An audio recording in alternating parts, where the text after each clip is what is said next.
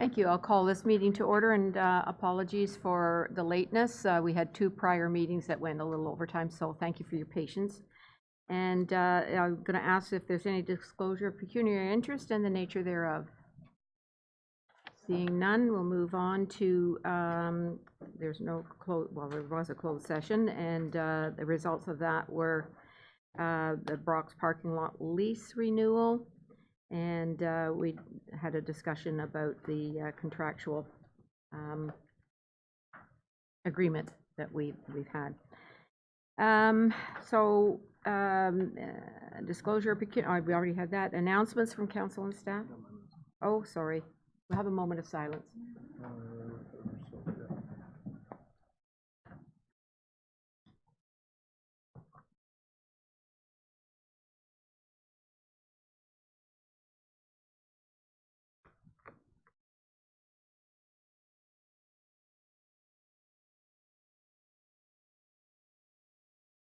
Thank you. Please be seated.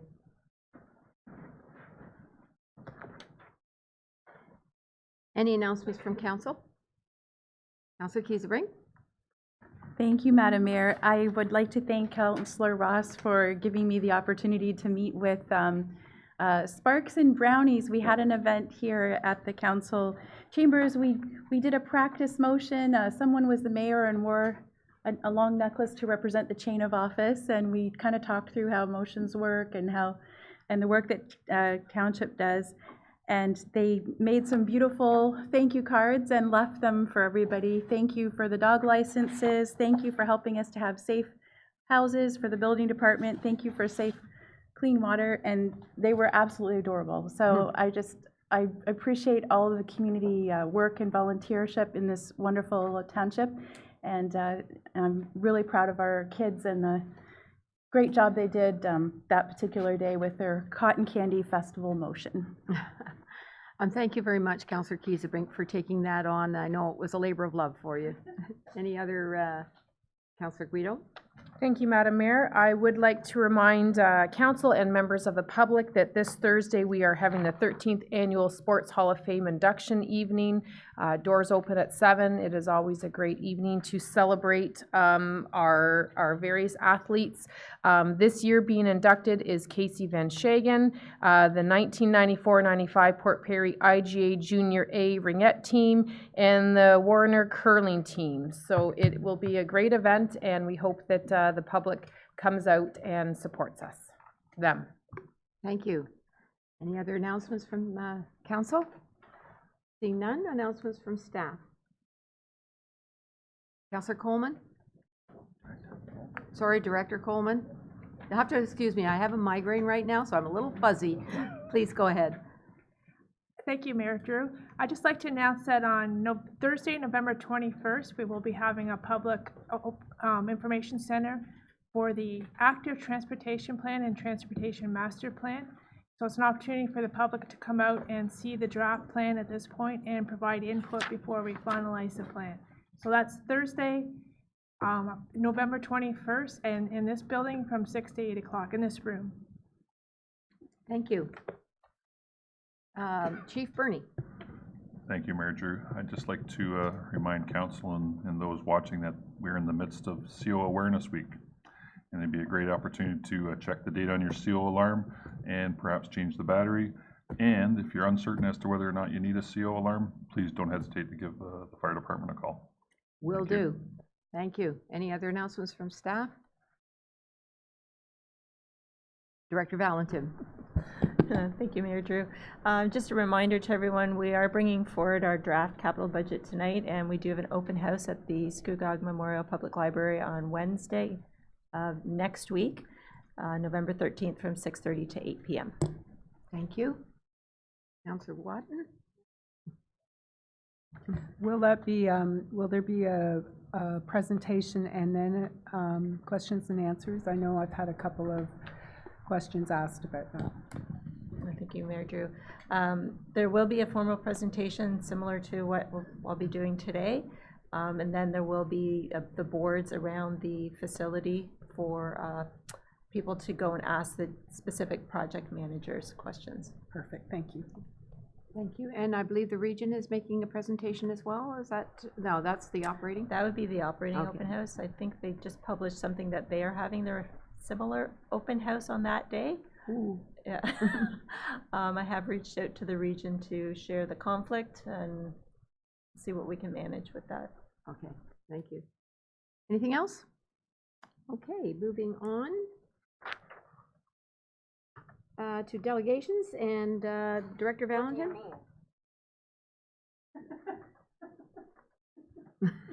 Somebody's talking to me. Anyway, Director Valentin? I didn't say, hey, Google.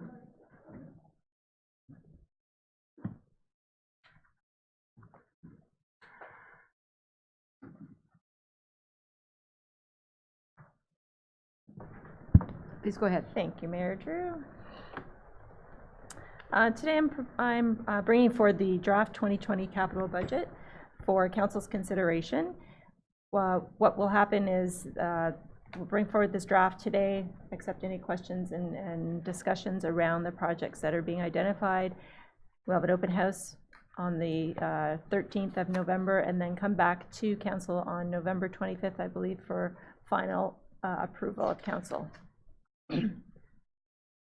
So the budget process actually it's almost a full year as we go through. The budget timetable set up in June, which identifies deliverables for staff and deadlines for various items such as a council list of items. What you'll see here is the budget process that you're going through, the budget timetable, council list of items when that was to be submitted to staff for review. We did an online budget survey for the month of September, presenting this draft budget to council today, the budget open house on 13th, and then the final presentation. So just wanted to provide a little bit of historical budget information on the tax rates that have happened here in Scugog over the last, since 2010. Looking at the annual consumer price index rate as well as the various levies that have been approved by council over the past 10 years. And you'll see that from 2014 onward, when the roads levy was introduced, that actually the operating increase was below the consumer price index rate for every year. In determining the capital budget, there are a series of considerations that staff look at when we are addressing the budget and what projects to bring forward. We looked at the prioritization of roads from the State of the Infrastructure Report, the existing asset management plan, council's list of priorities. We look to areas where we can mitigate risk, decrease our liability, and increase safety for the community. We look at the receipt of confirmed or potential grant funding opportunities, and we look to the strategic plan. Other considerations include growth-related projects and increased efficiency and cost reductions, legislative requirements, synergies with other organizations, and funding restrictions. So the synergies with other organizations, we do have some projects that have partial funding from developers. We also have a project identified where there's funding from the KRCA for a multi-use permeable trail. Those are identified in the budget. Increased efficiency and cost reduction, what we're looking at is areas where we can actually put projects together so that we're not mobilizing. You know, for instance, we've done multi-phase projects where we'll be going to the same area but mobilizing every year. What we're trying to do is have larger projects where we can actually do multi-phases in one project. So for instance, we have a project in the budget this year for Apple Valley where there's 4 roads that are being proposed under one project. What would have happened in the past, it would have been 4 separate phases. So there would have been mobilization costs and such. So we're looking for economies of scale when we can do that for a specific project.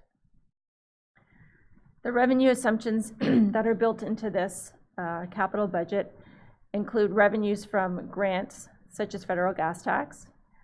We've got an environmental solar revenue of $50,000 annually that we receive from an agreement for a solar farm. OCIF grant revenue is identified as a funding source in this budget as well. However, we have been informed that this grant program is currently under review by the province. So if this grant funding is changed, altered at all, or eliminated, it will affect some of the projects that are currently identified as funded from this revenue stream. We also have funding coming from our OLG Municipal Service Agreement that gets split, allocated to 5 different reserves. Other revenue assumptions are the budget allocations. So for roads, we have the 3% that's built into the 5-year forecast, 0.5% for vehicles and equipment, and 0.5% for building and facilities. And the other big component, and this is mainly attributed to the development charge revenue, are the subdivider contributions. So this is directly related to growth projections for the next 5 years for the community, so new buildings. Just wanted to provide a snapshot of the budget allocation. So this information is provided in the last section of the capital budget and in the continuity schedules. It's a revenue source that goes into these specific reserves from the operating budget.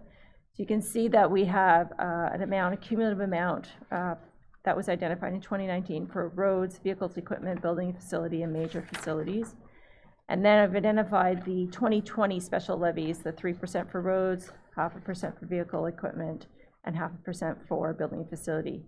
The major facility reserve does also receive a budget allocation. That's based on growth. It's a percentage of the new growth that will come into the facility, the community, into the municipality, and I don't have that information yet. That will come forward at operating budget time. I also wanted to provide a little information on the 3% increase in the roads levy that council had endorsed as going forward as a projection, not approved for the 4 subsequent years, but it's built into our forecast. And just wanted to provide some information that this actually adds almost $6 million into the roads program over the 5 years. So it shows that if we only maintained the 2019 allocation of $627,000, we would be missing out on that additional $6 million over the 5 years. Going back to the budget allocation, I wanted to point out that something new for 2020 is we've taken a large portion of the operating budget that was attributable to gravel roads and actually pushing it over to the capital budget. So it's going to be part of this budget allocation. And with this transfer, you will see 5 new sheets in the capital budget pertaining to gravel roads and gravel road resurfacing. They identify the specific projects to be identified, the specific roads that will be worked on in the subsequent years.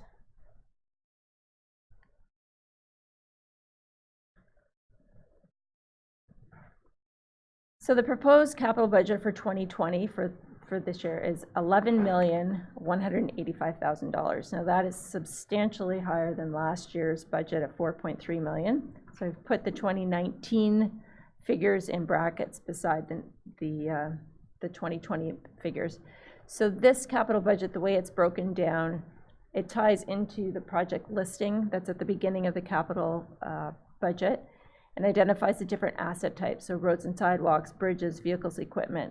So you can see the roads and sidewalks, there's been substantial increase this year, and that's in part due to the amount of gravel that's been pushed over from operating. So that was what's identified there, $725,000, as well as a new project, Union Avenue, which is being brought forward due to coordination with development in the Prince Albert area.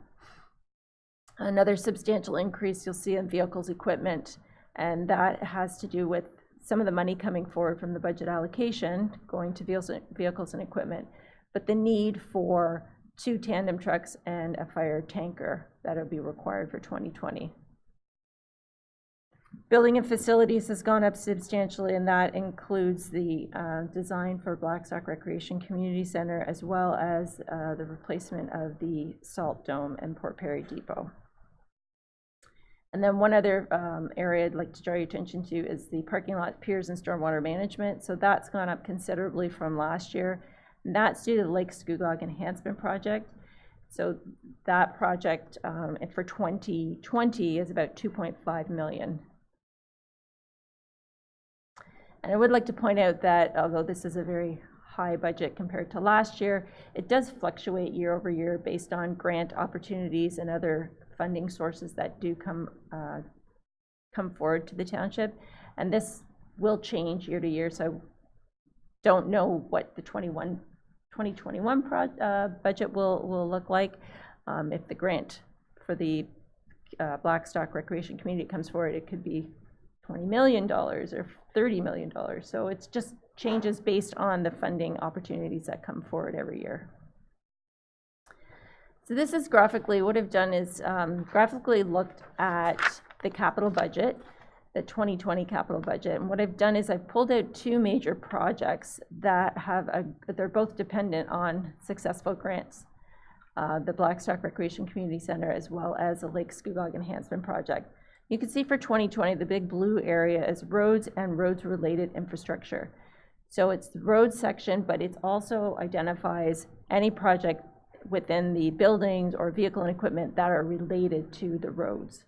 So what we've done is we've pulled all that information out to show you that we are investing about 84% of this capital budget into roads and roads-related infrastructure. And looking at comparable from 2019, that was about 72%. So we have gone up, we are pushing our focus over to the roads. Again, this 2020 budget, the proposed budget, the funding split is 61% from reserves, and you'll see about 38.8% is other funding sources. So we've got other contributions as well as grants.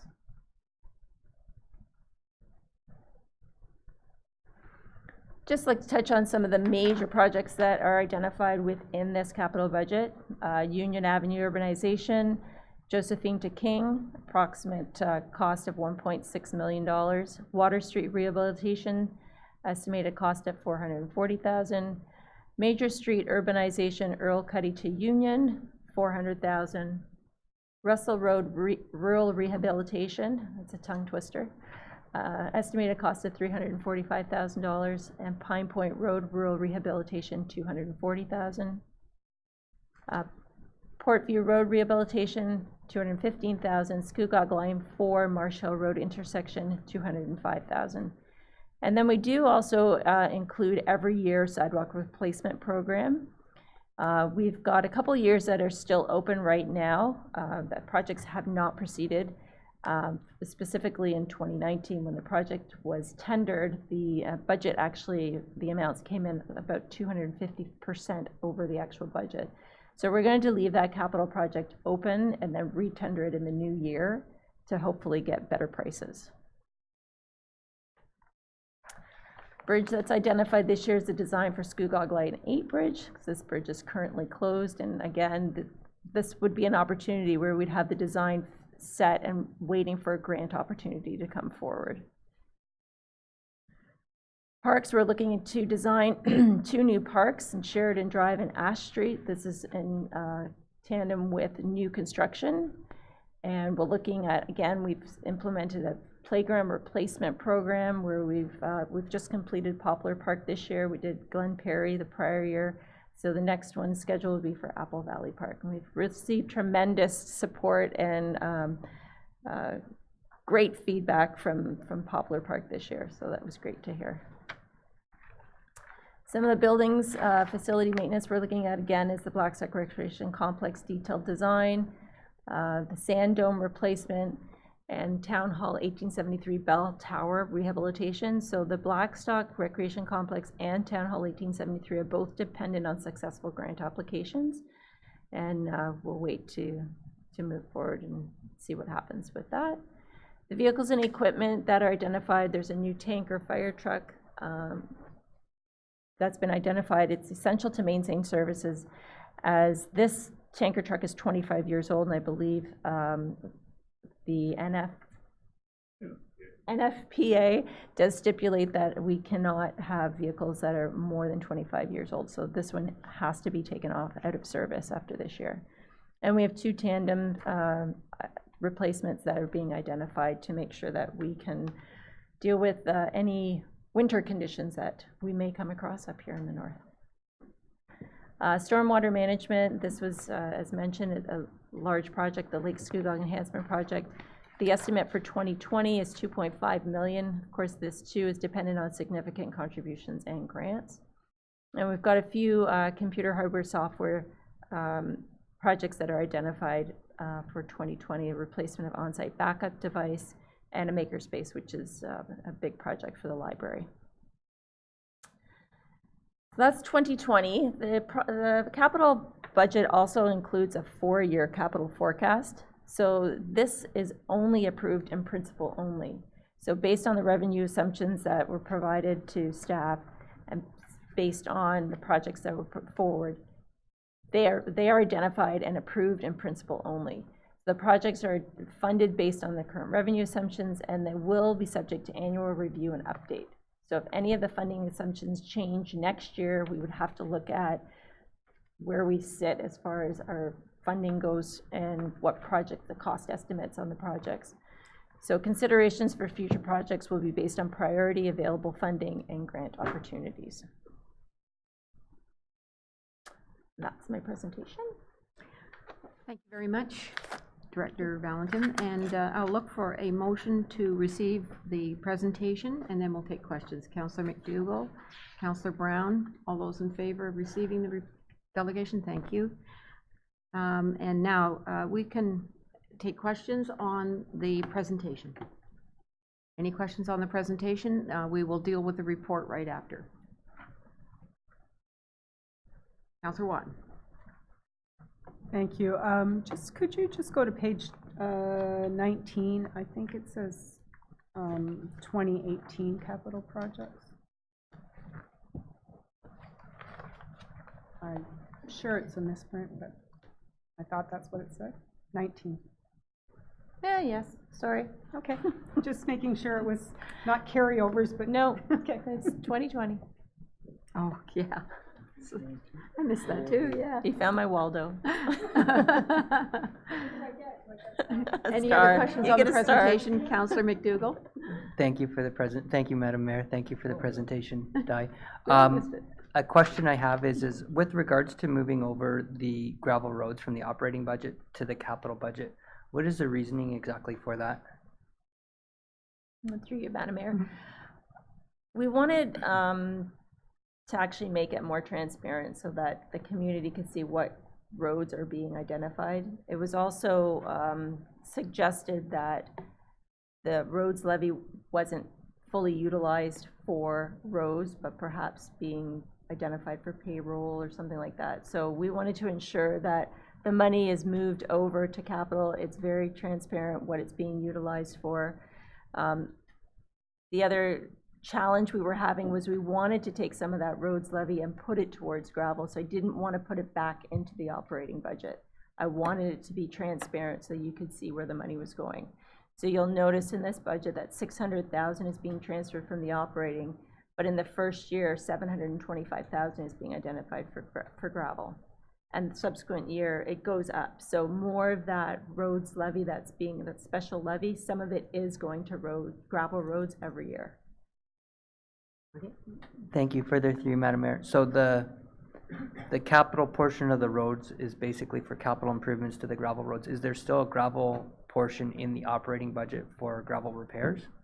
To you, Madam Mayor, yes, there's about $72,000 left in the operating for minor repairs, regular maintenance, filling potholes and such. Okay, thank you. Okay. Anything else on the presentation? Councillor Ross? Thank you, Madam Mayor. Just a significant increase from 11,000, in the capital budget from last year. What does that mean as far as the operating budget is concerned? What does that mean to can people expect to see any difference in the operating budget coming forth because the capital budget is increased by so much? To you, Madam Mayor, I don't think so. We would just be looking at the target increase that Council had provided to us. We will work within those parameters. This money, the identified money, as I had mentioned, 61.2% is funded from reserves, but we've got significant amount from other contributions and grants. We don't always have that built into the budget, which is why it's so high this year. And further, a lot of those reserves, as I understand it, are flow-through reserves meant for that purpose, to be taken in and spent. Correct. Unlike So- some of our other reserves Correct. that are just for emergencies, right? Further to that, Mayor Drew, federal gas tax, for instance, in 2019, we received an additional payment. So that allows us to, that was $686,000. So that's built into this forecast as well. So any additional funding, so any grant money we get, we expect it needs to be utilized. So I have to report every year on what that funding is utilized for. So if we're getting more funding in, you will see an increase in the capital budget. Great, thank you. And further to that, can you just, in a nutshell, just go through the budget process as far as how it's looked at, based on line by line, evaluation by yourself, and furthermore, if you could just give a quick overview of that, just going forward. It wasn't in your presentation here. Certainly. We get our priorities from, we look at we start with last year's budget, and we look at the priorities that have come forward. We look at things that we're hearing out in the community. We look at council list of items. We look at the state of the infrastructure. The specific project managers, so Director Coleman and her area will be looking specifically at the roads and what the roads needs study had identified. Looking at things like the vehicles. So if we're looking at tandems, what is the state of the fleet? And that project is coming, that report is coming forward in this meeting as well. But those things have been identified as a now need. And so they're brought forward, and we look to see if we can fit them within the funding envelope, how we can fit them in. So initially, the project managers go forward, and we're lucky to have this budget software because they can go through and build it in. I put in the funding that's available for that year, and things get moved around to see where they will fit, and whether they will qualify under certain funding. So federal gas tax has specific eligibility criteria that has to be met. Development charges has special, it has to be growth related, it has to be identified in the development charge background study. So all of those things are looked at. Then I sit down with the project managers and go through and I review them, look at all the projects, and then we do subsequent, where we sit with senior management and the CAO, and we go through project by project to see, there's a discussion that happens with almost all of the project as to the need, because some areas may require, it's a priority for each area. Each department has that priority, but it's coming to a consensus corporately what the priority is corporately. So for instance, the vehicles, we know that our 2 tandems are required, and the fire vehicle. So there is that discussion, and then when we're comfortable that it is funded appropriately, that the priority projects are listed, we'll bring forward the draft, which is why we're here today. Thank you. Any further questions on the presentation? I wonder if, sorry, Councillor Keith-Brink, go ahead. Oh, go ahead. Thank you, Madam Mayor. I was just curious, first of all, thank you for your report. I would love to have a copy of it. I think that it's very detailed, and the charts and synthesized information would be really helpful for us to have and be able to provide to. The PowerPoint, you mean? Yes, your PowerPoint I'll presentation. change the date first. Yes, if you could change the date. But if I know that it's a further update to what was posted online, so if we could get a copy. Yep, and I The can slide post deck that. is what you're talking about. The slide Yeah. Right, presentation, so I will yes. post it on our finance budget page as well. Thank you, that would be very helpful. Also, in the section, I guess starting on page 14, where it goes through the line by line of the 2020 capital budget, I appreciate the graph that demonstrates that up to 85% of the capital budget is dedicated to roads and roads-related items, but it would be really helpful if we could perhaps have an asterisk on each line where those particular capital expenditures are roads related. So which of the vehicles are roads related? The sand dome, for example. Some of those projects are very specific to roads. And again, just to help us so that we can answer questions and help our constituents understand the budget, but also even just when it's posted online to have that chart to start, but then an asterisk to say, this is how we arrive at that 85% number. These are all the things that add up to that. If that's possible, that would be a great help. I think it demonstrates that we're really trying hard to put a focus on roads because it is such a critical thing. And further, through you, Madam Mayor, you've provided in your presentation a disclaimer to say that the 1.8 million design for the Blackstock Arena is contingent and would not proceed without funding. I'm wondering if we could add a similar disclaimer in the actual capital line-by-line section, starting in page 14, because again, these documents are not going to remain together. So this information will be on the website. So I think to further establish that this money doesn't exist right now, if and when we get it, that's when it would be used, but otherwise it will not be used, because I would never want the people to think that we're taking money away from roads to use for something else. I would like that disclaimer that you've provided us today to also be reflected in that documentation. That's just an ask. I don't know who I asked that to, but I'm asking if that's possible. We can do that. I can look to incorporate that in the final document. Yes, that would be very helpful. And another point, and this comes back to something that I think is very valuable that Councillor Guido mentioned at one of our previous councils, where it's so difficult when we do forecasting. People really hang on their roads project being done in the year that it's identified, but it's a moving target because we don't know what kind of funding will come forward. To that end, I also think if we could do a disclaimer at the very start of this document, because you worded that so beautifully just now to help us to understand this is how this works, that very statement that you made, if that could also be put at the start of these numbers so that people understand we're 100% committed to what we have here for the current year because these are known, but the rest of these numbers, we're going to work as best we can based on this. And you said it better than that, so however you... I'll do my best.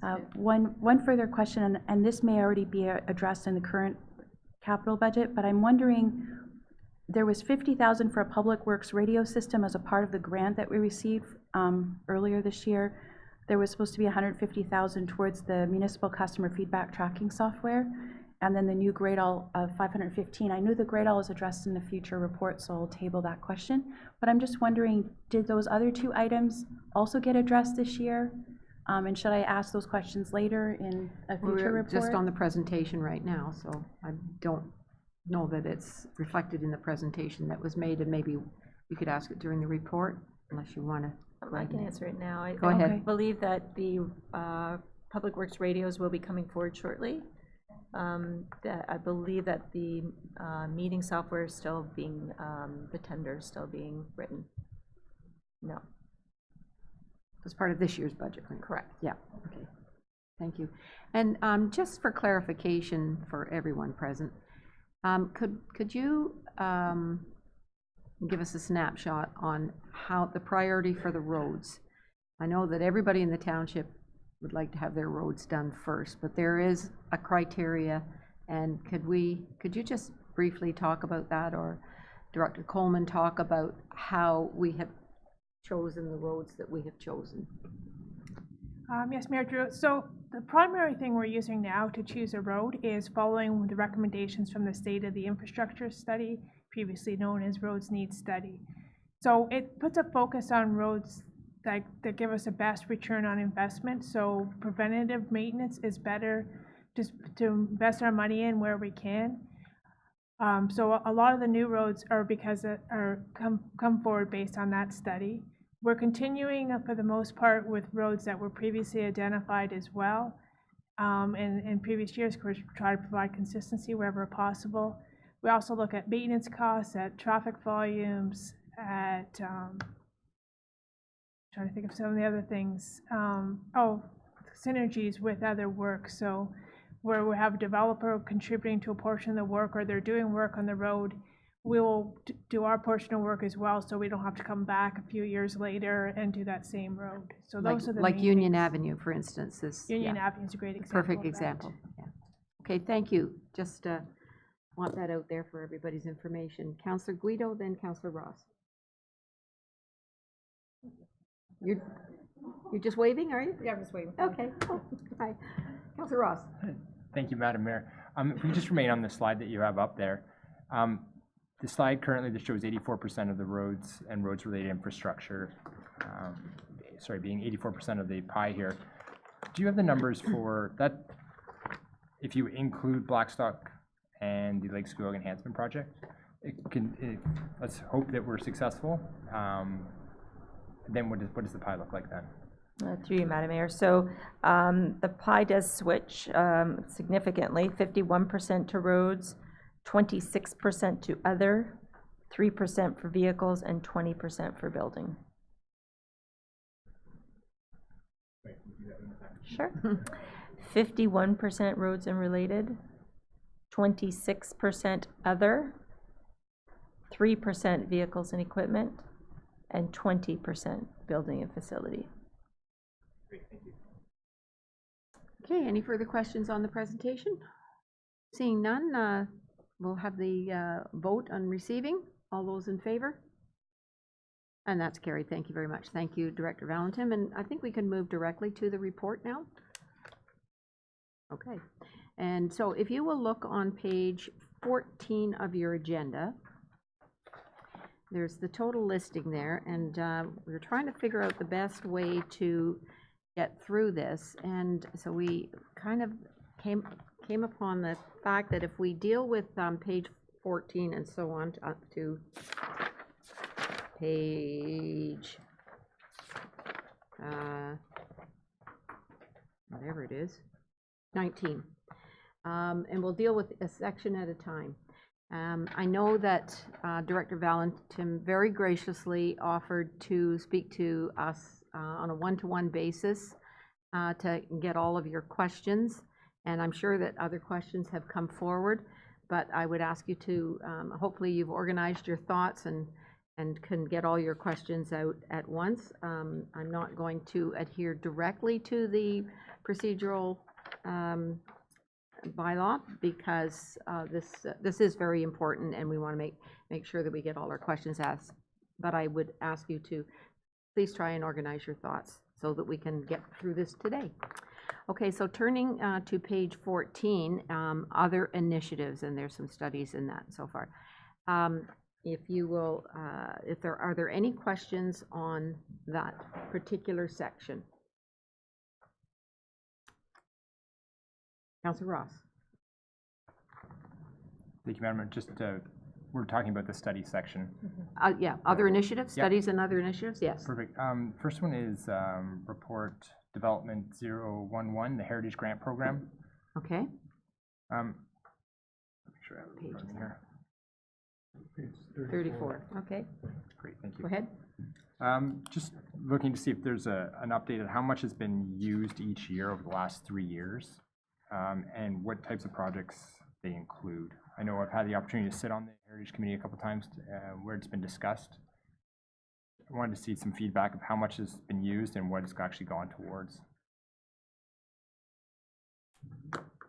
Director Heritage. Through you, Madam Mayor, to the councillor.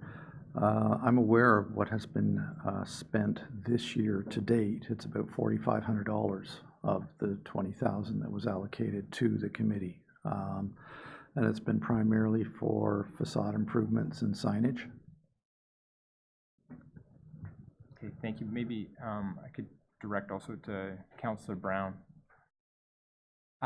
In the discussions with the Heritage Committee,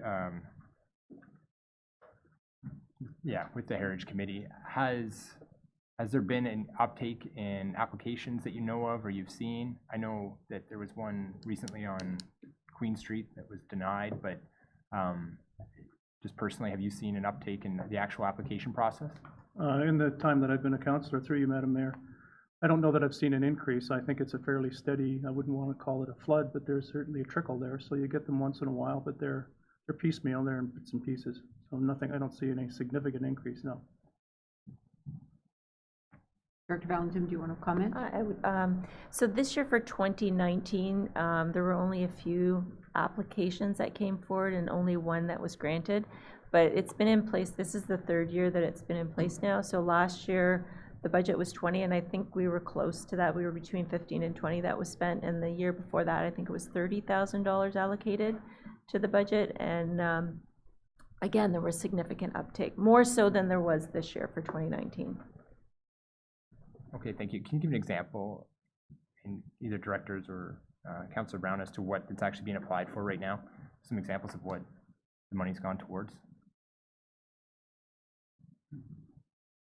Director Heritage, can you answer that? Through you, Madam Mayor, to the councillor, yes, as I indicated earlier, it was for facade improvements and signage. Is there, okay, do you have an exact example of it on Queen Street? Do you have an answer for that, Councillor Guido? I do know that one of the successful applicants was United Church when they were doing some improvements. I believe it was on their chimney and removal. And then the Brock's department store had some facade improvements to the exterior. Pardon me? Piano Cafe did as well. So those are the only ones that I'm aware of, but it's basically the aesthetic appearance of a building. Mr. CEO? Just wanted to add that if the money, of course, is not used at the end of the year, it gets returned to that municipal projects reserve. Okay. Councillor Brown? Through you, Madam Mayor, something like the replacement windows on Queen Street, that's been done. There's a place in, I think it's in Blackstock, a church in Blackstock, where they've applied for renovations to be done, but they've left, they're gonna leave the exterior with stained glass and everything. I think it's Blackstock, it's out that way, forgive me if I'm wrong.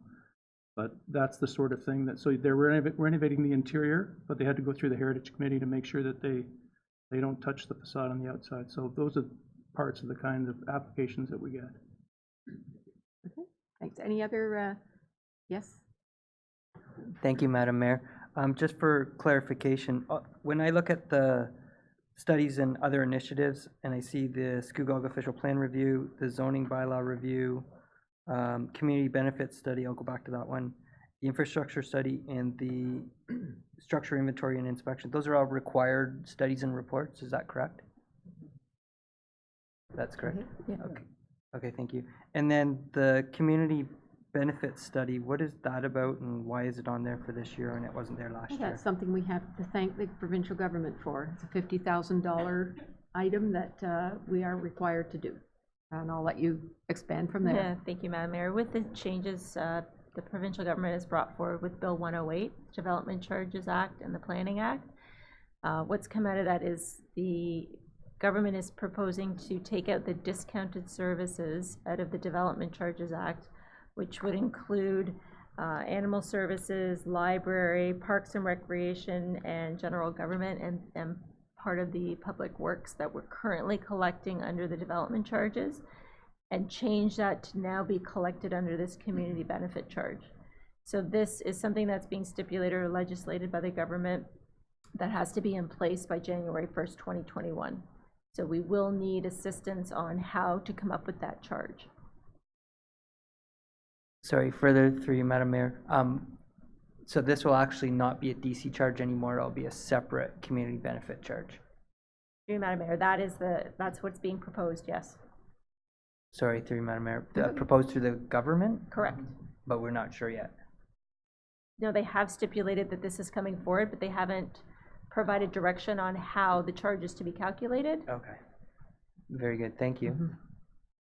Any other questions on that section? Councillor Ross? Thank you, Madam Mayor. Through you, staying with the community benefits study, in the actual sheet here, it says that the government is currently, the ministry is in the process of hiring a consultant to develop a potential formula. If that goes ahead, will this cost still incur? Through you, Madam Mayor, yes, it will, because every municipality will be responsible for coming up with their own charge. It's not going to be a one-size-fits-all, one solution. What they're looking at is taking the land value, the appraised land value, and having a percentage charge on that, similar to how currently we're collecting cash in lieu of parkland. That will all be consolidated, but we will need someone to look at coming up with the calculation and the percentage. So, pardon me, through you, Madam Mayor, will there be provincial funding supplied to this because it's being downloaded? Through you, Madam Mayor, I have not heard that there will be. Of course, we would investigate that. I'm sure all other municipalities will be eagerly looking for that as well, because we're all in the same boat. Okay, and just further to that, will the region be involved in this in any ways? Through you, Madam Mayor, the region will have their own charge.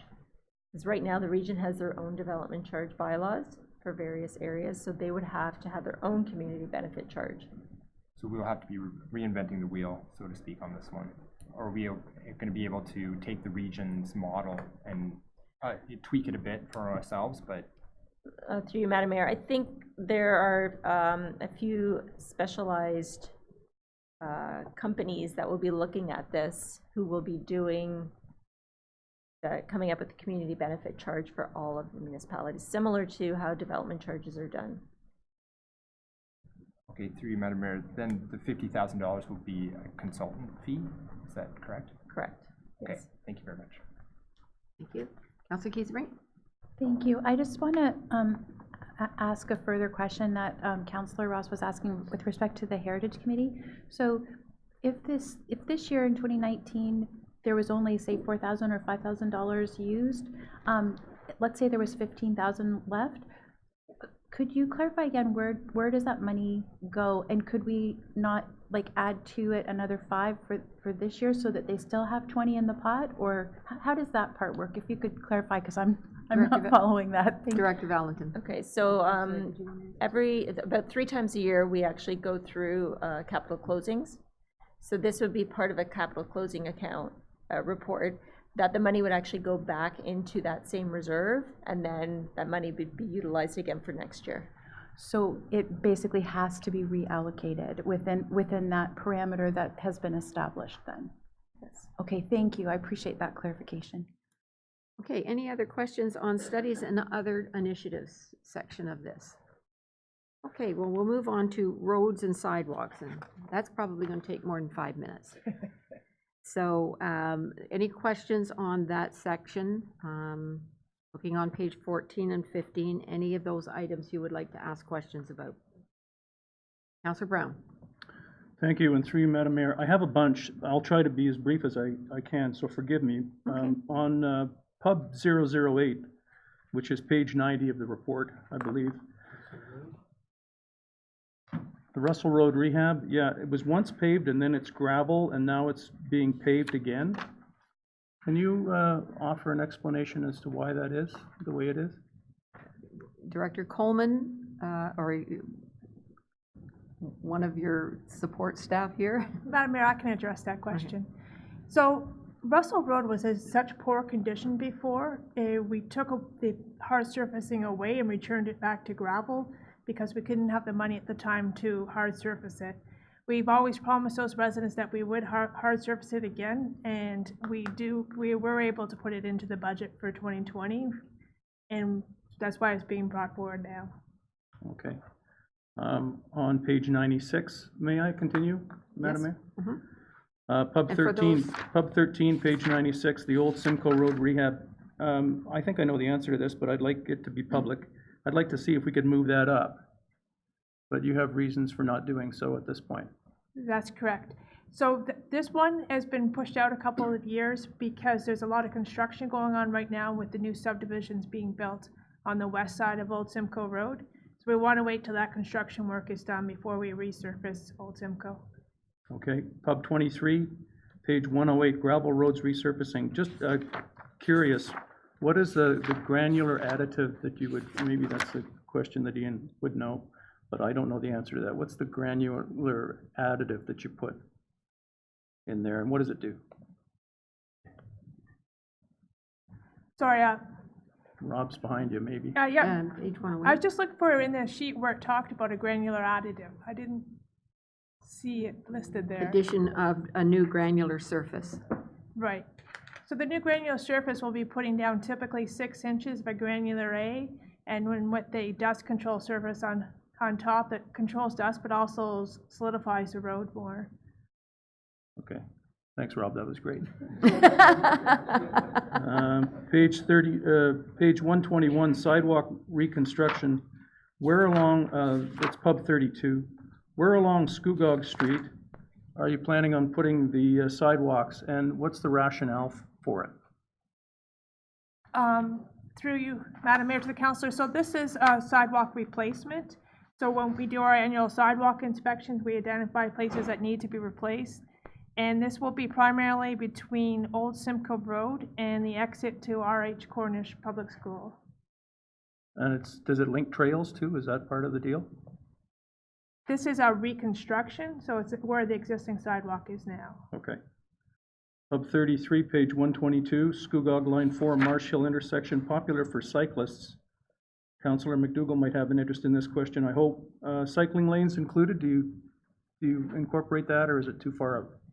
We don't include cycling lanes on rural roads. Motorists are expected to share the road with cyclists on these roads. Okay, pub 36, page 127, Water Street Rehab, Scugog to Queen. You're starting that Labor Day to help the merchants, I'm sure, because they don't want to lose business. How long do you anticipate that would take to do? That type of resurfacing would take 2 to 3 months to complete. Okay, pub 50, page 152, the Balsam Street reconstruction, Old Simcoe to Rosa. Has that included the recent ditch work that we had talked about? No, Mr. Frasca? I've been past some of these answers. I can respond to that. Okay, So the ditch work is temporary right now for when it's a rural cross-section, but when we urbanize it, we'll be putting in curbs and gutters, and the ditches will come out at that time. and subsequent, can you explain the timing with the builder that how do you work that? Do you wait for them to do something with the roads, or do you go ahead and do it, or do you meet with them, or? So typically, we would meet with them and plan the work together. Oftentimes, it will be a township contract that does the work, and we do a construction agreement with the builder for them to pay their portion of it.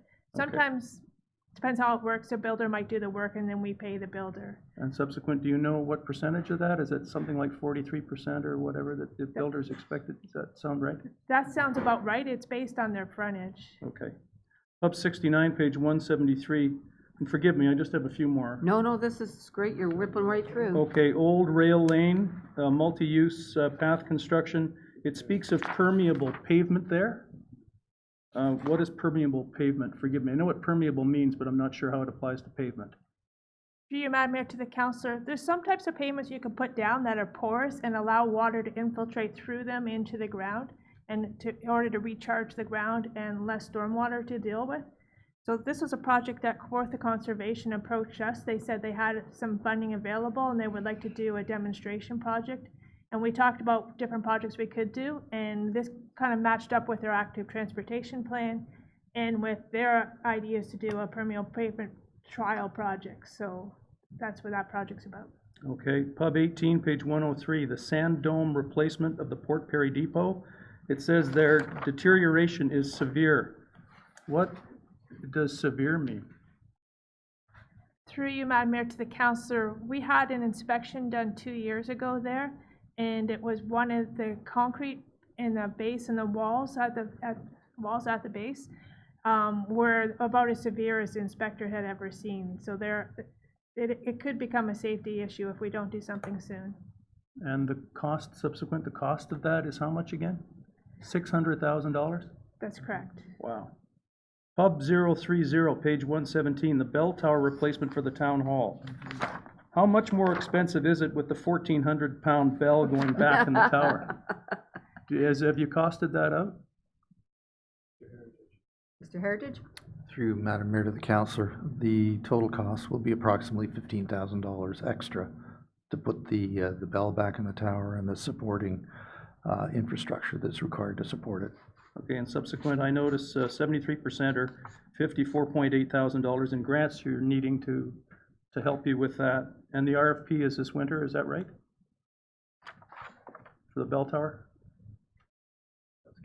Yes. Mr. CEO? Thank you, Madam Mayor. This particular item is, as you can see, is funded in a big way through grants. That grant is being applied to the integrated candidate infrastructure program, the same program that we're applying for the Blackstock Recreational Facility. It's being applied for by Town Hall 1873. So within the many upgrades that they've proposed to the theater, they've included the bell tower. And if they're successful with that grant, it'll be paid for in a big way. As you can see here, 73% by that grant. And if it doesn't qualify or they don't get that grant, we'll have to revisit this with council in terms of how it's funded. Currently, almost a big part, the 73% rather, is going to be funded by a grant. Okay, thank you. And on page 176, pub 70, 1647 Reach Street building improvements, which is where I think the bell tower is for the town hall right now. I know that I understand it's needed for storage, and we probably need the storage, but can we be certain that the look of this building will be better also? Because it's such a hugely important area, because people drive into town and it's one of the first things they see. And it's an eyesore. Go ahead. Through you, Madam Mayor, to the councillor, it definitely will be improved. You can see the photo on the screen right now or in the report, and the garage doors right now are in really rough shape. There is a future project to do the roofing as well. The doors and the flashing and will be done as part of this. We're also going to do some yard cleanups and brushing and just sort of general site cleanup, so it will look much better afterwards. Okay, and I think I just have two more. Are they in the roads and sidewalks? They are. Okay, good. You'd think I'd covered them all by now. Pub 081, page 185, the Lake Scugog Enhancement Project. Well, I think we're all in favor. That is not in that section, but. Oh, it's not? Save it for Well, I next. finally caught myself. Well, I'll just ask then, because I guess my pubs are wrong. The enhancement project, can you, in there, I believe it lists $3.065 million expected to help this fund from others. What are the others? Through you, Madam Mayor, to the councillor. So from the start of this project, we've always identified that there would be a large fundraising component and grant component for that. And we have a fundraising team that works with the Healthy Lake Scugog Steering Committee to raise funds. So there's some major grant opportunities. The ICIP has a new green infrastructure stream that they just announced, and we'll definitely be applying for a grant for that as well. And we're looking at other opportunities, and they've done a fair amount of fundraising to date, and there will be more happening. Okay, and the last one is pub 10 on page 103, and I hope I'm right there.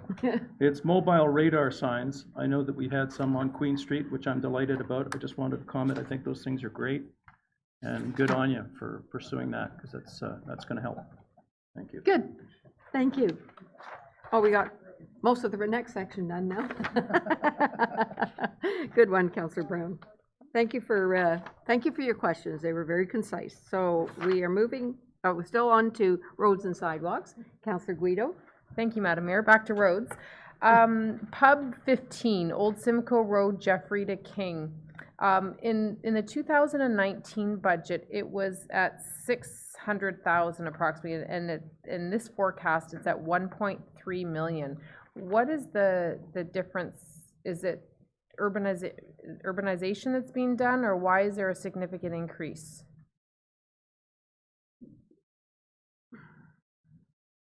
Kevin. Through the mayor to the councillor, we took a more comprehensive look at urbanizing that full entire length of the road and did an itemized estimate like we would on a typical bid. And essentially it came to that dollar value for that length of road, given the issues with the sidewalk as well. When we got to looking at inspections, that's where we came to. Thank you. So I guess that's fitting of the exact condition of the road as well, and how desperately we need that stretch done. Further to that, are we able to or at what point do we start the petition for the sanitary sewer for those residents who are not currently on sewer to connect, so that we ensure that when we do the process of the road reconstruction, that we are killing two birds with one stone. At what point should that petition start? Are you talking for Union Avenue? No, I'm for back, other- I'm on Old Simcoe. Oh, There, okay, there are all right. residents there that are not able to connect, so, they're currently not on municipal services. So at what point do we do that? Through the mayor to the councillor, that, I think we would begin at the design stage. Again, it's the region that actually does the petition process. Right. But typically, we would follow that up with kind of a letter to homeowners explaining what that process is gonna look like and what to expect. Okay, so we won't have any missed opportunities. The region will be involved and we'll have that petition done and ready. That would be perfect. Correct. Okay, and on roads, that may, just a general question, is the increases, because I looked at the 2019 forecast versus the 20 forecast, and there are some increases in the prices. For example, pub 26, there's a $50,000 increase. Is that just because we've now re-looked at what the scope of the work is, or materials have gone up? What is the reasoning, or both? Through the mayor to the councillor, each year I essentially re-estimate every single project with the current values that we've been experiencing on past contracts. We did the same thing for the state of the infrastructure study, looking at common numbers. We pull that all together, and yeah, that's generally the change that's happened in the market. There's a lot of outside influences that we may not see, but things such as the 407 construction raises costs for us because of the lack of availability of companies to do the work. So you see a bit of a spike, so we're always going to have movement on these projects year to year. Okay, thank you. Nothing further?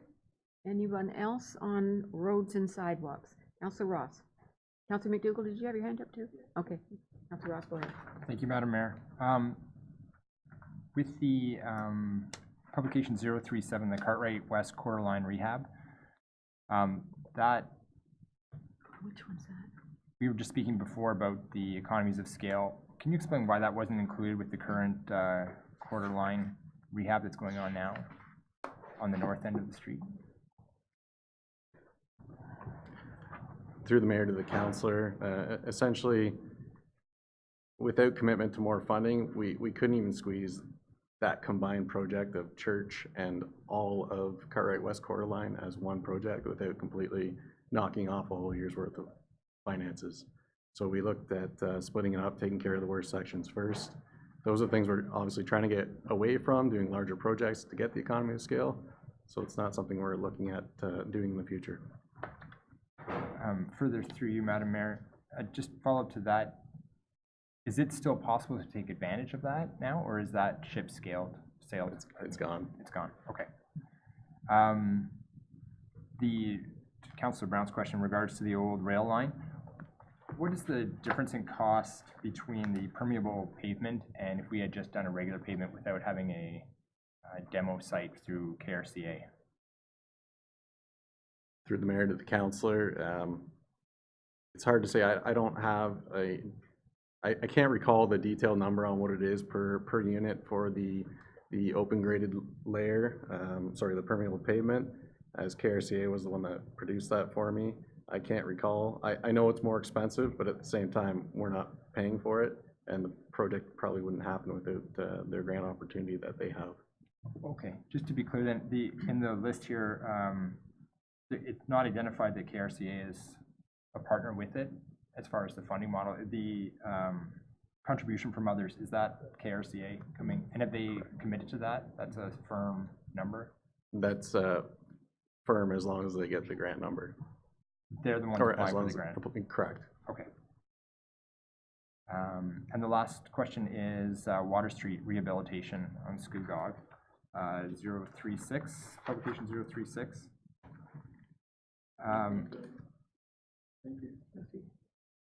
Thanks. 27?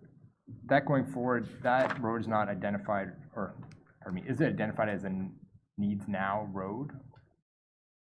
Through the mayor to the councillor, it is in our 5-year work plan that's provided in the state of the infrastructure study. Okay, and what is it that we're looking at in making that a needs now road? Is there anything specific? I drive the road almost every day. Is there anything specific with Water Street why it's in 2020 budget and not pushed down in the forecast? I can just see there's a number of roads that you could argue, I know the traffic volume on that is quite high and it is That's, a focal point, That'd be but for the actual amount of the ability to drive the speed limit on that road is far easier than on some of the other roads in the township. I think the key thing there is you don't want to miss the opportunity to catch it while it's still at this stage. This is almost, you're looking at pavement preservation here. We still have lots of life in the curbs and the general structure and substructure of the road, but we need to make sure the asphalt gets taken care of before it starts punching through and becoming almost impassable. I completely understand where you're coming from, but this is more so pavement preservation than anything.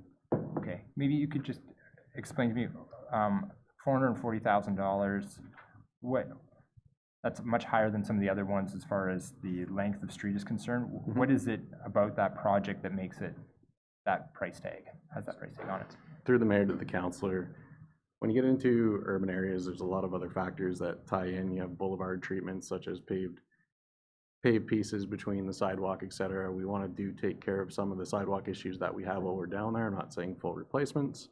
We've looked at items like that, intersection improvements. A lot of the intersections we have along water don't have adequate crossing for pedestrians. Those are things we take a look at. It's also a collector road, so it has a thicker asphalt wearing surface. Okay, thank you. Director Coleman, did you have something you wanted to add, or you? Okay, thank you. Anything further, Councillor Ross? No, fine, thank you. Okay, Councillor McDougall? Thank you, Madam Mayor. Thank you for the presentation. I guess I'm going to go straight down to Pub 075, gravel road resurfacing. 81. Gravel roads represent 47% of our roads in Scugog, but yet they're less than 16% of our capital budget. Is there a reason for that?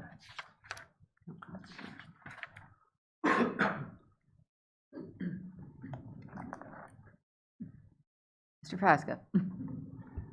Through you, Madam Mayor. Yes, we don't have full funds or adequate funding to completely fund the gravel. And we're working towards getting more money through reserves to address gravel resurfacing as required. But we'd like to use more funds towards pavement preservation because those projects can be more pricey, and we're just adequately using the funds. Further through, Madam Mayor. So our preference is for pavement preservation, not gravel roads. Is that correct? I don't think that's what he meant. No, I not think- fully. So we only have so many funds that we can use towards gravel roads. We're using our reserve fund to build up our gravel, our budget for gravel, for resurfacing. We're trying to be more, we're going towards more of a larger layer of resurfacing versus a 3-inch resurface. So we are gaining more funds towards gravel to be more progressive in terms of resurfacing, but we cannot, we will not reach the full amount that was explained in our state of our infrastructure of what is required to cover all gravel roads. Would it be fair to say that it costs more to do a hard surface road than it would be to do like a kilometer of Yes. hard surface road than a kilometer? Absolutely. Yeah, okay. Thank you. Director Coleman? Thank you, Madam Mayor. Our State of the Infrastructure study says that we should be working towards $7.4 million for all road work. Of that, it's only 1.8 for gravel. It is less expensive, the gravel portion of it. So what we're trying to do is build up both our gravel portion and our hard surfacing portion. And our gravel portion is starting at $725 in 2020, and by the end of this forecast, we're looking at over $1 million for gravel roads. So we are trying to build that up and also build up the hard surfacing, kind of equally based on what the need is based on the state of the infrastructure study. Further, thank you. So the idea being that we can maintain our gravel roads at status quo as we're trying to build up, I want to say disproportionately, the hard surface roads. Is that fair to say? Through you, Madam Mayor, what I was trying to say is we are trying to do it proportionally. That's a good word. Like, both of those need to be increased, but we need more money towards hard surfacing according to our study, because gravel roads are cheaper to do, but we do need to build those up as well. Further, through our operating budget process, are the gravel roads more expensive to maintain than the hard surface roads?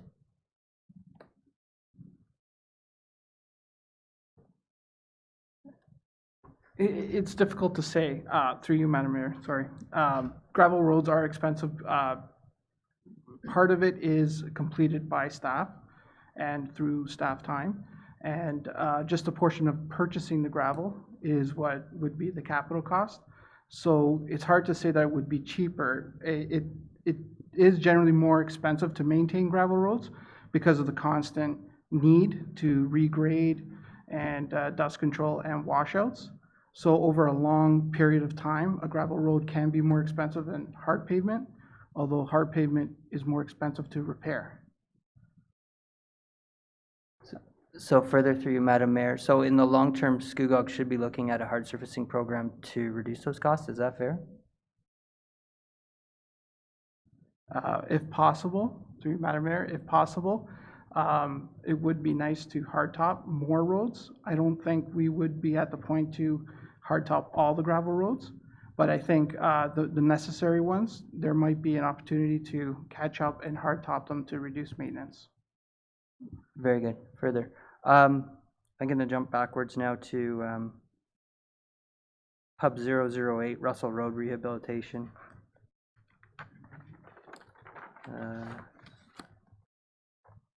Page 90. And I'm not sure if the question I had with that was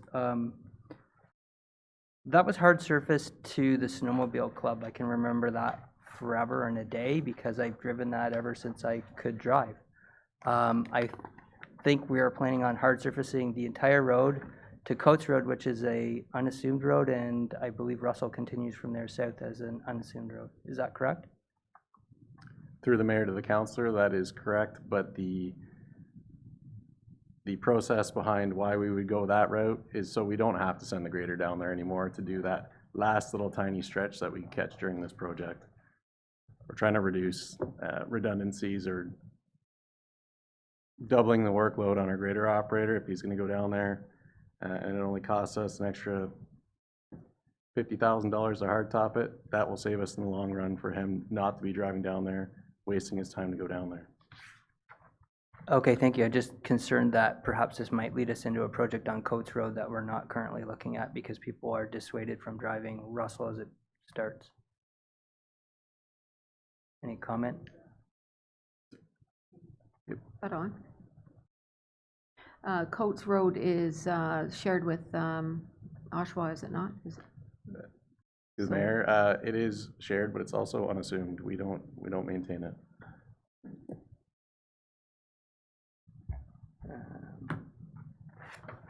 Okay, anything further?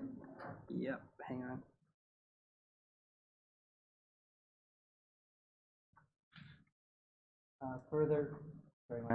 Further through, I think it's Pub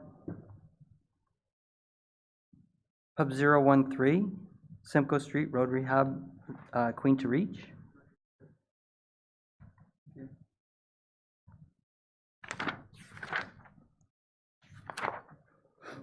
Okay. Without turning to that page, I think the breakdown is broken 96, page 96. Yeah. Counselor. The breakdown is broken into Queen Street to McDonald and then McDonald Street to Reach. Why is that written up that way? Do you, Madam Mayor?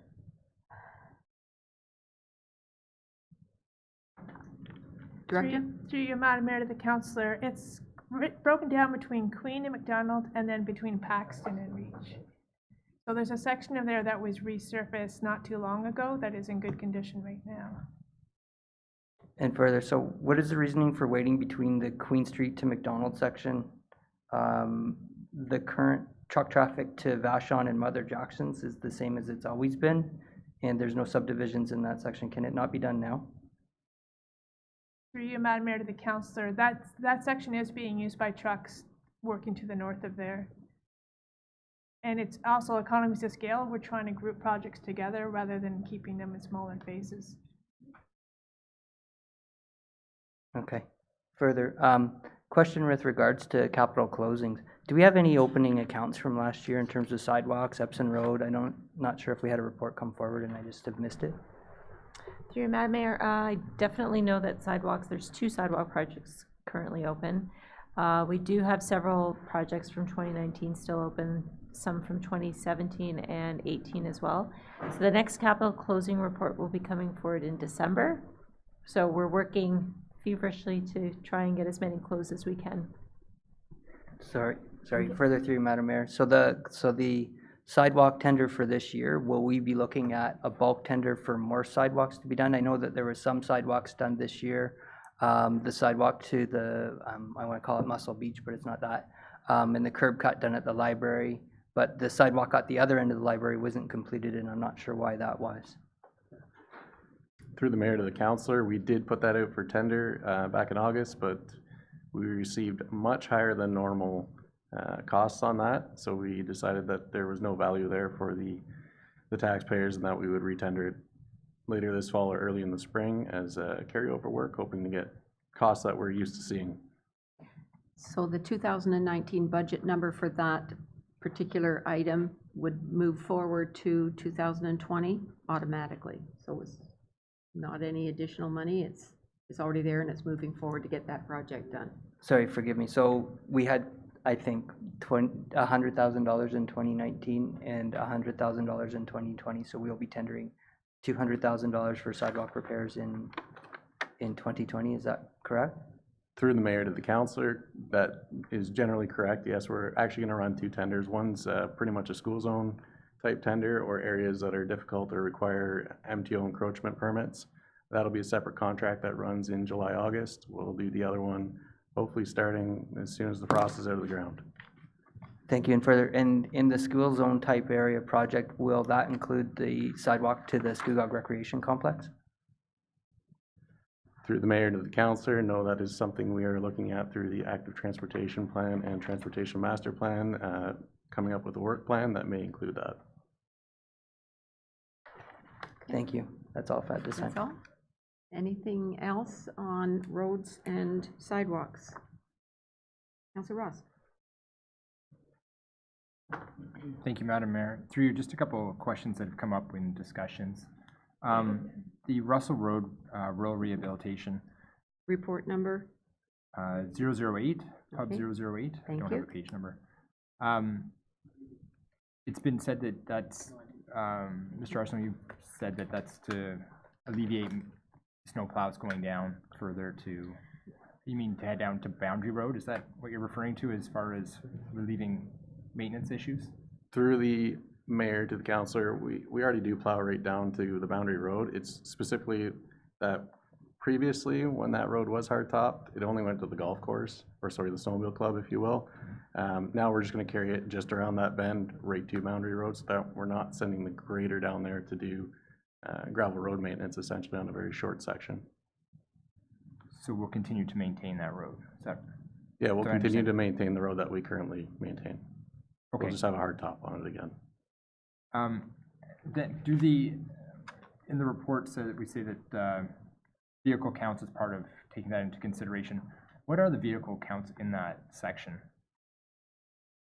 Through the mayor to the councillor, we only do one count on Russell Road. I know it's in the 170 range, which is low, don't get me wrong, but majority of our roads are all in that low sub 200 kind of area, being a class 4 road. It's not uncommon of some of our rural roads. Okay. The reason I ask, and maybe Councillor Kiesbrink, you could speak to this, is that is there a large need from the population on that in that area? Just because this takes up a significant portion of the road's budget for. This is Russell Road. It's coming off Shirley Road. So I'm just the fact that it's gone back and now we were unable to maintain it at a hard top, so we moved it to a gravel top. Correct me if I'm wrong. Will we be able to get, like, obviously we'll be able to make it, but at what, if we made that decision already, we're going back the other way, what benefit is it to the residents and to the township to redo that section at that price tag? Through the mayor to the councillor, it's the fact that we went backwards on that road that is the beginning of the problem. Back when that happened, it's been quite some time. I can't remember the exact year that that was done, but that was probably in the area when we had only $1 million a year going towards capital. We didn't have what we have now. We're more able to commit to maintaining those roads in the future. It's also a road with a golf course on it, so it does see interesting amount of traffic during the summertime. Dust is a constant issue because of that, and maintenance because it's quite a sandy area down there. It's close to the pits, as they're referred to. It's just a maintenance issue. Okay, and further through you, Madam Mayor, are there any roads that are currently hardtop that we are either considering or have had discussions about reverting them back to a gravel road? So we're not about to do that again. Through the mayor to the councillor, no, that's not a practice we want to continue to do. Just making sure. Thank you. Councillor Watton. Thank you, Madam Mayor. Just a quick question. If we as councillors would like to see something reversed or changed, what is the best way process?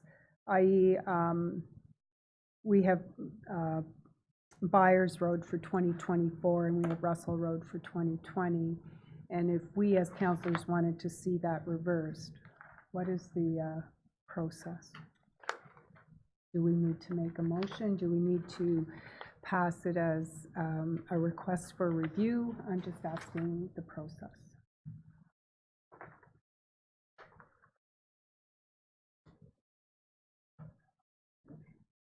Somebody? Director? I'll try. I guess if it's the same funding source and the same amount of money, you could provide that ask to the project managers. Keeping in mind that they have looked at this and prioritized it, right? There are different funding sources. That's a little trickier. So then you're affecting something else. Yeah. Anything further? That doesn't have to be done at this meeting.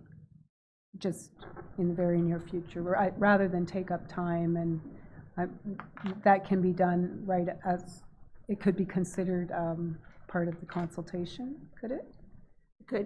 If this is something that you want for the final for 2020, I would appreciate some sort of direction now. So now, yeah, because the then I have to changes review coming them. forward, they do take time to bring the changes forward. I know, but if we're going to a public open house and we're having these conversations, are you then indicating that this is a done deal? This draft, sorry? We're taking this draft, Yes, or is it a final that we're taking to the public? you're next taking week? this draft. Right. So you can make, but if you give us the direction, we can start working on it. I wouldn't propose changing this for the public session. We can make a notation.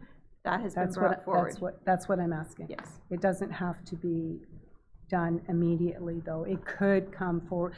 I'm just expecting we'll have it more from the public, and if they come forward, then what's the process? Well, I would need some sort of direction. Sorry, through you, Madam Mayor. Some sort of direction, because we don't get formal direction from the open house.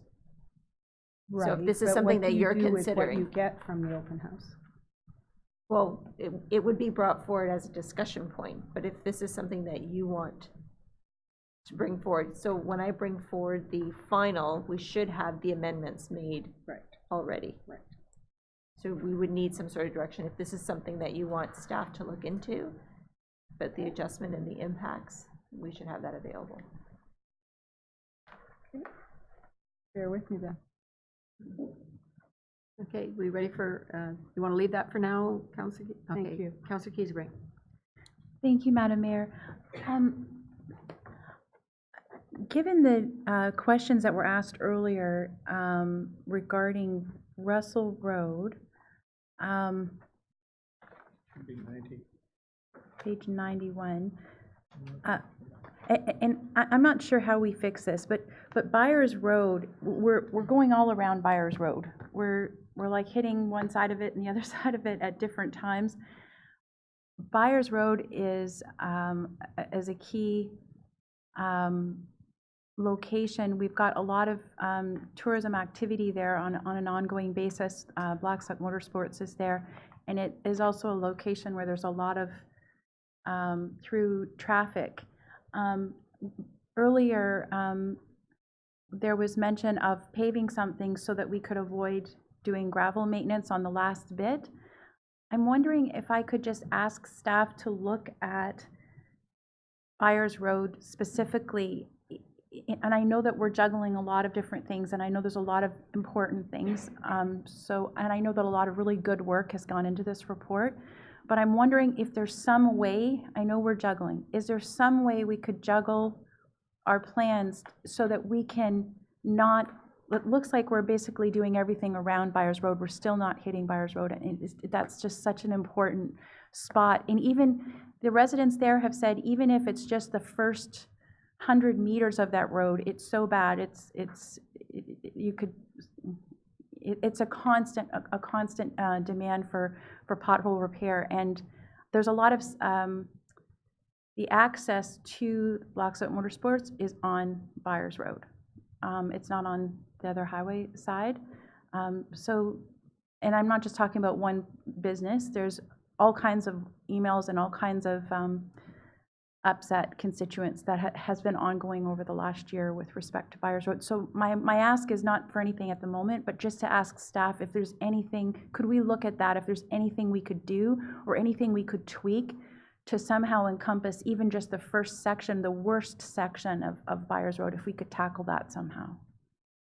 Director Coleman? To the mayor, to the councillor, we can look at that. Byers Road, by our traffic counts, only has 65 vehicles a day, so it's one of our lower volume roads. I agree 100% it needs to be done. It's in rough shape. I've driven it myself. But Russell Road is another one that is always in our forecast but never makes the budget. It's the one that we just keep pushing off, and I think those residents there have been very patient up to this point. And I think that if we push theirs out, we're going to hear a lot of negative feedback as well. I apologize. I perhaps shouldn't have mentioned Russell Road within the context of my ask, and I'm not suggesting that we subvert one for another.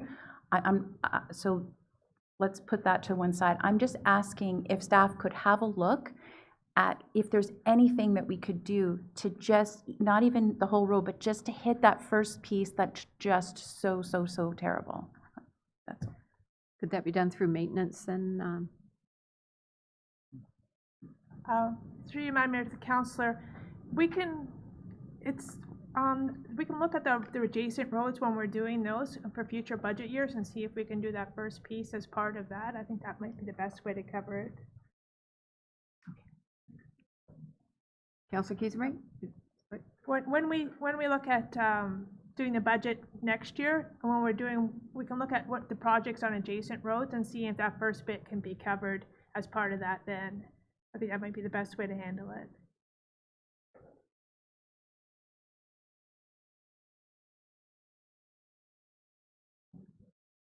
$91.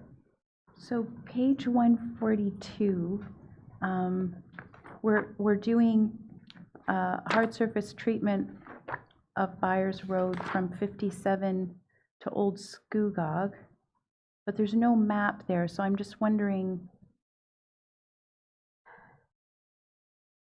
and that's put out to 2024, so what you're suggesting is that we could maybe do a piece of it in tandem with another project that's in the immediate vicinity when we're working on something? I'm open to anything. If that would be awesome. Thank you. Okay, thank you. Further questions? Councillor McDougall. Thank you, Madam Mayor. I'm looking at Pub 028 right now, the Union Street project.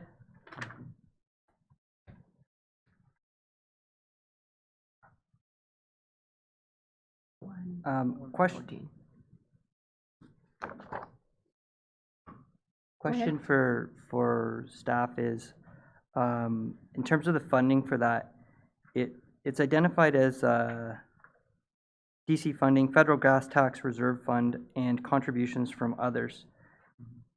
Is the federal gas tax funding, is that something that's paid to the municipality every single year? Director Valentin? Through you, Madam Mayor, yes, we have an agreement with, we get the money through AMO. So we get, I think for this year, it's $655,000. But I mentioned earlier that we had a double amount that came in last year, or this year for 2019. So that reserve fund, we do get money every year that goes in that's being utilized. So, so if my understanding be correct is this project is moving ahead because there's synergies that are with the region and a developer at the end of the road, that, such that if it's gonna be ripped up, we should redo the road right now, which makes 100%. If those synergies hadn't moved ahead, that $816,000 or whatever would be used on other road projects, is that fair to say? Through you, Madam Mayor, yes. So should this project not move ahead, that will leave $816,000 unutilized towards road repairs that could have been done this year or in 2020. Through you, Madam Mayor, yes, that is a potential. So it would go back into the federal gas tax reserve fund. If there's something, if this project does not move forward and the project closes, the money goes back into that reserve fund. Depending on work plans and things that come forward, staff always have that opportunity to come back to council. Okay. If there's an unbudgeted project that comes forward.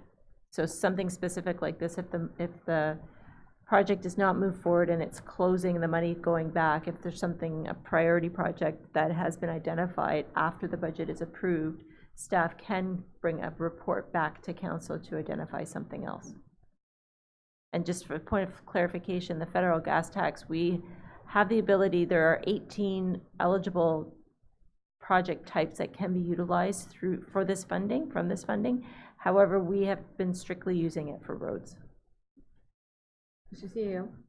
Thank you, Madam Mayor. I just wanted to also ensure council understood that the developer is contributing $245,000 if the works can coincide with the sewer main works that the developer is also paying for, that the region is undertaking through probably a joint contract. So you have that benefit as well. No, I fully understand that and understand the synergies. I just, should the project not move ahead with $190 million worth of road work we need to do, every bit of road work we can do in any single year helps out. That's all. Thank you. But it's informative to say that it can come back should this project not move ahead. Thank you. Councilor Guido? Thank you, Madam Mayor. And to that point, where are we with the discussions with Holland Homes? Like, I believe last time I received an update, it was that they were still, it hasn't been finalized yet, the agreement. Are we at a point now where they have committed that they will be moving forward with their development so that we can plan appropriately for this project? Director Coleman? Through you, Madam Mayor, to the councillor, everything that conversations we've had with them to date, they are going forward with it. You're correct, we don't have an agreement with them yet.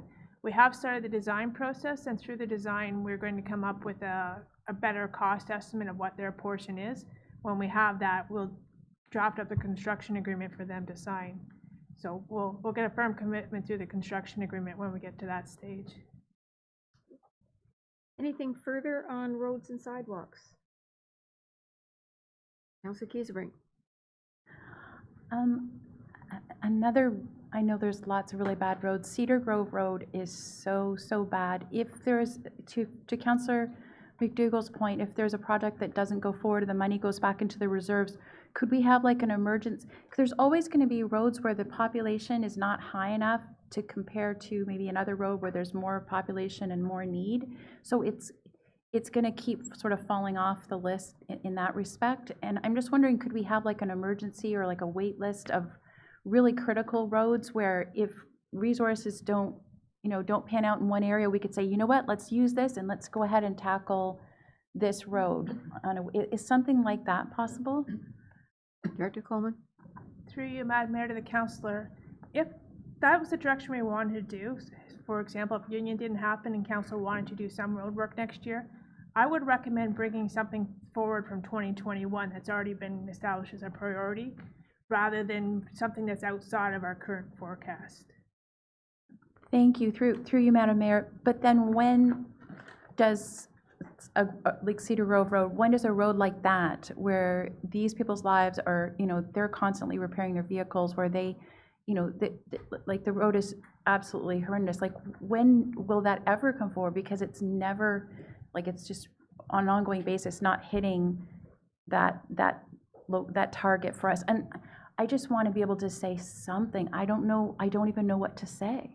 Director Coleman, would it be fair to say that that's why the priority list is revisited every year in case some disaster has happened with a road and it has to bump the queue? Yes, I would say that's accurate, that the conditions change each year, and we do take that into consideration.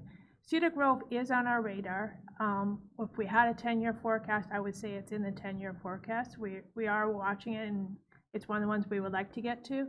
If we can continue with this 3% roads levy, it's going to make getting to those roads, like that one, I think we estimated was close to $1 million, so it's a very large project. So we need to, if we can keep our funding up, we can get to projects like that for sure. Okay. I think it's only fair, to everybody that's on the wait list, but if there is an emergency, a road fails, yeah, we have to revisit that in the upcoming budgets. Okay. Anything further, roads and sidewalks? Okay, moving on to, what do we got next? Bridges. Anything on bridges? Oh, okay. Parks. Any questions on parks? We're on page 16 now with the list. Councillor McDougall. I'm looking at PAR 006. 6. Palmer Park Splash Pad. 57. Page 57 if you're doing it that way. Go ahead. Once complete, no significant repairs or rehabilitations are expected over the next 5 years. Can I have that in writing in gold? Anyone? No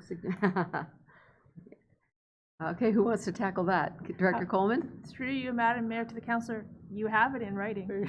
I talked to our parks foreman, and he really believes that there won't be anything else for 5 years, and I confirmed that with him a few times, because I don't want to keep investing in something if it's going to keep spending money, but he has assured me that once we do this, it'll be good for a number of years. Thank you. The public loves it. The kids love it down there. I would like to see nothing better than to replace it, but I really know we don't have the money. But I thank you for trying your best, and to everybody. Thanks. Thank you. Councillor Guido? Thank you, Madam Mayor. A question regarding Park 17 and 18, the Sherrington Drive Park Design and Ash Street Park Design. Are we tendering these together? Yes. Okay, perfect. So that comes to our economy of scale. That would be perfect. That was my only question on that one. The Carolyn Best ball diamond lighting on page 79. Who is supposed to be applying for those grants? I know with Cartwright, they took the lead and they applied for some grants. Is the expectation that the ball associations using Carolyn Best is applying for those grants, or is township staff taking the lead on that? Through you, Madam Mayor, the councillor, we expect the ball associations to apply for the grant. We're thinking of Ontario Trillium Foundation, and the municipality is not eligible to apply. Okay, so is there conversations with the ball association so that they don't drop the ball and that these grants are applied for? Yes, there has been. Okay, so they're well aware that that's on them to submit. Perfect. And my next question, the pool filters on page 202, replacement of the original pool filter system will create operational efficiencies. What are those operational efficiencies that we shall see with those pool filter systems? Through you, Madam Mayor, to the councillor, I believe it has to do with energy efficiency. I'm not, No, that's in addition. It said, create operational efficiencies and energy Oh. savings. I don't have the details on that, but I Okay. could get back to you unless, Ms. I'm not sure, I just don't, I think it could be staff time down there, but We can get an answer for you if you want. That would be great. Thank you very much. And one further question, Madam Mayor. Regarding pickleball. Have we as a township, sorry, this is 218, Recreation 39. Have we as a township decided that pickleball is the new recreation sport that we are going to champion for? Outside of any other additional recreational activities that could be definitely needed in this community? Have we stated that this is what we're championing for, and a new skate park or any other activity of the day is not what we are championing for? And is the only reason why this is on here because that user group has come here and said, we want to help fundraise, we want to do this? Or are we putting the hands up saying we are focusing on pickleball? Director? Through you, Madam Mayor, to the councillor, the pickleball group is a very vocal group, and they have come to us. We've had several meetings lately, and they've asked for more facilities. And what we've told them is that, similar to other user groups, that if you want the township to contribute in a facility, they have to bring something to the table as well. So they need to apply for grants, they need to do fundraising, they need to provide their portion of it, and then we will support as well. So we're treating them equal to other user groups that come to us with similar requests. The only reason I ask that is if you ask the youth of this community, they may not have the means. I know Caesarea Skate Park did, but that was championed by a parent or an adult user group. But sometimes the youth don't have the means to come here and say, we would like this or we need this. And I'm just wondering at what point we've decided that we are going to focus on pickleball. But you've answered my question, and that's because of the user group. But if they're not successful in obtaining $310,000 worth of grants, where are we leaving the pickleballers then? Through you, Madam Mayor, to the councillor. Yeah. Right That now, the pickleballers use a substantial portion of our time available at this Scugog Community Recreation Center. And we've compared the numbers to other pickleball groups in the southern Durham areas, and they have more usage than many of those do. So right now, they already have a lot of time, but they are looking for more. If we're successful with the grant application at the Blackstock Recreation Complex, the gym there or the floor space in the arena will give them other opportunities for floor time. So there are some options for them right now. Right. I think I recall them saying they were not interested in going to Blackstock when they were here. I believe that's what they had indicated. But I did write notes down that either way, if grant's successful or not successful, that may be a home for the pickleballers. If the grant isn't successful and we can no longer have ice there, then perhaps then we have a pickleball facility for them. Okay, all right, thank you. Thank you. Councillor Ross. Thank you, Madam Mayor. Through you, I'll stick with the pickleball thing and work backwards here. I've got a number of questions here. Has the Port Perry Pickleball Club, have they formed an executive yet that we know of? I know when they presented to us before, they were, I don't remember the word they used, but it was more of a group and didn't have an executive. Do we know if they've formed an exec? Through you, Madam Mayor, to the councillor, I'm not sure if they have an executive. They have a organized group, but they're not an official association in any way. Okay, non-official. As far as I know. Sorry, these are a little off here. Do we have usage numbers for the participants for the pickleball courts through the rec center? I know there were, in their presentation, they focused a lot on new membership being added, but do we have hard numbers for that, or just through our rec count as far as how much they rent the area out? We do have numbers of their usage, yes. Okay. Do they warrant those numbers? Do they warrant a $50,000 contribution from the township? I'm not sure how to answer that. Other user groups have come forward to us and we're supporting them. We don't ask the question, does that warrant that? So I'm not sure how to answer it. Okay. recently, King's Landing, that's going up in their advertisements, have said that they are going to be putting pickleball courts in there. Is that confirmed, that that's part of the plan, or do we have anything to do with that, or is that? Through you, Madam Mayor, to the councillor. We have received 2 building permit applications for the 2 residential buildings that are going up. It hasn't been confirmed whether pickleball courts will be going into those buildings as of yet.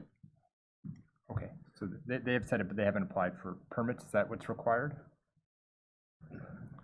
They have applied for permits, but they haven't finalized the pickleball courts yet. Okay, thank you. So just to your comments with Councillor Guido, said that they're a very vocal group, which I can understand. People that are passionate about what they do, but they're looking for more. They currently rent out the Gulag Recreation Center. Are they looking for more time at the Recreation Center?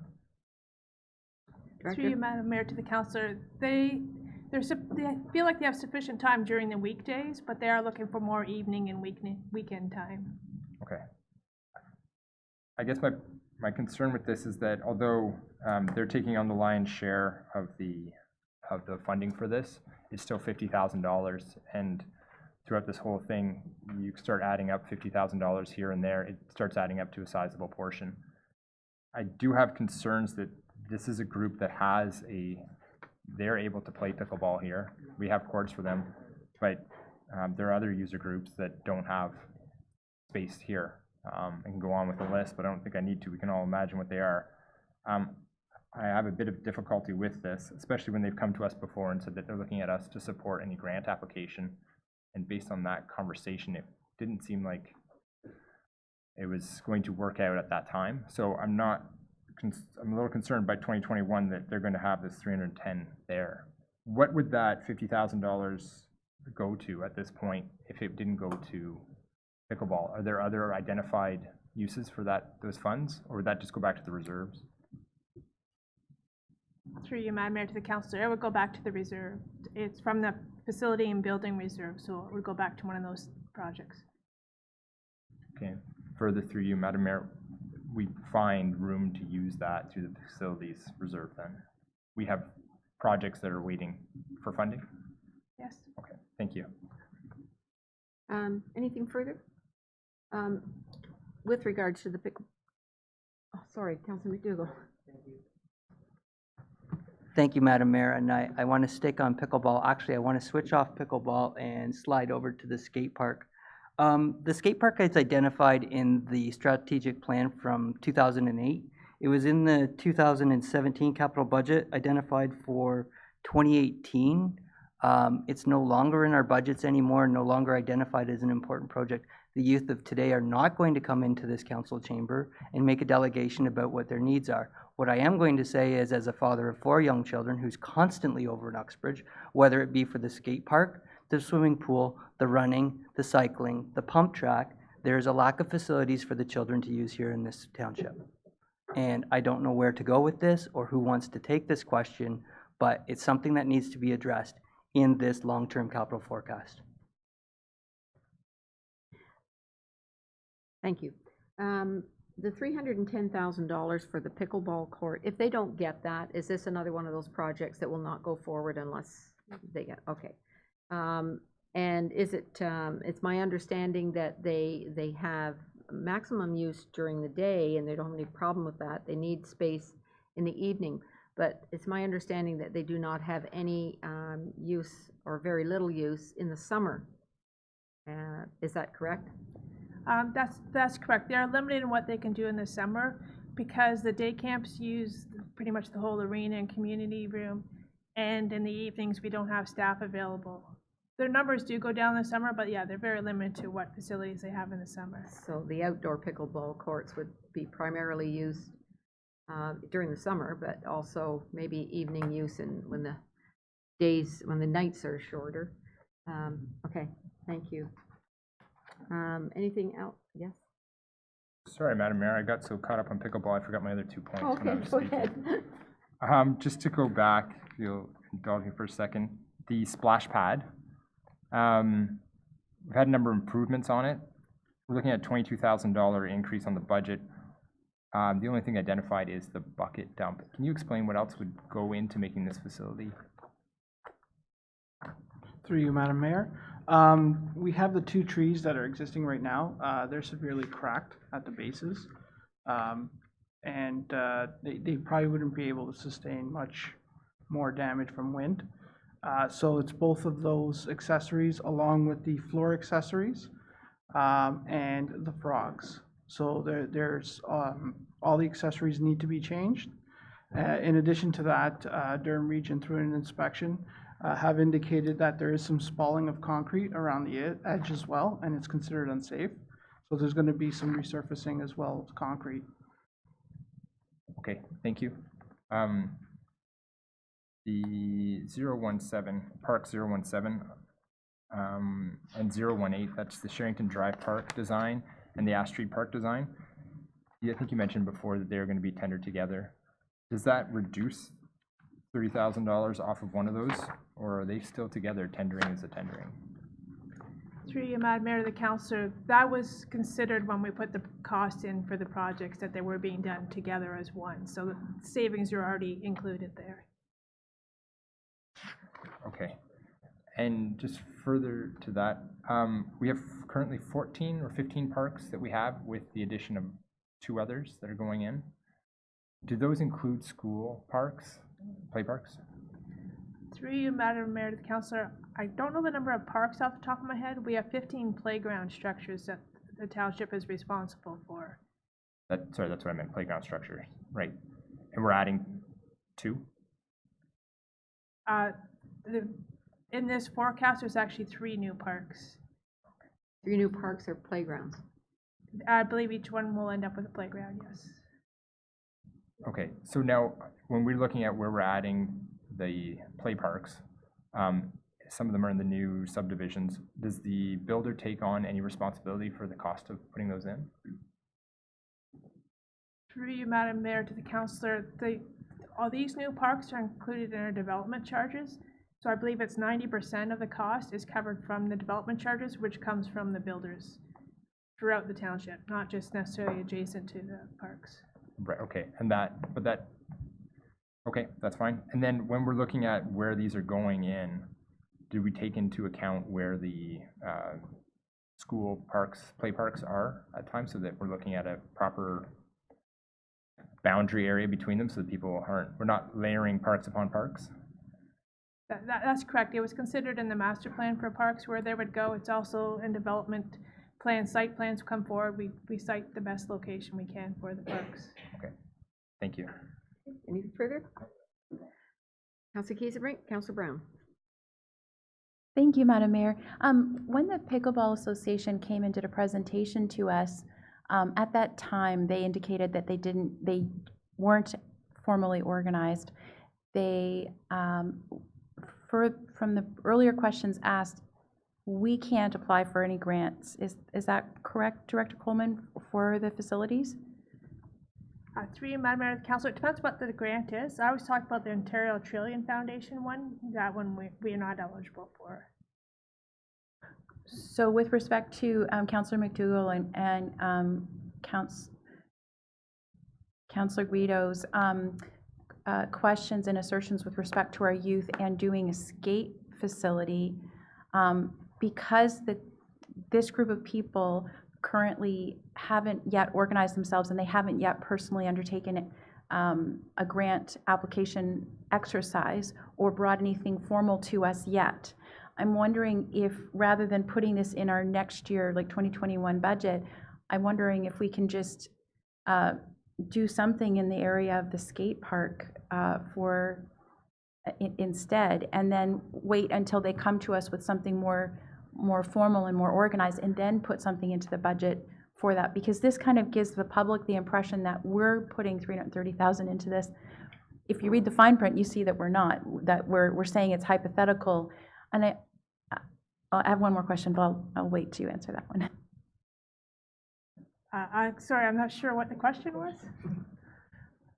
I'm wondering if we can not put this in the 2021 budget, because this group aren't organized yet. They don't have any grant writing underway at this time. They don't have a organizational structure underway at this time. There was only a preliminary conversation with them. I'm wondering if we can instead put this 50,000 and allocate it towards youth facilities, a skate park facility instead. That's one question. If council wishes us to go that direction, we could. I'm not sure if 50,000 would get you very much of a skate park. I think they cost quite a bit more than that. Would there potentially be funding that we could apply for a skate park facility in which the 50,000 could be the township portion of that? I'm not aware of any grant opportunities that the township could apply for a skate park at this time. Councillor Watton? Was it to that point? I got the idea it was to that point. Okay, go ahead. Well, my point just is that it is for 2021, and in conversation with some of the pickleball people, they are organizing themselves and they are going to do a grant. So I don't know if we are, if it's better to remove it. I think they've come and asked for this, and it's not part of this year's budget. So if they're not organized by next year, for sure. But I think, you know, they left here with, they have to get organized, they have to apply for grants, so on and so forth. So I think maybe we should just consider leaving it there for the 2021 budget. Okay, further, Councillor Kiesebrink?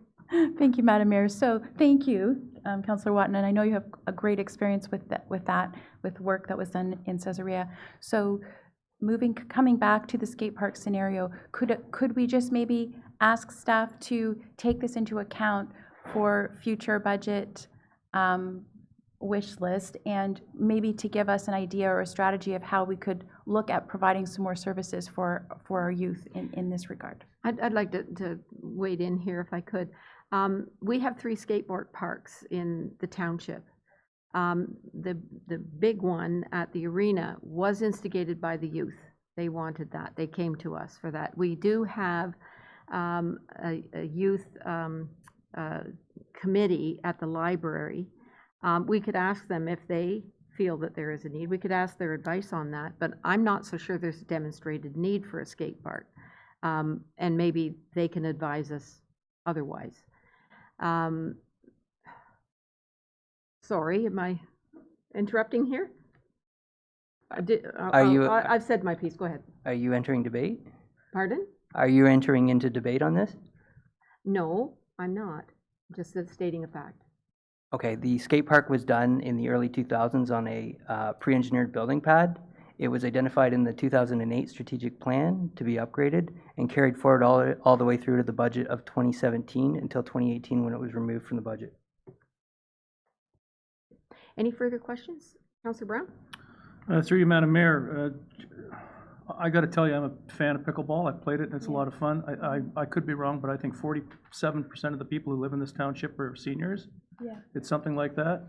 I don't think it's unreasonable for them to ask for a court. And I know that they do have a spokesperson, and they have approached or are going to approach Rotary to see if they will be recipients of the grant. So if you want a skate park, that's one thing, but I think you keep the pickleball. Okay, thank you. Anything else on parks? Okay, moving on. What's next? What is it? Buildings and facilities. Just one observation that I had before we get into this. We left out pool. It is in our strategic plan, and I would like to see in year 4 or year 5 something for design and public consultation. Mr. Yayo? Yes, thank you for that, Madam Mayor. So yeah, the current forecast, as you've probably just noted, doesn't include that.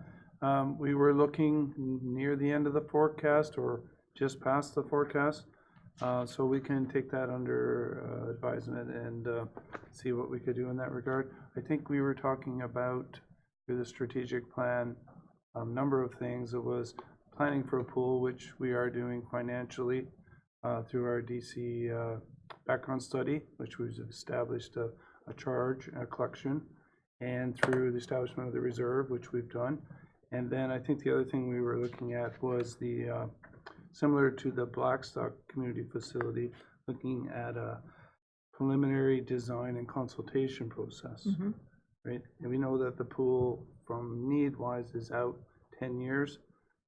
So we were looking, before that time, but we'll take that back and see if we can work something in near the end of the forecast. That's great. I think the public would like to see it in our forecast, just because it was the number one want. It's not the number one need, but it is the number one want. And I think, the same thing as this, the Blackstock facility, if we have a design planned, then we would be available to get grants. So anyway, anything else on buildings and facilities?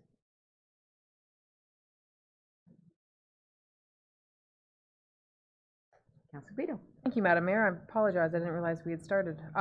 Okay, so my first question is on Parks 10, which is the gazebo. Was this not a build supported by the Rotary Club? So have we, page 63. Thank you. Have we approached the Rotarians to see if they would consider supporting this financially? Actually, I asked that question myself. Mr. CAO? Madam Mayor, that's a good question. We set the detail sheet up this way. However, I believe that Councillor Watton is going to talk to the Rotary Club about donating or taking on this project. So feedback we've had from staff is that although it's called the Rotary Pavilion, the Rotary have somewhat divested themselves of the responsibility associated with the pavilion. However, I do agree that if they would take this on, it would help. It does need some work. It's in our Central Park. So we can just leave this, but let's Councillor Watton see how she makes out with the Rotary Club. I'm not sure if Councillor Watton wants to add anything to that or not. Councillor Watton? Is that throwing me under the bus, Mr. CAO? I think you volunteered. I volunteered that I would bring it forward as to see if they would consider it. As you said, I do believe they have divested their ownership, so to speak, or their claim to ownership for it, but nothing ventured, nothing gained, so I shall try. Thank you, and they are a very, very generous bunch, so I'm sure they would consider it. On page 035, Dev 13, regarding municipal office repairs, says this repair is identified as a priority for the health and safety of all those who enter the municipal office from the sidewalk on Perry Street.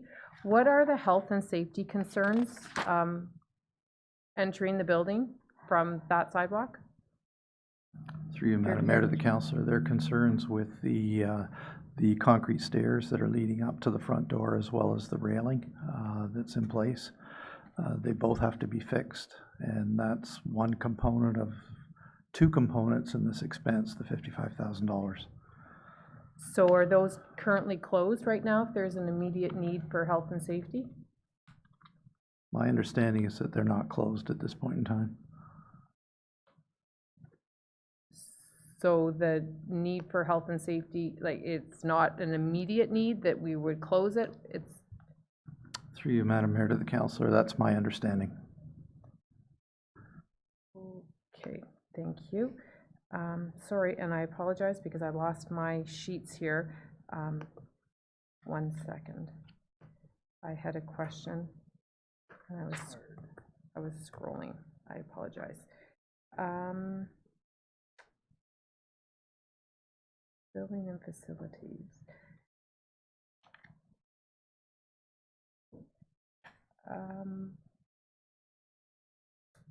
I've lost my way. If you want to And that's proceed to okay, the next we'll go on one, to then I somebody will else. find. Any other questions? Councillor Ross? Thank you, Madam Mayor. Just in regards to Development Services, DEV 015, relocation of Finance Department to G1. Beat you to it. The mic back. That's the one you have. He was peeking over your shoulder, was he? Go ahead. Is this, the $40,000 that's identified here, is this the true cost of getting the Finance Department out of the basement? If we take into the lost revenue of, I believe it was $7,000 of the tenants in G1? Is the first question.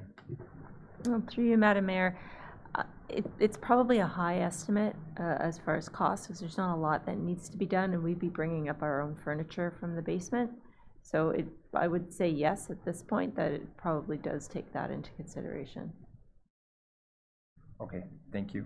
Have other options been identified as far as where to put the Finance Department, as opposed to taking up an area that can be perhaps used as a retail or rental area, whether it's, I won't speak for all the councillors, but you can have our office by all means. I'm serious. We'll move down into the basement. We're not in there. But is there other options that are available, whether that's the case, and bunking in with everybody else on the top floor here, or what else has been identified? Through you, Madam Mayor, I don't think we could fit 6 people in your office up here. There are 6 of us down in the basement there that need to be relocated. I don't think there's any other space available that would accommodate that number. Okay, and then before there had been mention in regards to health concerns in the basement in regards, I believe it was mold due to flooding. We were talking about moving other people down there. Has that been identified? Has that been removed? Can you talk to that? Here, Madam Mayor, yes. So there were concerns. There have been 2 floods down there. One since I've been here, and once prior to me arriving. So there were concerns from the staff that have been there for the length of for the duration of health concerns. So we did have an air quality testing done, and we did have someone come in, I believe from the region, that did an inspection for mold, and nothing was found. And the air quality was seen to be in the acceptable range.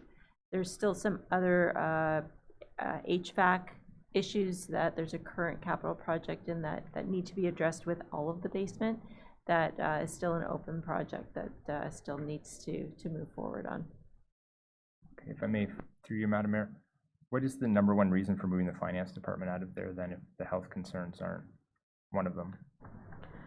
Well, there's no health concern with regards to mold or air quality, but there's no daylight or anything down there. So, and we don't get out to go to offsite meetings or such. So that's a big piece of it. We also need meeting room space. So there could be a bit of a shift if we move upstairs. There could be a shift of our IT and our HR to open up the room right now that's being utilized for IT into another boardroom, which is very much needed as well. Okay, thank you. And then in regards to an additional boardroom, what is the current meeting issue? We have, you use this area up here. We have one in the basement, one on the main floor. How many boardrooms, meeting rooms are required for business in the township office? Through you, Madam Mayor, we do have a lot of committees that do have regular meetings and staff members that do hold meetings as well.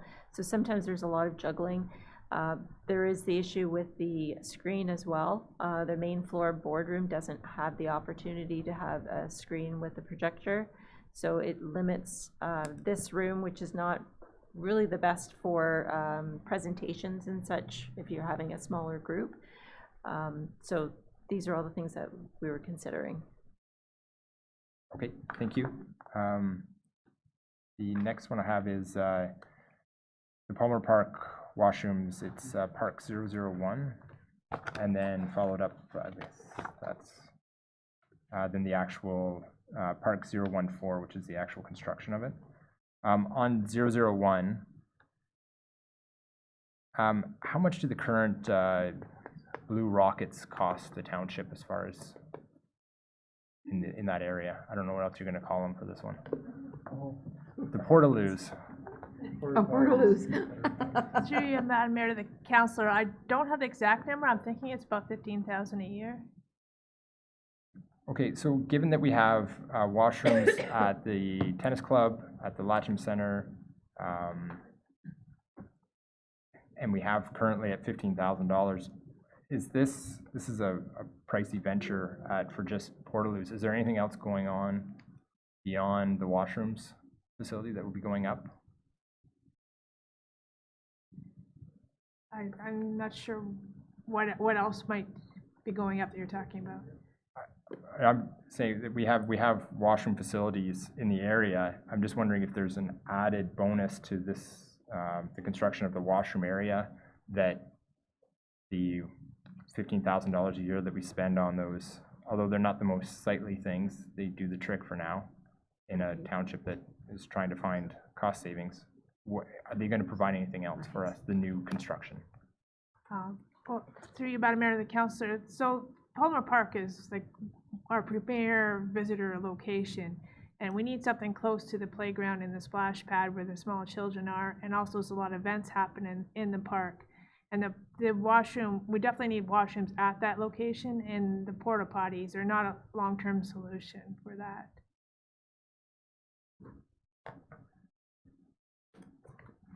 Okay.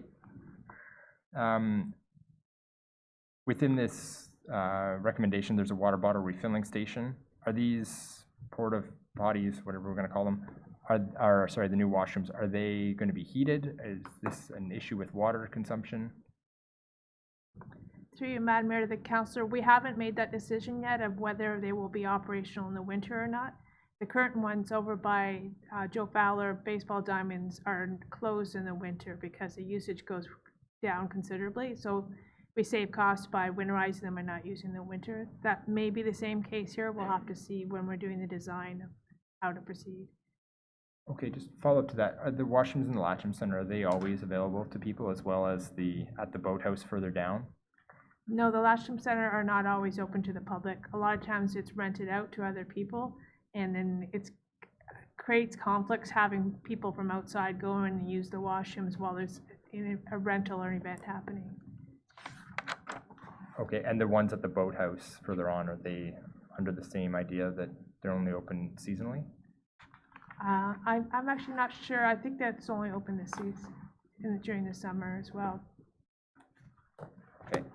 Rito, you got an answer for that? I believe the cafe closes in January, but then reopens in the February, March timeframe. So there is probably a month where there's no washrooms. Thank you. And then the $200,000, then that's a very high level. I'm going to assume that we don't have an answer to what these are going to look like or what they're going to entail. Is that correct? That's correct.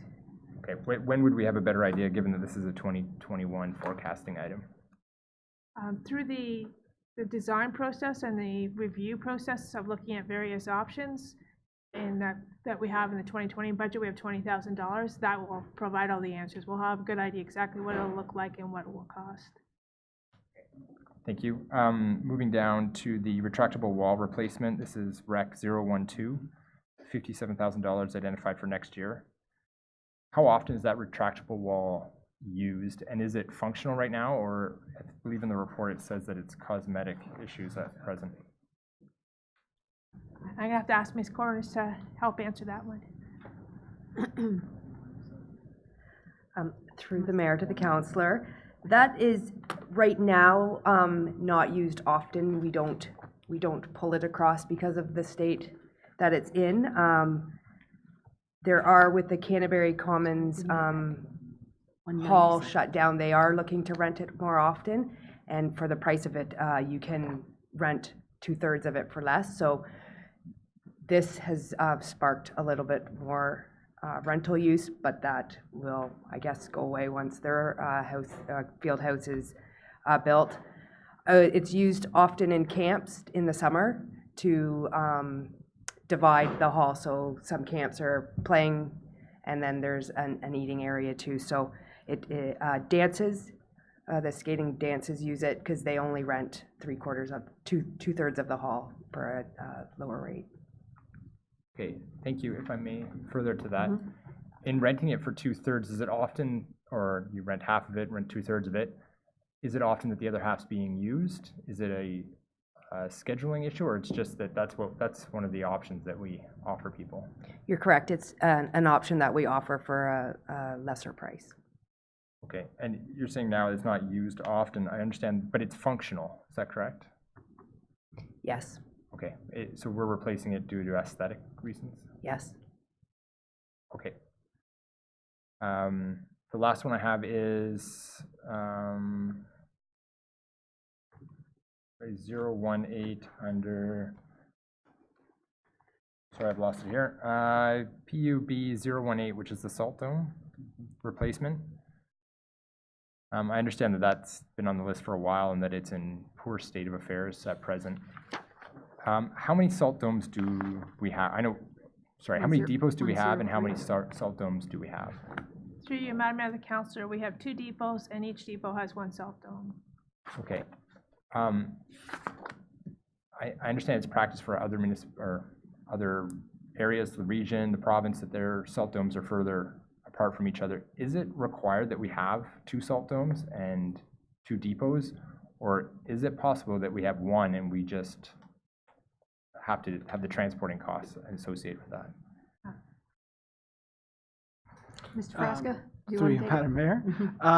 So the 2 salt domes serve the purpose for the town. So the first issue we have is travel time.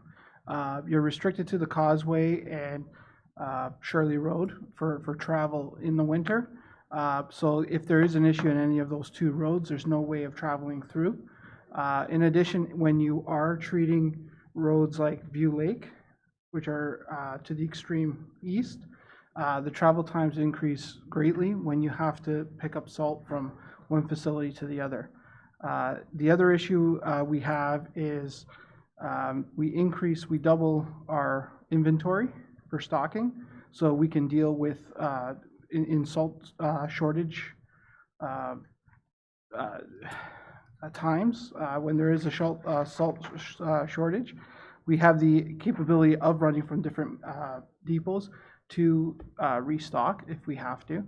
But if we're restricted to 1 dome, the travel time increases and the amount of salt that we can retain in addition to this sand inventory, it decreases greatly. Okay, just to clarify, so with like the MTO or even the region, theirs are much further apart. Do they just change their logistical mapping of how they salt roads, cleaner roads? Is that a possibility for us to re-examine how we're salting roads and which plows are stationed where? Through you, Madam Mayor, we could look into that, but with one sand dome, you're restricting the amount of sand that we can inventory. So we're up to about 2,500 tons at the moment. So that would deplete greatly in 1 storm versus 2 domes, which would be 5,000 almost in total.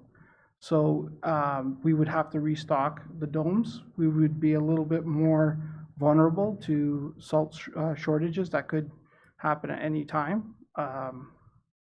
And it would change the way we route our vehicles right now. And in circumstances with 1 dome, for example, if we choose the Reach location as the primary dome, that means all equipment would probably have to start off in Reach Street. So that does add travel to the start of the winter maintenance routes, because now all vehicles will have to go to 1 dome. It would increase the amount of time it would take to load all the equipment. So if you have 12 trucks, it takes half an hour. Now you're looking at maybe 2 hours before deployment of all vehicles. So there's a lot of different things that can add or affect travel time. Okay, thank you. And through you, Madam Mayor, the second salt dome, what are its prospects at this time? What kind of lifespan does it have left with it? It is very close to the same condition as the Reach Street. It is also old. I'm going to say 1984 approximately built. So it's nearing the same stages as the Reach Street dome. So should we be seeing it in the forecast here at 2024, or is it just on the cusp? You could be seeing it in the next 5 year,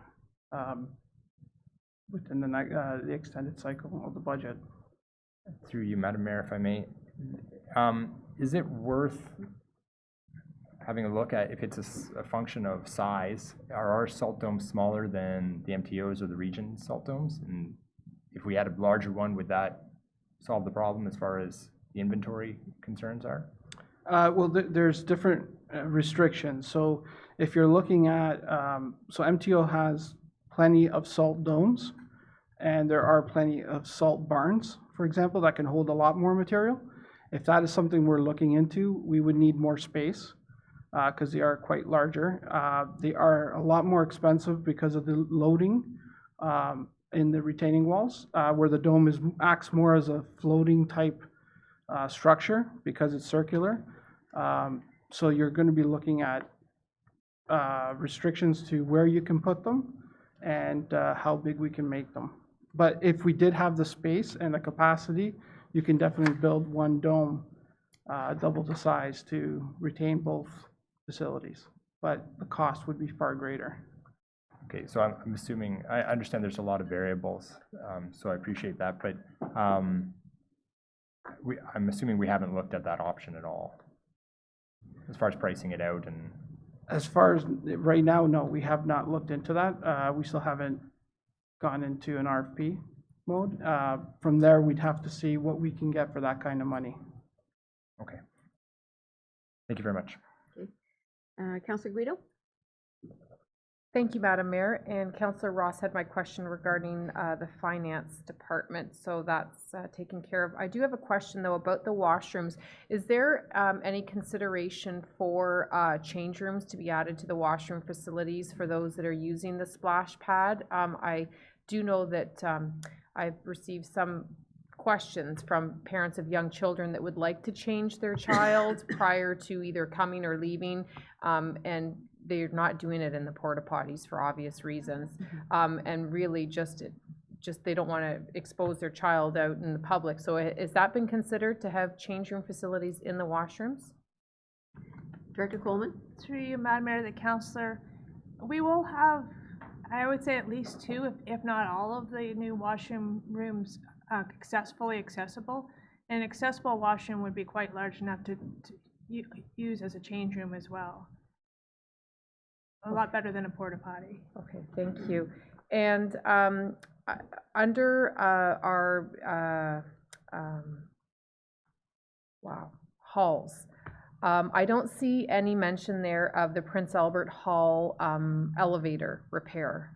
It currently has not been in use for probably a greater part of a year, and without having that elevator functionable, that hall is not accessible for those with mobility challenges to use the washroom, as the washroom is located downstairs and the hall is upstairs.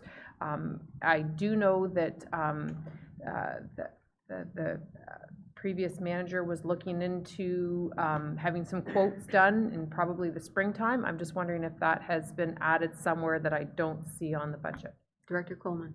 Through you, Madam Mayor, the councillor. So we have a new elevator contractor, and we've asked them to give us a quotation to get that lift working again. So if, depending how much the cost is, it might be able to be done under our operating budget. Okay, perfect. So if the cost is higher, though, and it comes in after the capital budget has been approved, what does that mean for the elevator at the Prince Albert Hall? Does it have to wait another year? Through you, Madam Mayor, the councillor, we can always bring a project forward after the budget's approved for council to approve at that time. Thank you, Madam Mayor. Thank you. Anyone else? Okay. Oh, Councillor Keys-Brink, Councillor Brown. Thank you, Madam Mayor. I'm just wondering, we did have a visit of a washroom facility that we saw at AMO that was kind of all sort of self-contained and self-washing, and I think you know what I'm talking about. I'm just wondering, did anything ever come of that? Did we decide that that was going to be prudent to use, or is this new washroom construction going to be completely new and not taking into that particular company into account? believe it's one of the considerations. Mr. CAO? Thank you, Madam Mayor. You've answered the question. It's one of the considerations that will be reviewed during the design process. Okay, Councillor Brown? Through you, Madam Mayor, the refillable water bottle issue, if it's an issue at Palmer Park, there's one at Joe Fowler. Is that right? Can somebody tell me how well that is used? Is it used? Do you have any idea of usage? I'm just wondering, you know, whether people consider this frivolous that we're putting a water bottle refilling station in the Palmer Park. I don't, but there are people who may.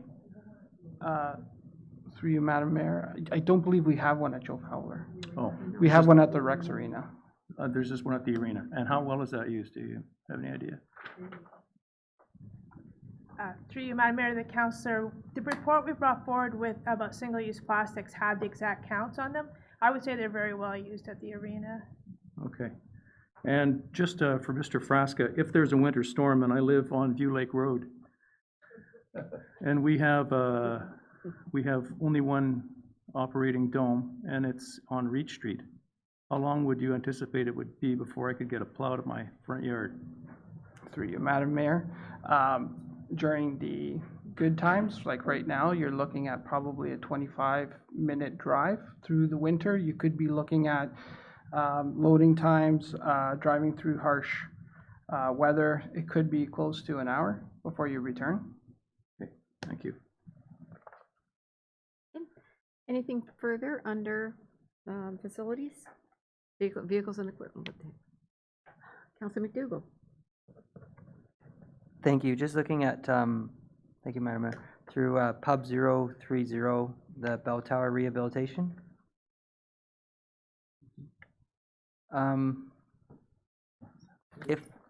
If the bell doesn't go in the bell tower, is it still a bell tower? Not if it's not there. If it's a cost issue, would we consider, I mean, partnership funding or something? I think that the community would probably prefer a bell in the bell tower rather than a bell somewhere else, but just something to consider for everyone moving ahead. Director Heritage, will we consider that? Director Heritage? Through you, Madam Mayor, the council, the first step in terms of dealing with the bell tower is to have it referred to the Heritage Committee, and it's going this Wednesday at their regularly scheduled meeting to get a recommendation from the Heritage Committee that would come back to this council. Okay. Oh, sorry. Okay, thank you. Is there anyone else that would like to speak? Okay, then we move on to that. Yep. Pardon? Oh, okay. Okay, I just thought we would. Nah, maybe we better have a break. Okay, let's have a break. It's 4:15. Let's have a 4:30. Yeah. You go and have some supper if you want. 15 minutes. What time? Oh, we better. You gotta leave at 7:15? Tonight? Massage. Better be done by. Not on that one.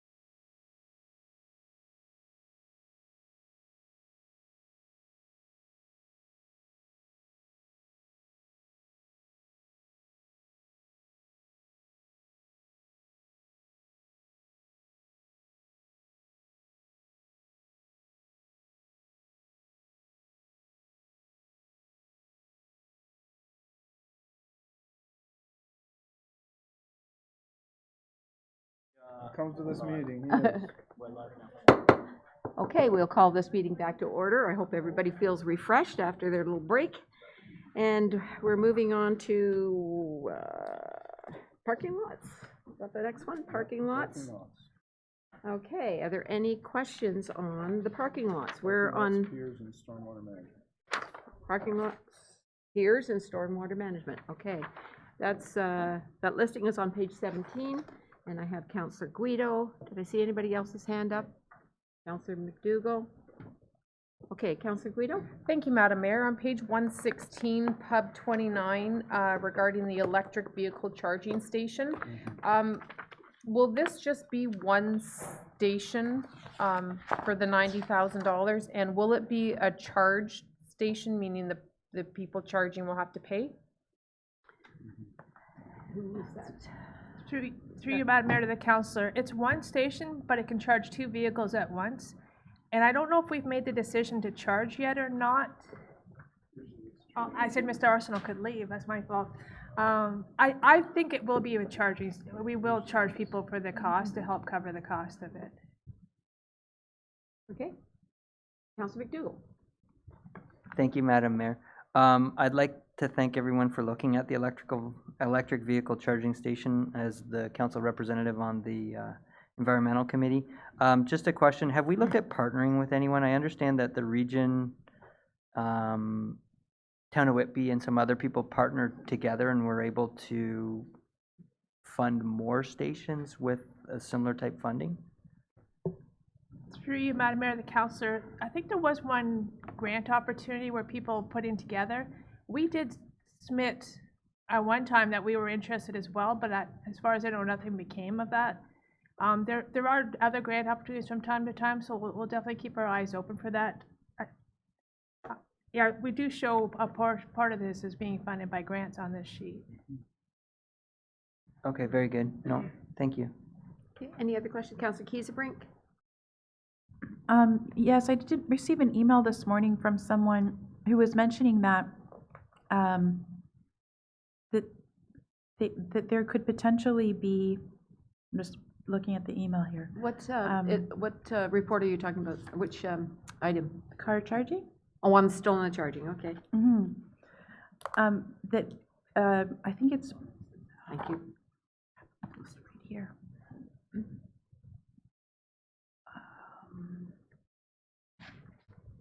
I'm gonna come back. Okay. Come back to me. Councillor Ross? Thank you, Madam Mayor. Through you, staying with the electric vehicle charging station, I think this is one of those things where the budget that we have in front of us changes from the needs to the, or the wants to the, no, sorry, needs to the wants.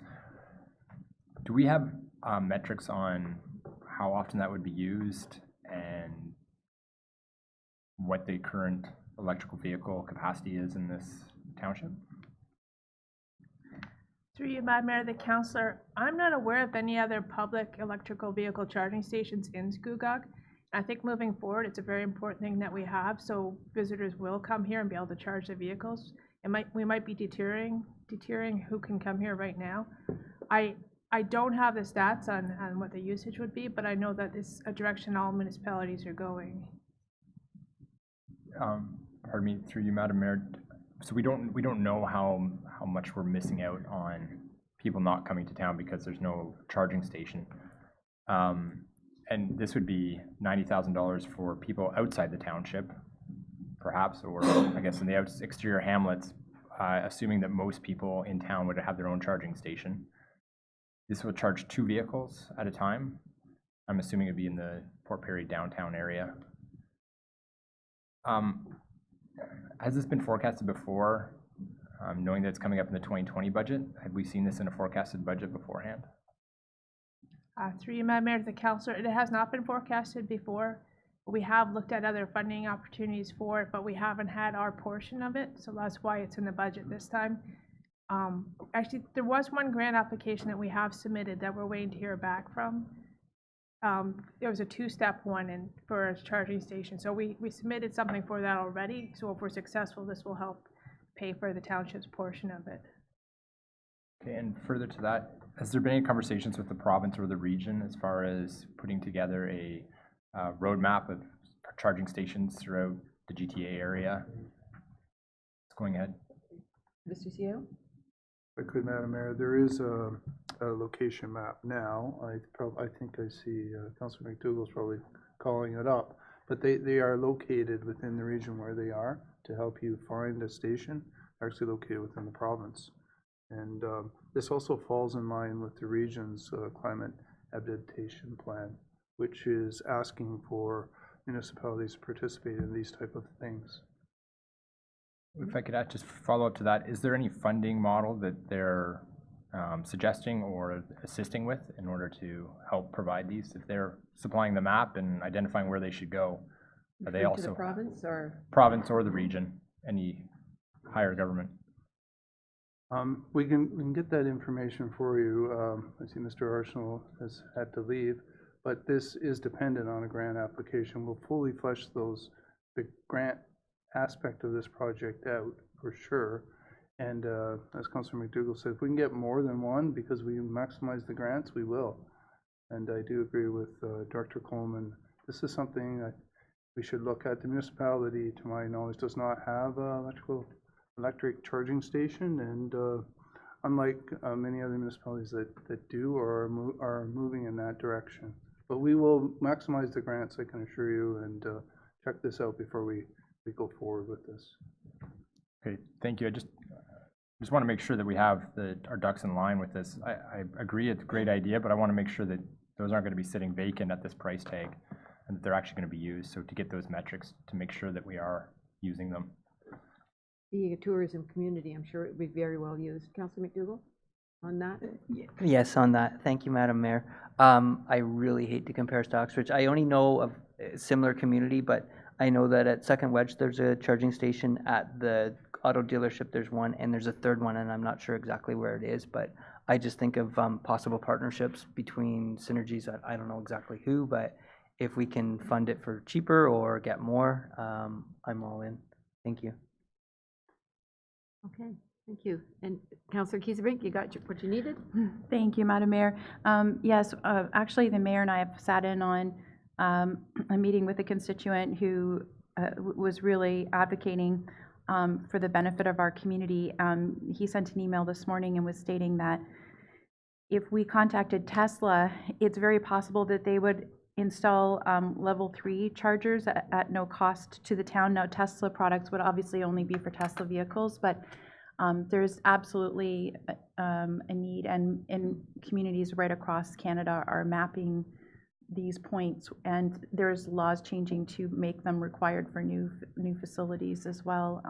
So we're definitely, I think we're right to look at this need and to look for grant opportunities, and possibly with Tesla to add that in addition to what is planned here in this capital budget. Thank you. Anything else on that? Councilor Ross? Thank you, Madam Mayor. Just wanted to bring forward the publication 081, Public Works 081, Lake Scugog Enhancement Project, the construction side. The contribution from others that's identified through 2020 and 2021, can you just outline where that's coming from and if it's a secured contribution at this time? Through you, Madam Mayor, to the councillor. So as I mentioned earlier, this project has always been identified as being paid for through fundraising efforts and grant applications. We did include it in our DC study, and we were able to fund a portion of it through DCs now, so that is new since the original start of the project. The funding from others will be from grant opportunities, fundraising, and we have a committee that's working through the Healthy Lake Scugog Committee, raising those funds. There was also the ICIP just announced another opportunity through the green infrastructure stream, and we've been told that this project is very well suited for that funding, so we would like to apply for a grant under that program as well. So it'll be a combination of sources, and none of it has been secured yet. Director Valentin? Thank you, Mayor Drew. Just to add to that, I was at a meeting at the region, and through their grants program, they have identified a new arm that this would be well suited to as well. So we possibly get some money from the region for this project as well. Very hopeful for that one. Yeah. Okay. Councillor McDougall? Yes, thank you, Madam Mayor. On the Lake Scugog Enhancement Project, my understanding is that the project will reduce the amount of phosphorus in the lake on the western arm, is that correct? Mm-hmm. And that is how it will extend its benefit beyond the boundaries of the project itself? I'm just asking because the actual area, the square footage of the project is relatively small in terms of the entire lake, and I'm not sure that the public has completely grasped that the enhancement project is a small corner and not the lake in total. Through you, Madam Mayor, the Councillor, I don't have all the numbers and information with me, but a large portion of the phosphorus that goes to the lake comes from the Port Perry area. And this project covers 3 of the outlets that are currently untreated. Well, sorry, there's some treatment on one of them, but there's not a lot of treatment before they enter the lake. So it will definitely improve the water quality for the entire lake itself. It's also a large part of the project is dredging, and that it'll be in the marine area, the boat launch, and in front of Palmer Park, which is our areas that other people throughout the township can use, especially the boat launch area. So it does have benefits to the township wide. Very good, thank you. Is there anybody else? Councillor Kiesebrink?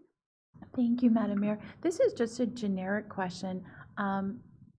Is it possible for future capital budgets for any items that are in the budget that are funding specific? In other words, they don't happen unless the funding occurs. Could they maybe be in their own section just so that it might help the public have a better grasp of what we're actually doing versus what we might do provided something opens up? Director Valentin? Through you, Madam Mayor. So that information is provided under the financing summary. So in the financing summary, it goes through and lists how these projects are going to be funded. So there are sections for other contributions and grants. So that information is provided there. Councillor Ross? Thank you, Madam Mayor. Just speaking to that point, I think in speaking with the public, perhaps we could find another way, whether it's a pie graph or whatever, to show that to the public as far as not only what are we waiting for as far as grants and what we're looking for, but also when we're looking at the budget and people are seeing some of these big numbers. Blackstock Recreation Complex, for example, where 73% of the funding there is from a grant.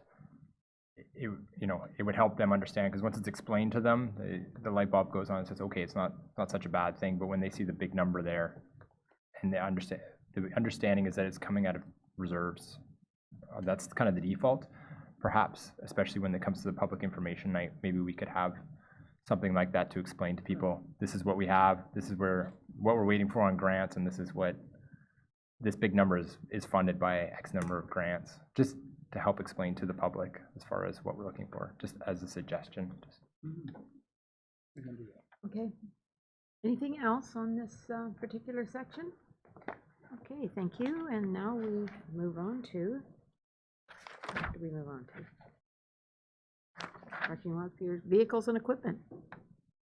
On page 18, Councilor Guido. Thank you, Madam Mayor. Dev 001, Animal Services Replacement Vehicle. Do we have the estimated cost of what the repairs would be? Given that it only has 90,000 kilometers, I appreciate that it's a 2009, but it only has 90,000 kilometers on it. Is this really the year where we need to be purchasing the replacement vehicle?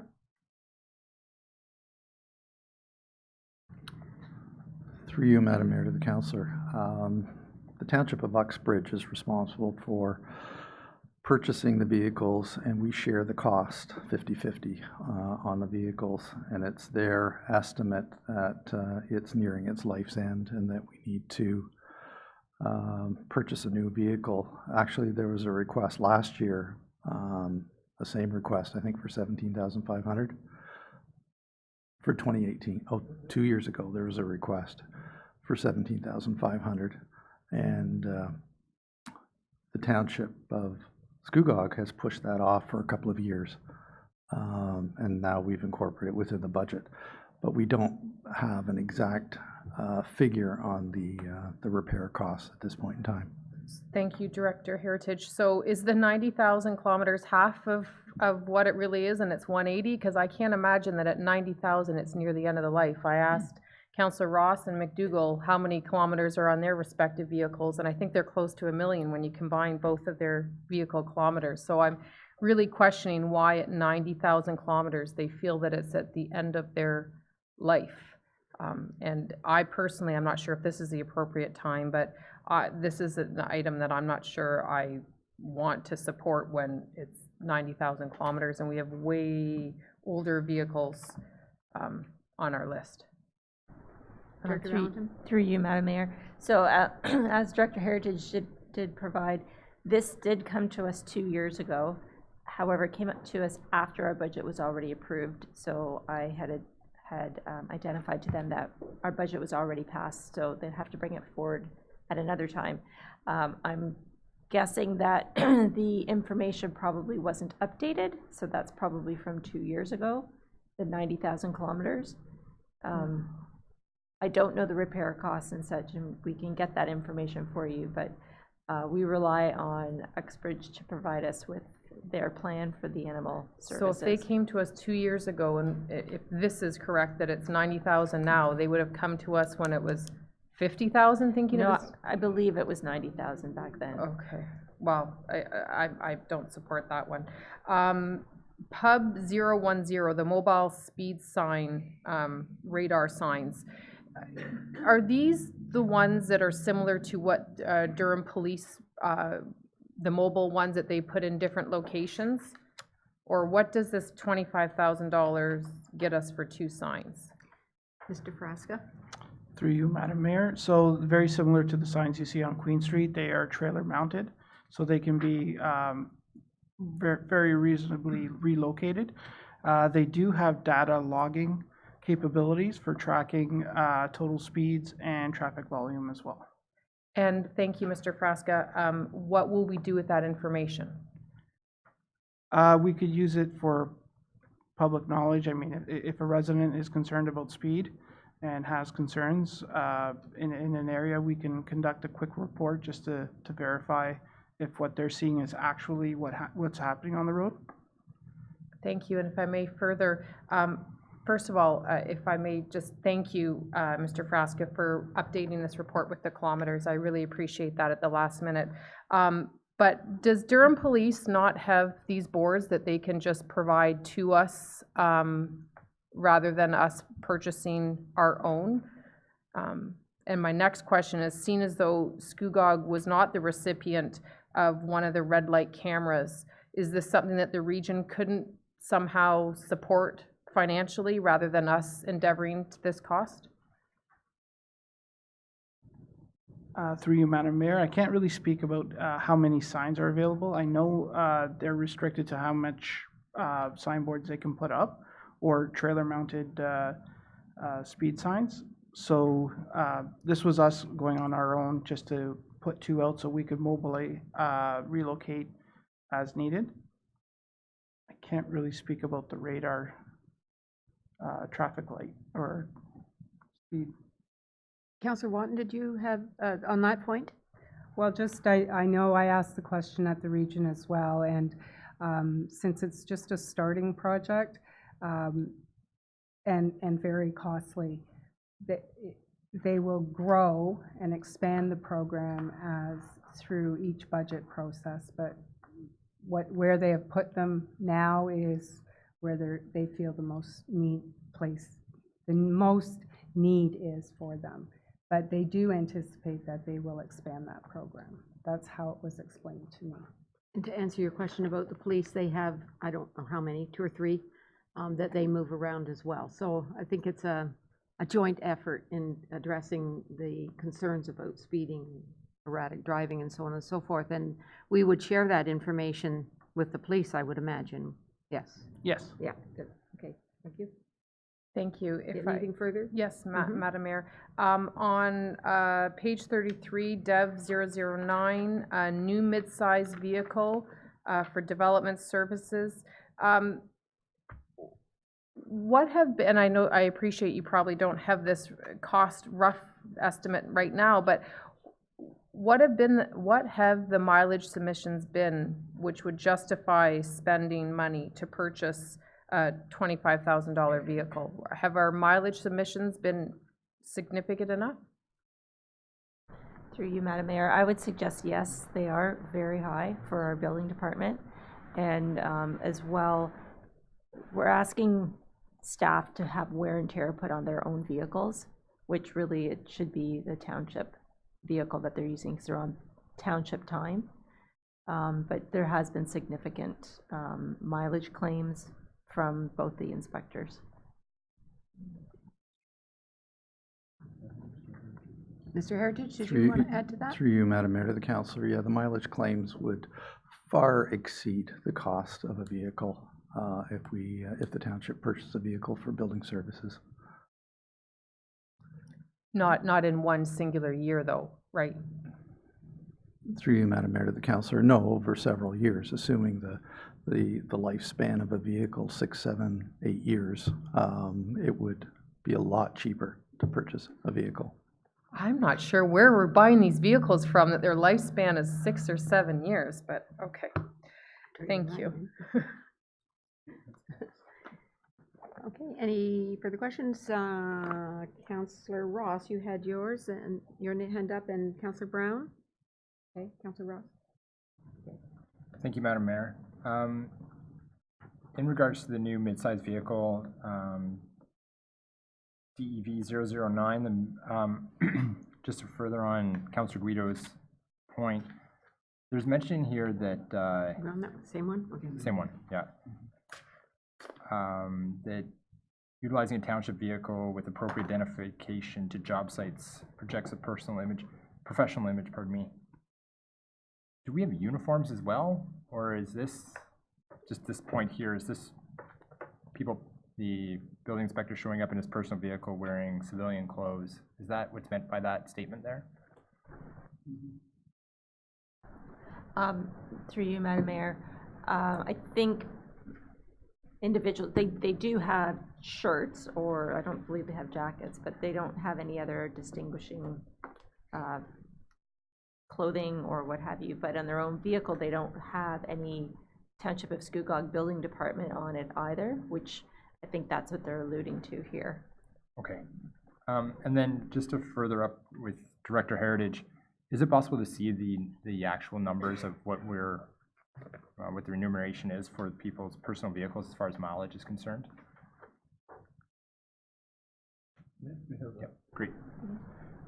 Moving on would be to the chief, the new fire truck. Let me just find that here.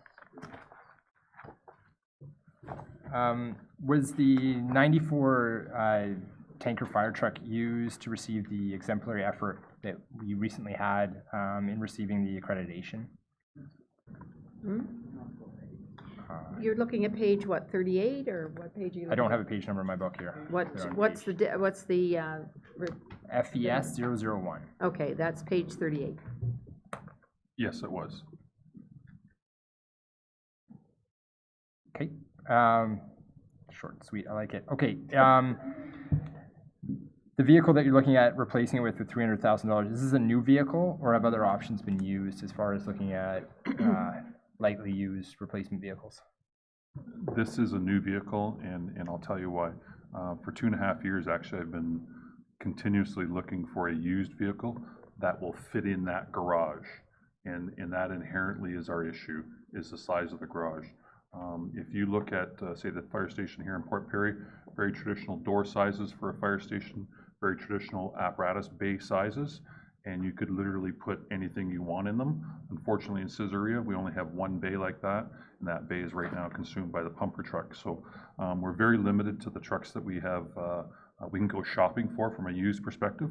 That being said, there has been a couple, but neighboring trucks, but they're 20 years old, and what are you going to get out of them for the money that perhaps you're going to end up spending? So we've been very, very diligent, I believe, looking. We just haven't been able to find anything. So. Okay, appreciate that. Thank you. moving down, just we've spoken, Councillor Guido spoke about it. PUB 010, the mobile speed radar signs. Have we looked at the smaller ones that are mountable on a post of some sort? We have one just north on Old Simcoe, just north of Reach in a schoolyard. I know those are less expensive. They are also movable. Have those been looked at as far as having those instead of the large ones that go back to the trailer? Through you, Madam Mayor, we've looked at them. They do cost us a little bit more in maintenance because we have to constantly go in and remove them and relocate them. And you're restricted to where you can put them because you need proper coverage or solar accessibility. So you can get restricted. You need certain poles, and the poles have to be a certain space away from the boulevard. If they're too far out, they may not work as well. So you are limited to where you can put them as well. So we figure with the radar signs, they would be mobile. They would take less effort and less time to install them, and they could be moved frequently. Okay, just further up through you, Madam Mayor. We're looking at getting 2 of those mobile signs, is that correct? How many could we, of the smaller ones, could we afford with the same budgetary allocation? Approximately. Approximately Rough guess. 3 to 4 signs. Okay. I know looking at them through just road safety analysis as far as changing traffic patterns, that they have a significant effect on drivers' abilities. We have a large township, so I would be interested in seeing if we could increase that.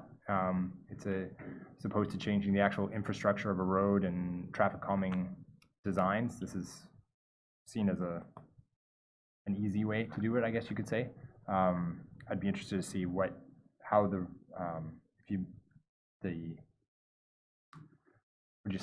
relocation of the actual sign, the maintenance of it, does that add up over time? I'd be interested to see the numbers on that to see if we could have 2 extra signs for the same price, including those replacement costs.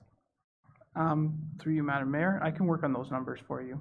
We do have a contractor because we need a bucket truck to install them, so I can get prices for you.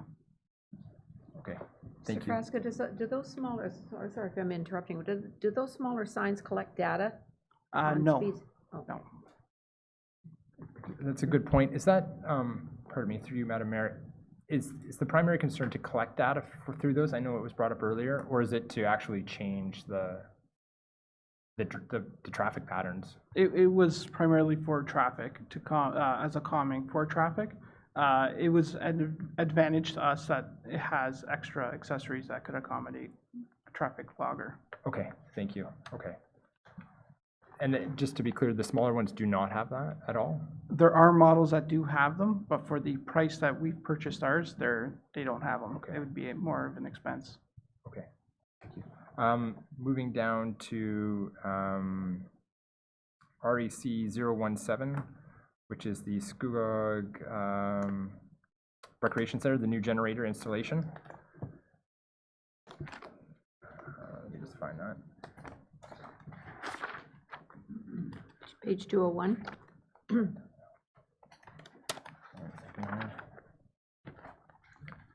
I'm just wondering, I know it's in the emergency plan as far as that the gymnasium area is used for the emergency plan. This might be going up to the chief perhaps. This is identified to provide electricity to the arena area. Does the arena, is that incorporated within the emergency plan at present? Through you, Mayor Drew, and I apologize for my previous response.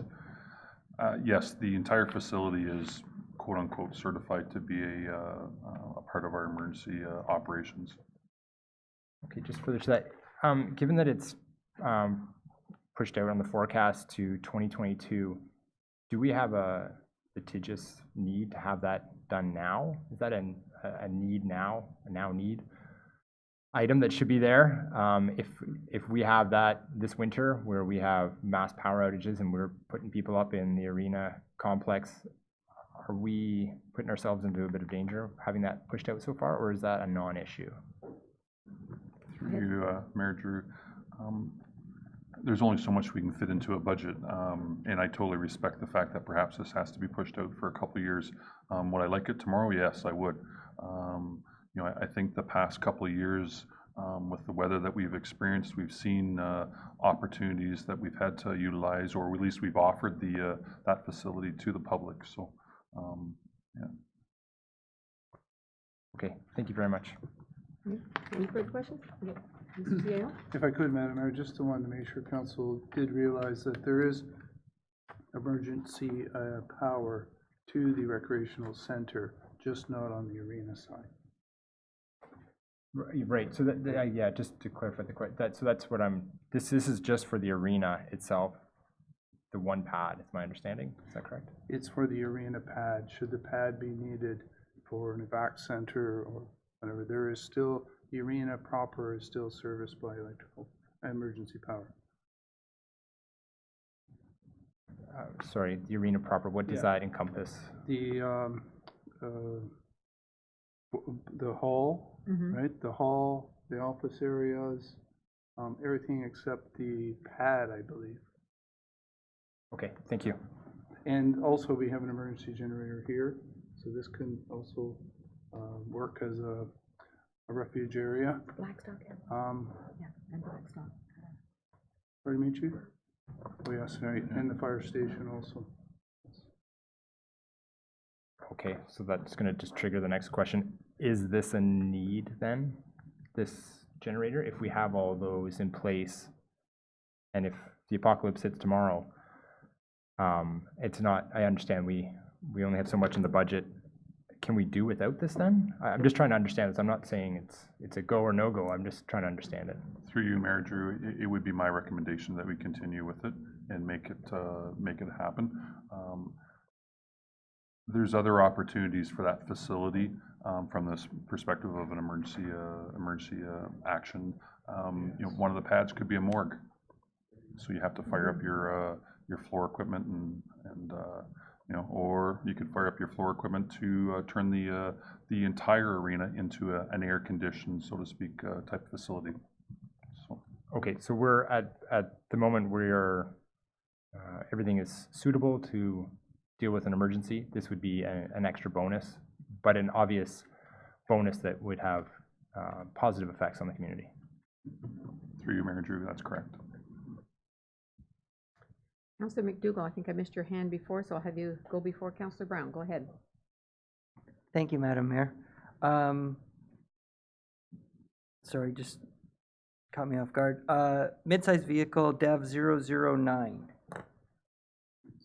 It's a vehicle for the building department. The question I have, actually, I understand the concerns with the building department using personal vehicles on rough roads, etc. Maintenance concerns that the chief building official and inspector may have had. My question actually is, currently under the bylaw department, we have two vehicles, a quarter-ton pickup and a mid-size SUV. The bylaw department, I believe, consists of 2 officers, and typically I will often see them together in the vehicle. Do we need 2 vehicles for the bylaw department and an additional vehicle for the building department? Or is it possible to get away with 2 vehicles shared between the bylaw department and building department? Director Heritage. Through you, Madam Mayor, to the councillor. They share vehicles whenever possible. One of the issues in a building official taking out a bylaw enforcement car is the perception when he arrives at a site that it's bylaw enforcement rather than doing a building inspection. Also, in addition to that, one of the bylaw vehicles is in poor repair and will eventually need to be replaced as well. So that's why there's a request in for a building vehicle. Mr. Cielo? Thank you, Madam Mayor. Thank you. I just wanted to make sure council was aware that this new mid-size vehicle for the building inspection is paid for through the building admin reserve. See that at the bottom? Building admin reserve is funds from the building permit revenue. And building permit revenue, as you know, has to be used exclusively to support the administration of the Building Code Act. This is not coming from another reserve, it's coming from a reserve that's intended to support that function. Thank you.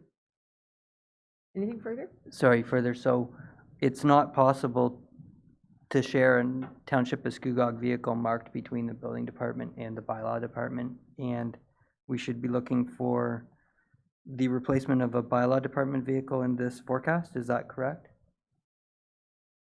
Director Valentin? Thank you, Madam Mayor. I will address the first part of your question, because I did have that exact same question to the building department and bylaw. Could they not share? So I was told that, no, they can't share because bylaw doesn't necessarily have scheduled appointments, whereas they're going out on demand basis. And the way that the building department was working was the one inspector was out in the morning, the other was out in the afternoon. So that was a solution that I was trying to come up with as well, and I was told that that wouldn't work going forward. So as the CAO has mentioned, this is funded from the building admin reserve, so it's money set aside specifically for building. Further down the list, the tandem replacement pub 005.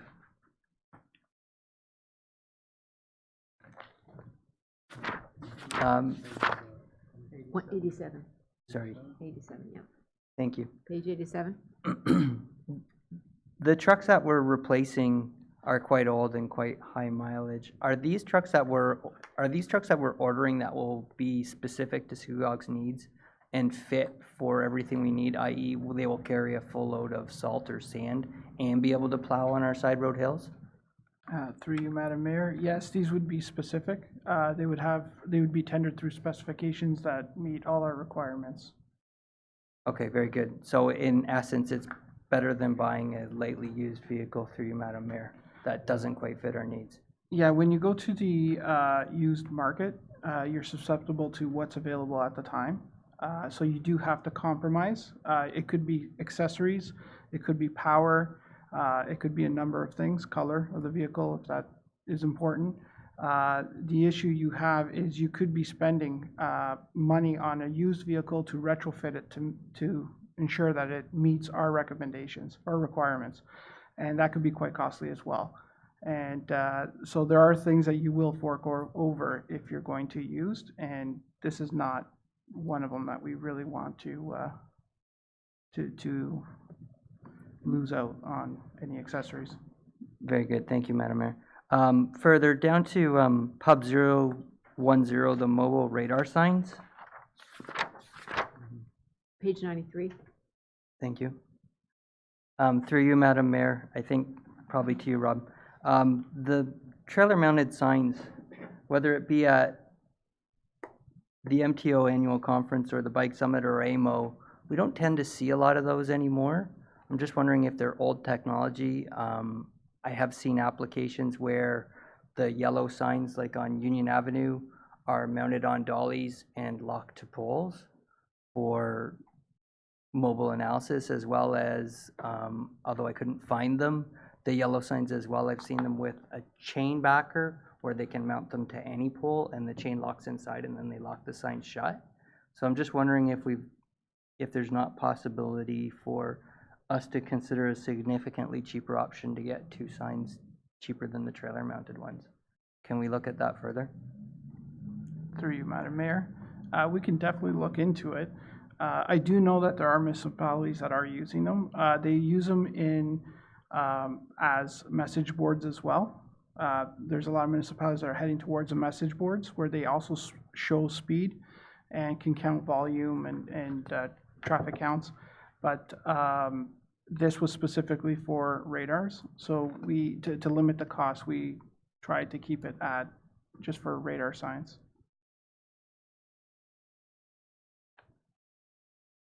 Further, Councillor McDougall? No, I think that's it. Thank you, Madam Mayor. Councillor Brown? Thank you, and through you, Madam Mayor. Dev 001, page 29, the Animal Services Replacement Vehicle. Have we looked at sponsorships or anything like that to help defray the costs of some of these vehicles? And is that a possibility? Could we partner up with, never mind Uxbridge, although we can partner with Uxbridge too, but with a dealership or somebody who might be able to help with the cost? Through you, Madam Mayor, to the councillor.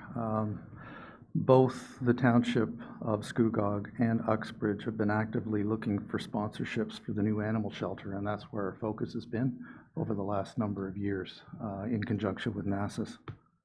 So that's where we're trying to funnel the funds for a new animal shelter. So subsequent to that, there's a possibility you could tie it in with the vehicle too then? Could. Yeah, okay, that's great. FES 002 on page 38, the washing machine for Station 62. I know washing machines are expensive, I'm just not sure that they're $10,000, so perhaps, Chief, you can explain. Either you have an awful lot of laundry to do, or it's just what you've got budgeted and it's not really gonna cost that much. Excuse me, through you, Mayor Drew. Yes, I do pick expensive washing machines, but I guess I'll have to help you with what they do. So we're looking at heavy-duty extractors. Extractors that, for all intent purposes, take bunker gear that firefighters have gotten contaminated and literally clean them so that you'd be able to put it on, Councillor Brown. You can, I'm sure respect the type of conditions we put ourselves into, and with the regulations that are coming out through the Ministry of Labour and what have you, and one of them is going to be having a cancer prevention strategy. This inherently is helping us with developing and putting into place a decontamination protocol and hopefully a cancer prevention strategy. We did buy I'm going to call it an industrial residential washing machine last year, and we are experimenting with that. Unfortunately, that only does half of a bunker suit at a time, actually 25% of a bunker suit at a time. You can't wash bunker gear as a whole unit. You have to separate the inner and the outer, and then depending on the size of the machine, maybe my suit, you're only getting my pants in the washing machine. So, when you got 65 to 70 firefighters, that's a long time to get things clean. Or I could send it out, but now what do I offer you as a firefighter if I have to send your gear out? And, at $160 to have somebody or a third party clean it, we're paying for this washing machine perhaps in a year to 2 years of cleaning ourselves. Great, thank you. Okay, Councillor Kiesebrink? Thank you, Madam Mayor. I was just curious, have we ever considered, I know some municipalities are looking at leasing strategies because vehicles is such a substantive cost, and sometimes if you have like an intermediary organization that helps to bulk buy or bulk lease and helps with insurances and helps with transitioning vehicles if there's damage and things like that. I'm just wondering if that's a strategy that we've ever considered as a township, just out of curiosity. Who would like to answer that? Through you, Madam Mayor. Yes. You are extremely restricted to what you can lease. When it comes to our plow equipment, obviously fire, you're not going to lease those equipment because they're very specific to our needs. When you get into pickup trucks and vehicles, you're looking at large expenditures when it comes to end of contract. So you have to pay for damages to the equipment and to the vehicle, wear and tear. So it could outweigh the savings greatly. And I've looked at our other municipalities that are doing leasing, and it can get quite costly. Thank you. Further through you, Madam Mayor, I recognize that the strategy that's being employed with respect to the replacement of vehicles is very different than what a residential replacement of a vehicle would be. We tend to rely on, mileage and things like that as a determination. But, in looking at like fleet financials or some of these different entities that do economic life cycle analysis for fleets, they do have a very different criteria where they're looking at kind of midlife for these vehicles to be replaced, because further, once the mileage starts to go down and the repairs start to go up, you get into that critical place where you can't really get rid of the vehicle and get any value out of it, so you kind of have to get rid of it before it goes too far down in its value. So I realize that's part of the juggling that's gone on, and I do want to say that I respect the work that's gone into this report and into this budget, and thank you for your patience with all of our questions.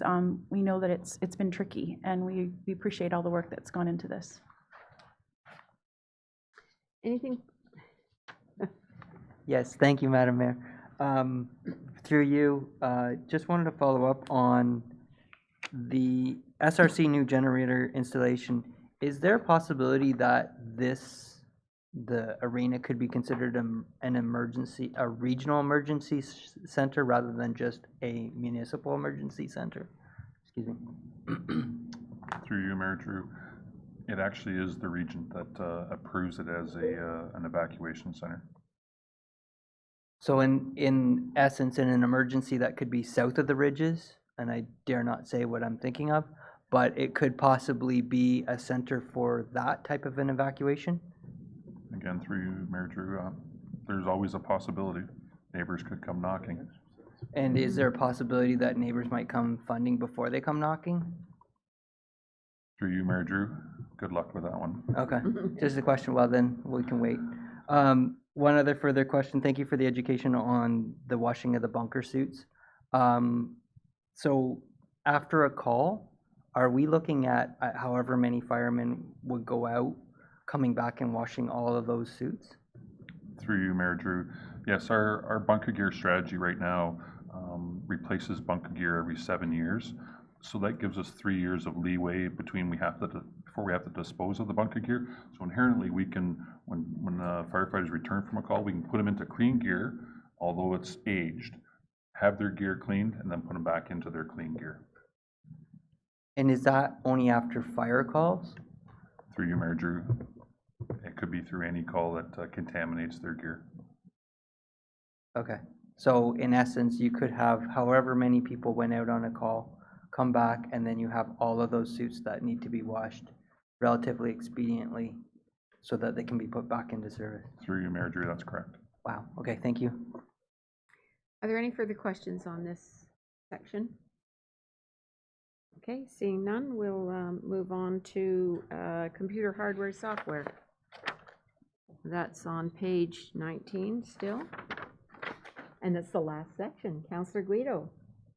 Madam Mayor, I do have a few questions. On Corp 002, the fire hall network recabling, says the project is part of, no wait, that wasn't. Continued safety of fire equipment and personnel on site. Do we have a concern where our personnel is not safe on site, or what does the wording of that mean? Or perhaps that's for Mr. Newman, I'm not sure. Through you, Mayor Drew, I'll start the conversation, I guess. There are at times one lady working by herself in our fire station. She does have some control of some cash and potentially is vulnerable. So the security is, the security measures that we have in place that include an alarm system right now and a panic button. Yes, I would like to think offers her or either of the ladies a level of protection.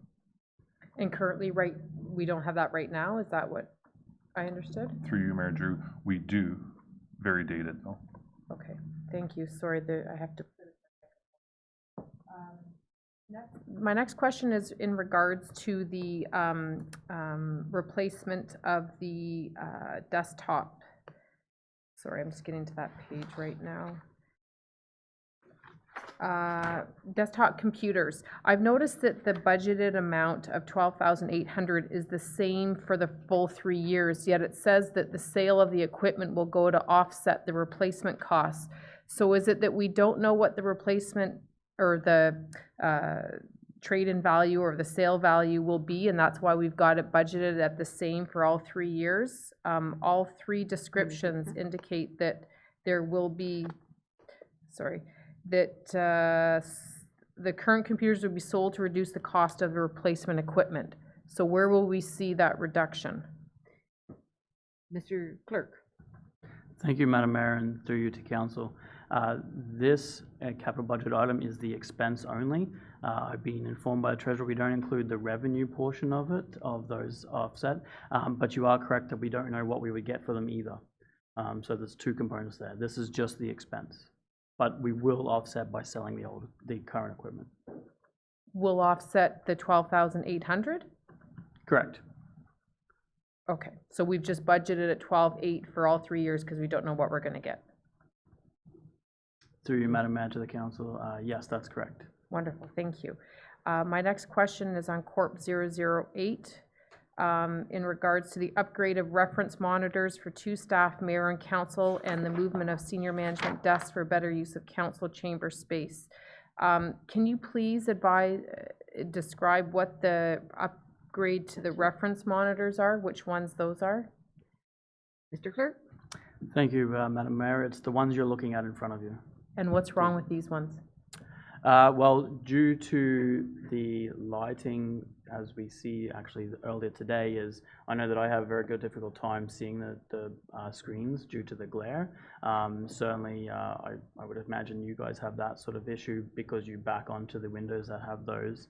The light coming through, so the new monitors will greatly reduce that, and that's part of the reasoning, and it's just to basically update and modernize some of this equipment as well, which is obviously very old equipment. Thank you. And in respect to the movement of senior management, is that based on a specific request or need or desire? Or why are we moving them? I like looking at their faces. Mr. CAO? Yeah, through you, Madam Mayor. So the thought of moving senior management came forward when we upgraded the camera system so that we have better quality for our viewers. And in that, more of the room was visible. And what became really apparent was you're looking at the public that are watching through the YouTube are looking at the back of the heads of the directors. And then it just turned to mind the fact that the directors also have their backs to the attending audience and provide almost a physical barrier to the openness of the room. And if the desks were broken and moved to the side a bit and tilted in, would be like more inclusive and provide direct, access to the public. The public, when coming, doesn't have to walk around these desks, come up here. So it was just, in summary, it was to improve the public interface with council and staff, make it more open and more receptive in terms of how the seating is occurring. Thank you, Mr. CEO. Maybe I can't visualize it, so we would split the desk in half theoretically and then have it like a double arrow? Yeah, so thank you for the question. So we do plan to bring a report to council before we go ahead that lays this all out and get your feedback. But we needed to get, we wanted to get something, council to consider a budget approval, didn't want it to come forward as an unbudgeted matter. But the idea would be to take, you can see the desks are almost split, there's 3 and 2. We put 2 over here, kind of an extension of where Councillor Brown is, but tilted in a bit. Okay, and this one, Sanders' desk would move back as recorder, and that desk would come around almost tilted in an extension of Councillor McDougall, and then that would leave an openness to the public that could come right forward and sit at these desks. And you wouldn't, when our directors are speaking, they wouldn't have their backs to the audience on camera or those that are here in person. Thank you, you'd be looking at them from the side. Thank you. And Mr. Clerk had something to add. Just to add on to that, if the desks were to move that way too, this room is sometimes used for public information centers, sessions and things like that nature. And to move those desks out of the way provides, removes a barrier for someone who could stand out there and sort of speak to the crowd that way, rather than having those list of desks. And that was just another sort of idea behind the concept as well. Thank you, and through you, Madam Mayor, and I mean this with the utmost respect, but I'm looking at a lot of empty seats in our audience, which typically happens, and staff is typically presenting to council their reports. So this would be a nice want, but not necessarily a need as far as a restructure. Anyways, we know how many people attend our council meetings, so I don't need to go over that, but. And if I could, if you could just think also that this room is used for all other purposes also, and regularly, and this barrier exists in that sense also. That I could probably understand a lot more than. Mr. Clerk, do you have to add? Just to add to that comment about the wants, there is actually a need in that sheet, and that's the HVAC system. That is a need. With our new system that we have in the closet over there, that includes some on-site backup systems. Our manager of IT did identify that during the summer, that room got quite hot, and that's obviously not good for the IT equipment. So just on the wants and needs comment, the HVAC system is a need. Thank you, Mr. Clerk. So this has nothing to do with a certain fire chief wanting it cool in here all the time. It's an actual need for the equipment. If I may, one further question on Corp 009 on page 27.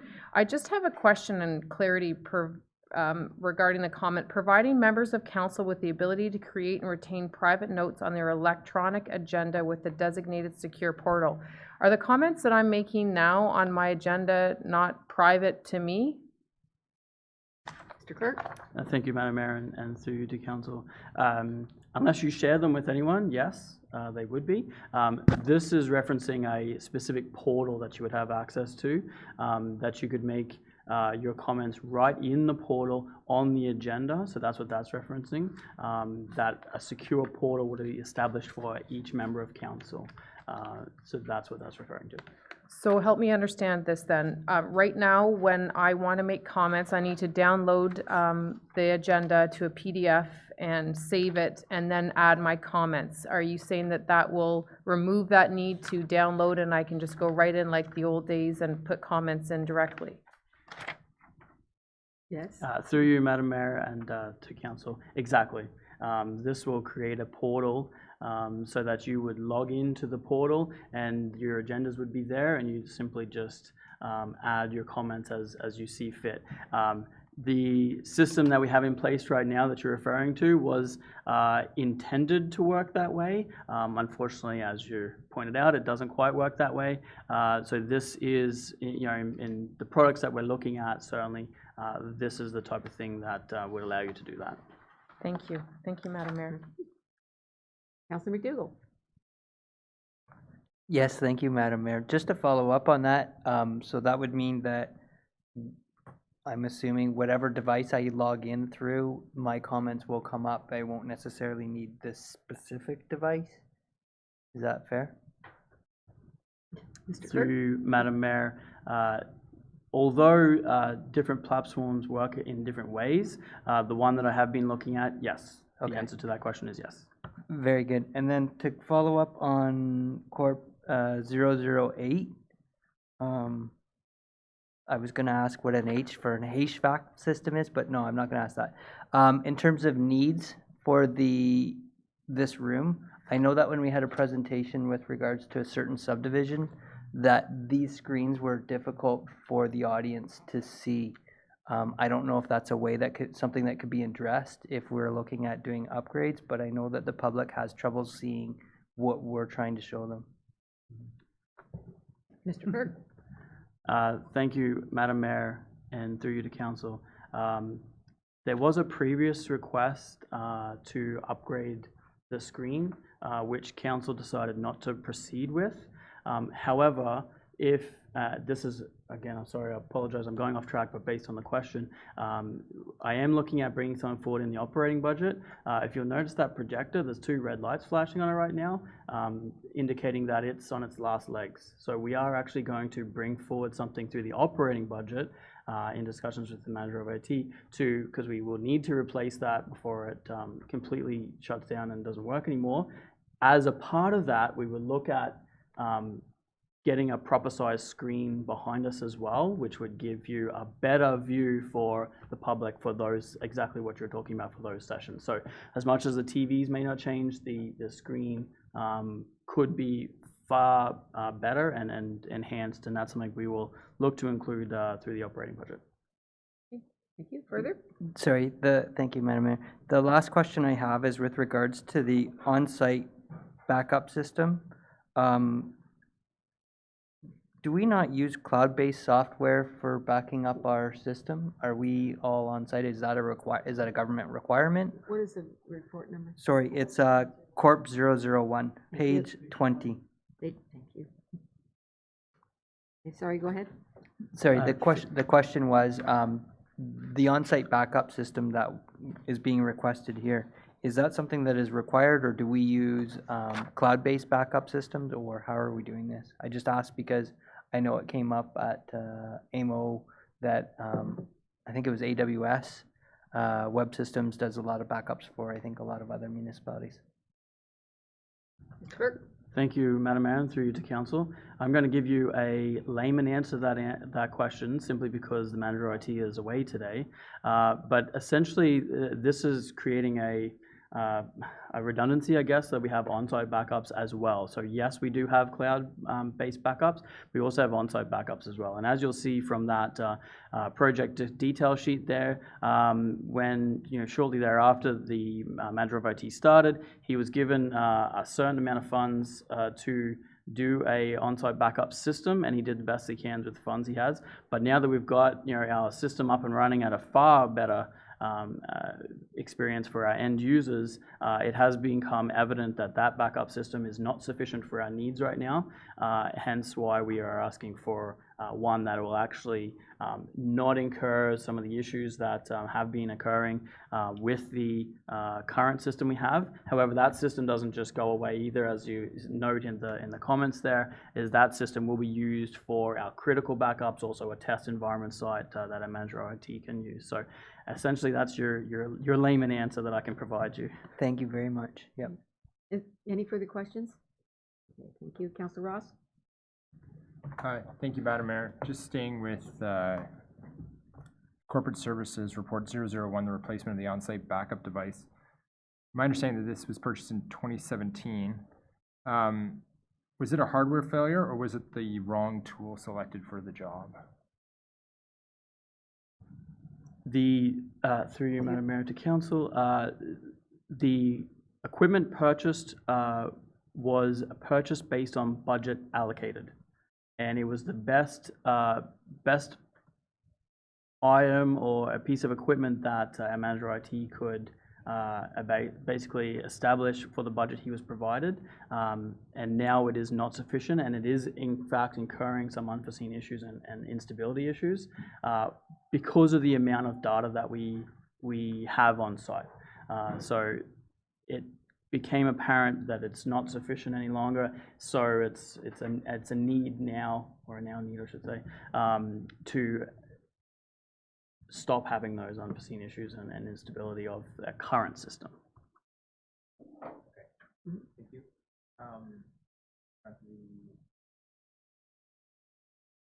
The fire hall, the chief. Pardon me. Is it ever that the fire hall is completely empty? Or is it always manned by, you said, one female at some points?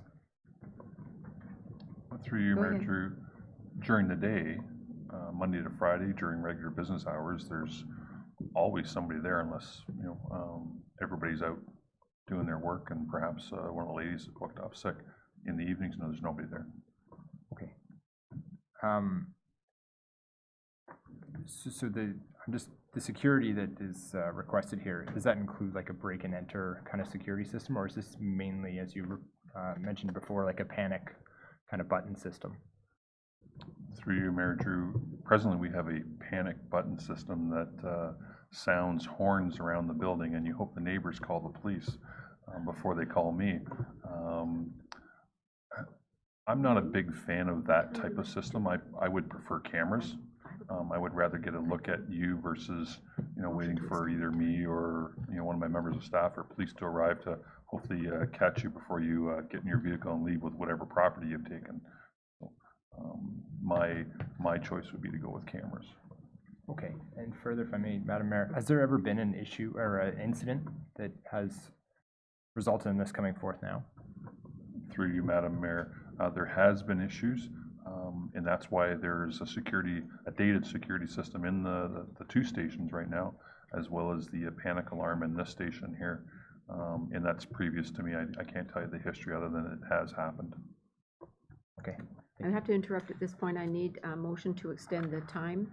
Councillor Watton, Councillor Kiesebrink, how much time have we got? Like, okay, we can just extend the time.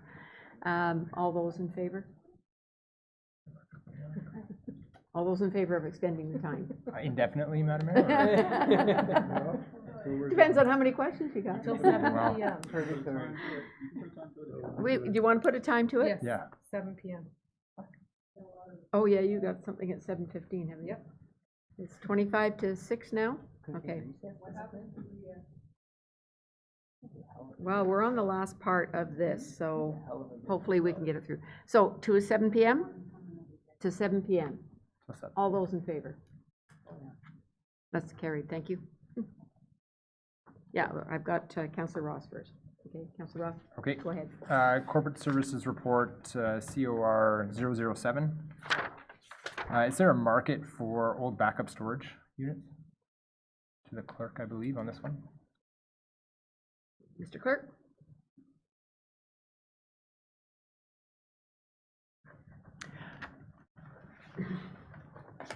Yes. That's again my layman answer. Without the manager IT to provide more details on that, honestly, I'm not 100% sure, but is there a market for it? Yes, with some equipment there is. It depends on like how old it is. I know that we tried to sell just on a different item, but we did try to sell some of our old SIG client systems, which we couldn't sell. So it really depends on the item. That we couldn't sell. This may be something we can, but that's the best I can do, I'm afraid. Okay, you may not be able to answer this one, but if there is a market, why are we replacing them every 5 years? Is this an aggressive replacement strategy, or can this be pushed out to 7 years, perhaps? Mr. Clerk? Thank you. Through you, Madam Mayor, to Council. This is the standard. This is a good practice standard. That's what I understand. So this is the standard for upgrading this type of equipment. It's good for 5 years, and then you need to look to upgrade. So we're keeping that in mind with that, because we don't want to get into the situation where it gets too old. But not specific to this item, but certainly with the desktop items, I know that the cycle there, the intention was to get that sold at around that time, because we could actually get some money for it. So as much as I don't have an answer on that specific device, I know that the desktop idea was we could actually get some funds for those devices. So that's where the cycles. But yes, you are correct that when that time comes up, it will be reviewed at that time to see if we do actually need that equipment at that time. Again, just because I've I guess I'll focus a little bit more on the desktop replacement, is the manager of IT has already stated to me that we may not need to do it in 3 years' time. It all depends on how those systems are operating. So it'll obviously start from like the heaviest users. So point being is it'll be reviewed again in 2022 before this budget is actually approved of whether we need to do that. And that's the same for the desktop replacement as well. Okay, thank you. Corporate Services 008. A lot of these have already answered, but I know in April of this year we had a council meeting report that was brought, or a staff report that was brought forward in regards to council chambers AV upgrades. And granted, it was linked to the provincial funding, but that wasn't endorsed by council. And I'm wondering, of this 15,000, what portion is for the HVAC system, and what portion of that is for the actual monitors and rearrangement of the chambers? Mr. Clerk? Thank you, Madam Mayor, and through you to council. I believe the HVAC system is in between the 6,000 to 8,000 range. So about half of that, I believe, is the HVAC system. I recall that. So then the rest would be the other items. So in moving the desks, so there's a cost there, but then on top of that, there's also running the cabling to those desks. As you can see right now, they're not cabled for any power there. There's no hydro there. There's just an extension cord run there right now. So on top of running data, there'll also be hydro extended there too. So that's part of the cost. But $8,000, I think, was the range for the HVAC system. I think there was an amount of maybe $2,000 for screens, and then another, I think it's 15,000, correct? Yeah, and then another 5,000 for moving of the desks, recabling both data and hydro to those desks, and the screens are 2,000. Okay, thank you. Is there a reason that they were combined for this one report as opposed to being split up, given that they're two separate items? Simply because it's all within council chambers. So that's the reason for putting them together, is that it was all sort of renovations occurring in this room. That was simply the reason. Okay, thank you. Just last two questions in regards to Library Report 003. I want to be inclusive and involve Amy in the conversation here. They're quick questions for you.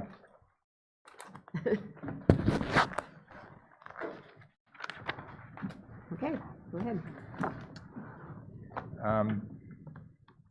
The makerspace, this is Library 003, which is on this year's budget of $20,000. When it was brought up a couple of years ago, you said that we weren't quite ready there. There was discussions about bringing it forward to the 19 budget. Are we ready to go ahead with this now? And if so, is there a best practices out there that someone is already doing this that will be modeling our makerspace around? Through Madam Mayor. Last year when we discussed it, I believe it was always intended to be a 2020 project, and it was on the extended capital list, but there was some discussion last year about pushing it forward to 2019, and I said that I wasn't prepared to do that at the time, but it's part of the Library Board's technology plan, and it's always been slated for 2020. There are a number of makerspaces throughout the Durham region right now. The best practice currently in Durham region is at Pickering, but we've spent a lot of time already planning this. So we're quite a ways into the planning already in anticipation of getting funds in the 2020 budget to proceed. Okay, nothing further?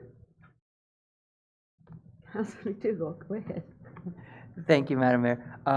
While Amy is here, I just have a quick question, which is, how come there's no needs for the library after 2022? Through the mayor, we have we had a technology plan that had a whole bunch of capital requests in it, and that's why they've been framed on this plan. The current board hasn't yet looked ahead beyond that for a capital forecast. So it could be that there are needs beyond that, but at this moment, we haven't identified needs beyond the ones that are in the present forecast. Okay, thank you. We'll be looking at over the next year. Anything further?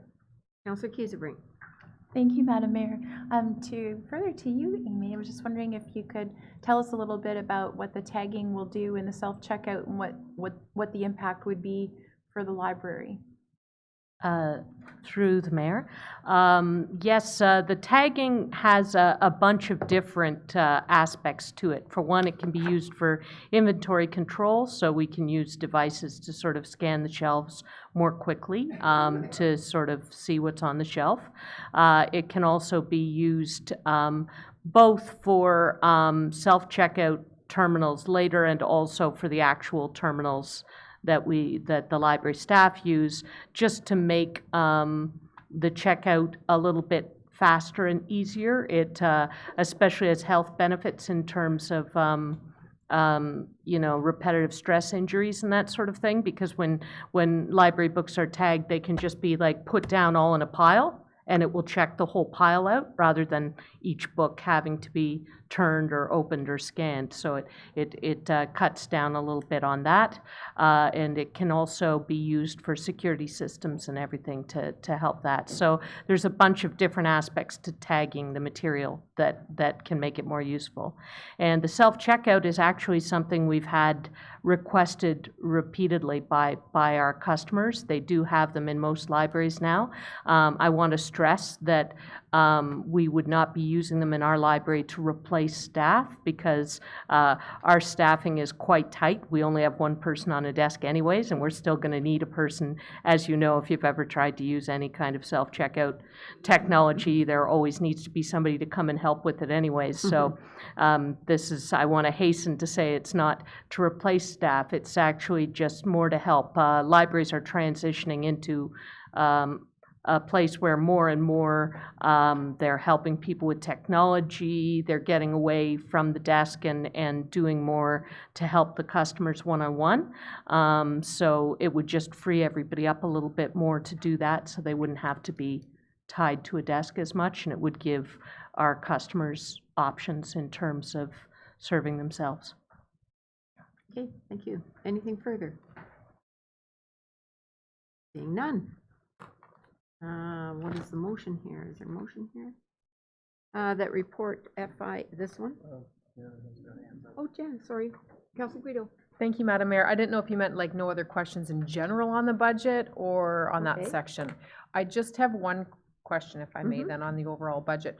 I noticed based on last year's to this year's budget, and I really don't want to bring up a can of worms by any means, but I don't see the animal shelter buyout in the forecast at all.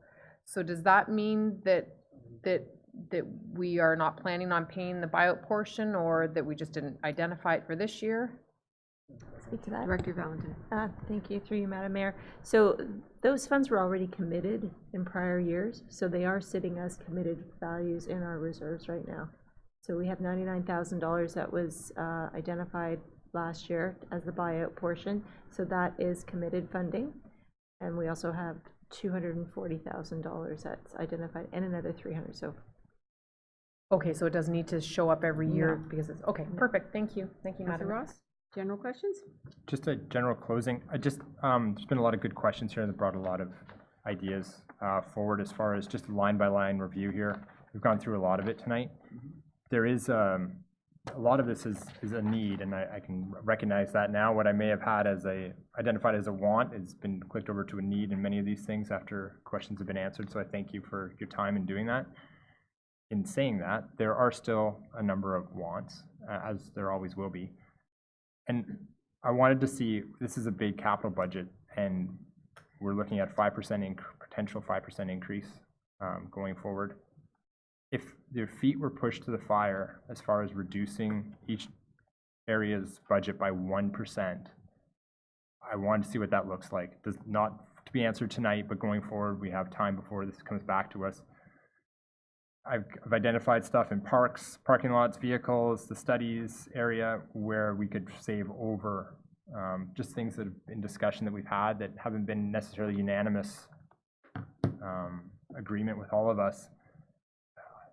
Just giving direction forward, if that would be something that everybody would look at and saying, how do we reduce it by even just 1%, which is, you know, to the tax base and to everybody else would be significant. So it was just a closing statement. Okay, thank you. Mr. CEO. If I could, Madam Mayor, I'm not quite sure what's being suggested. Maybe we need to just give us a little more explanation. Sure. I think this has been a good process. Everyone's had time to go through with various directors as far as concerns here, but I think now that it's been fleshed out, a lot of these line-by-line items that have come up, right now I don't know what you're leaving with that's going to change from now until we're back in these seats with this in front of us. There's been a lot of clarification, but there's still a lot of wants here. As opposed to making motions at this time to amend this, I think there's still a process to go forward with public consultation and then back here. And I'm interested to see what the public has to say about it. But there's things here that I personally don't feel I think we need to trim this down, and I think we can find it within this without making major movements on those things that, as was brought up before, that we are legally responsible for, those things that are in the best interest of the community. But I think there are some things here that are a bit of a flag saying, well, this is a nice to have, but we don't need it. So I would like to see going forward that we do have a review of this so that we're not looking at the exact same thing when it comes back. And perhaps that's, Councillor Watton went through it at the beginning of what's the process, what's the next process, what do we expect after this public consultation? Are we gonna see the same piece of paper in front of us? Or maybe you could explain how it's going to change after the public consultation until we're back in these seats. First of all, may I ask how much of this capital budget is actually going to be put on the levy? Thank you, Madam Mayor. So just the budget allocations, so the 3% for roads and then the 0.5% for vehicles and 0.5% for building. That is the amount that's going to be a budget allocation that is going to impact the tax levy. So the operational budget is the one that affects the tax levy more. Right. Correct? This is, remember the slide deck. 61.2% comes out of reserves, other contributions 22.2%, and grants 16.6%. So the only thing that's actually coming out of the levy is what has been identified as the 3% for roads and infrastructure, and 0.5 and 0.5 for buildings and what was the other one? Vehicles. Yes. Okay. So just with that understanding, Yeah, perhaps you can answer. Thank you, Madam Mayor.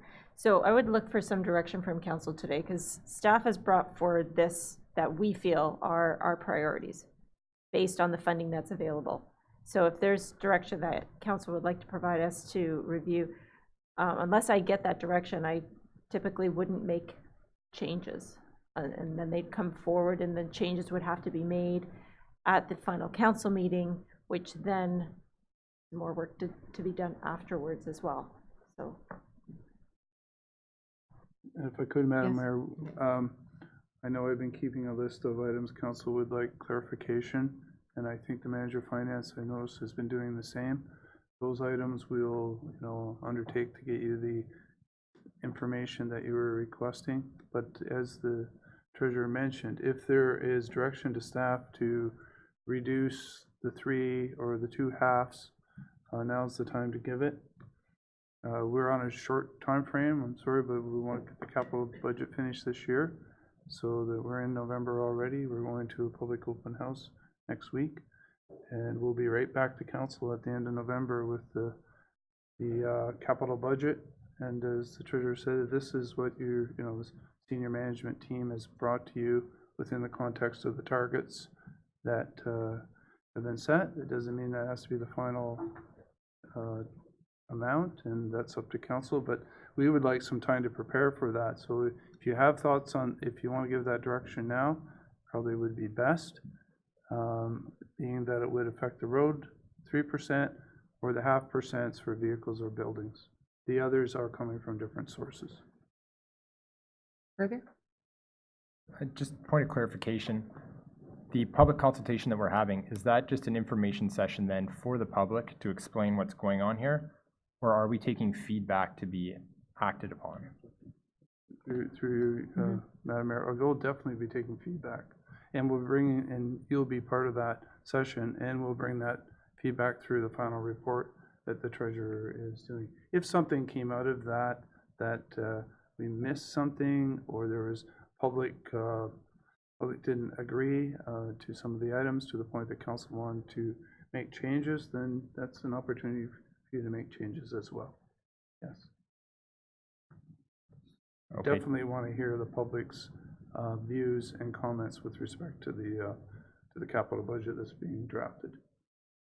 Okay, so after that public, through you, Madam Mayor, after that public consultation, assuming council's there, at what point do we have to communicate back to staff in regards to those changes after what we've heard that night? through you, Mayor.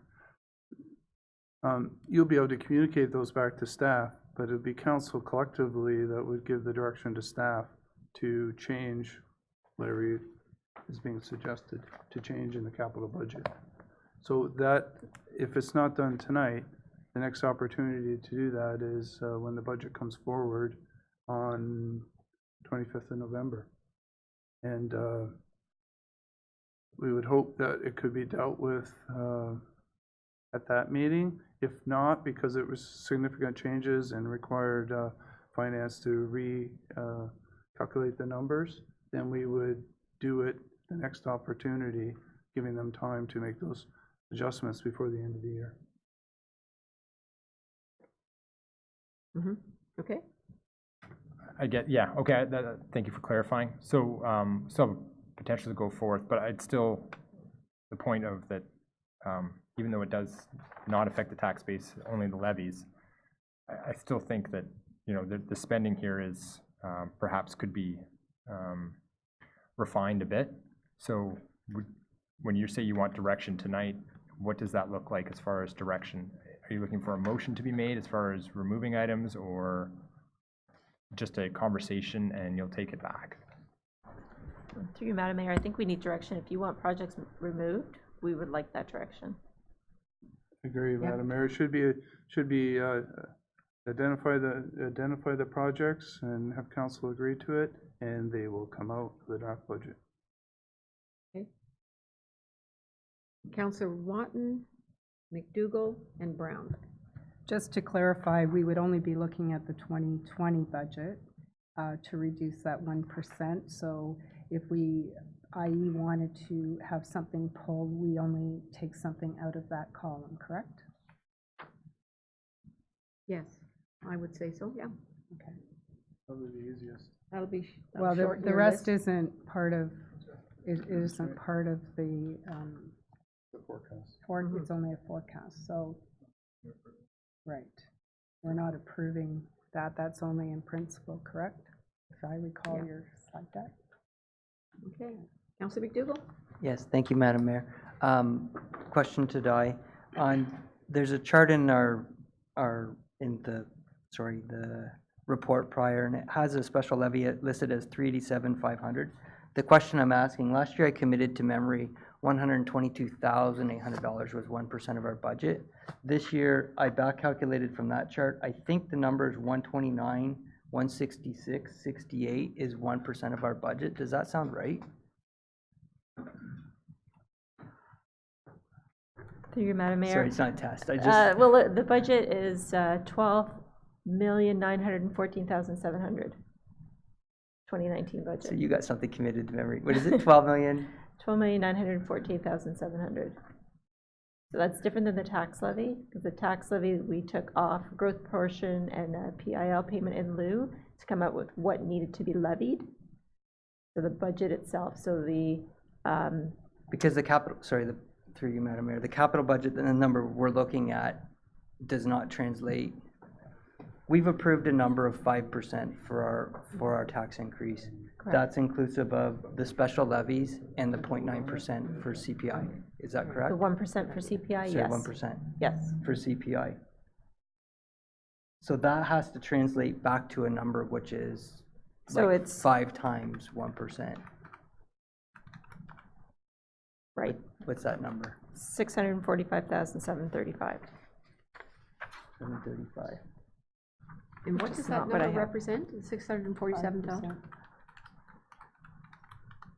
That's 5% on the tax levy. Okay. On the budget. Sorry, through you, Madam Mayor. So what is 1% of that? Divide that by 5, sorry. Thank you. 129,147.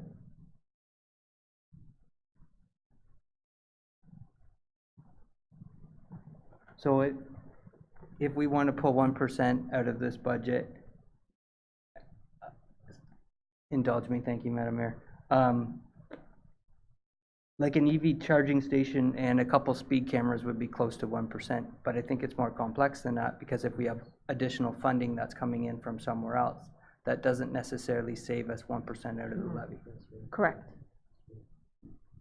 So you actually, to save 1% out of the levy, you actually have to select projects that are coming directly from the levy. So you may actually reduce your overall spending.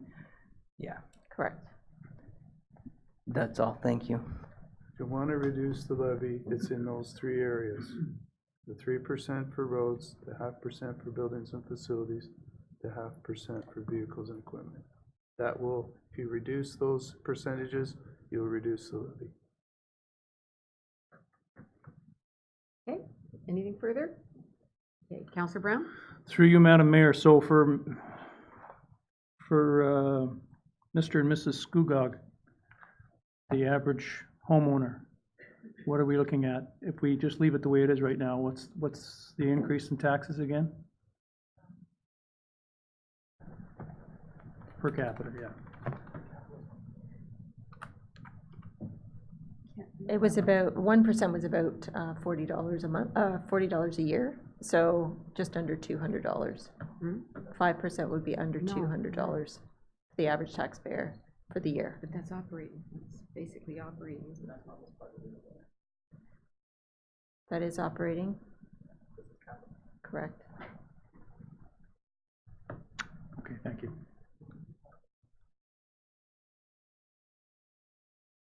Okay, anything else? Well, I have I one would, question. I'm sorry, Counselor Watton? Just to make it really simple for clarity, if we wanted to reduce it by 1%, we could take one road off, correct? I.e. say, and I'm only because it's at the top of the list, Portview. At 215. If you wanted to reduce it by 1%, would that, am I correct in that? Roads levy. If it's roads levy, yes. Okay, just before we go through to make recommendations, that's what we would have to, and not necessarily that road. It could be, you know, anything. You picked your fight now.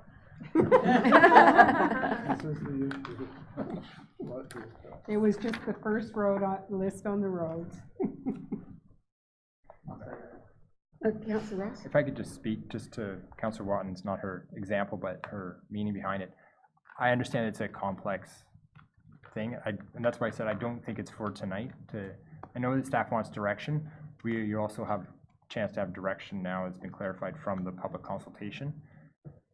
There's been a lot to process tonight on each one and each funding source going ahead, but there's still, I think everybody here, I'm sure we won't all agree on one of them, but there's been items that have come up that are, well, do we need that right now? And I think that we have a responsibility back to the community to make sure that we have a chance to digest this and to give our feedback to you as to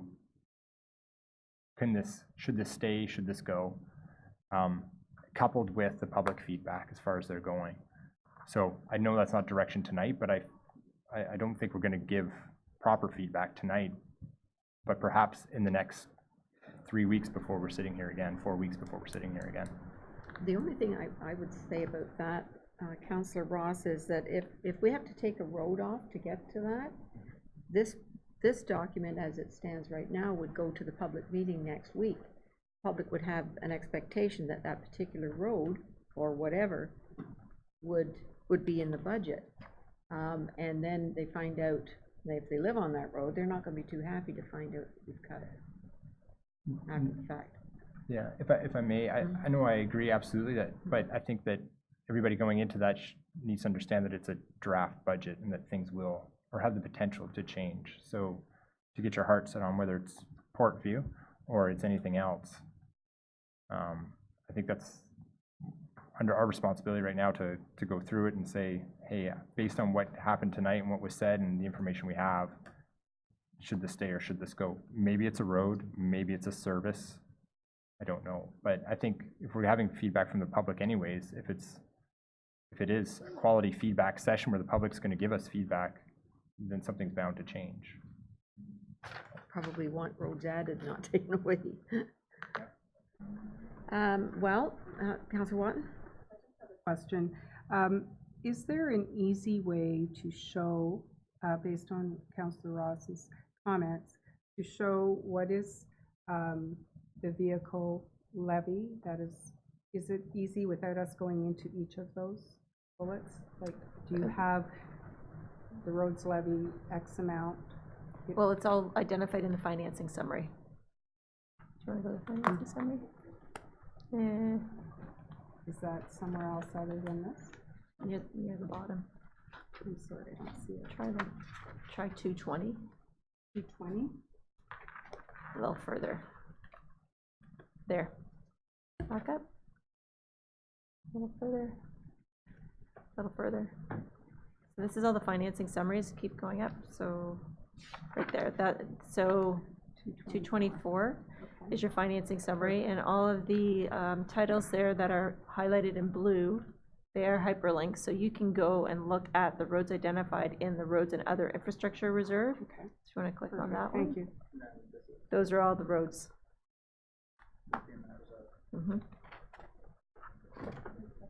And that, what page? 25, no.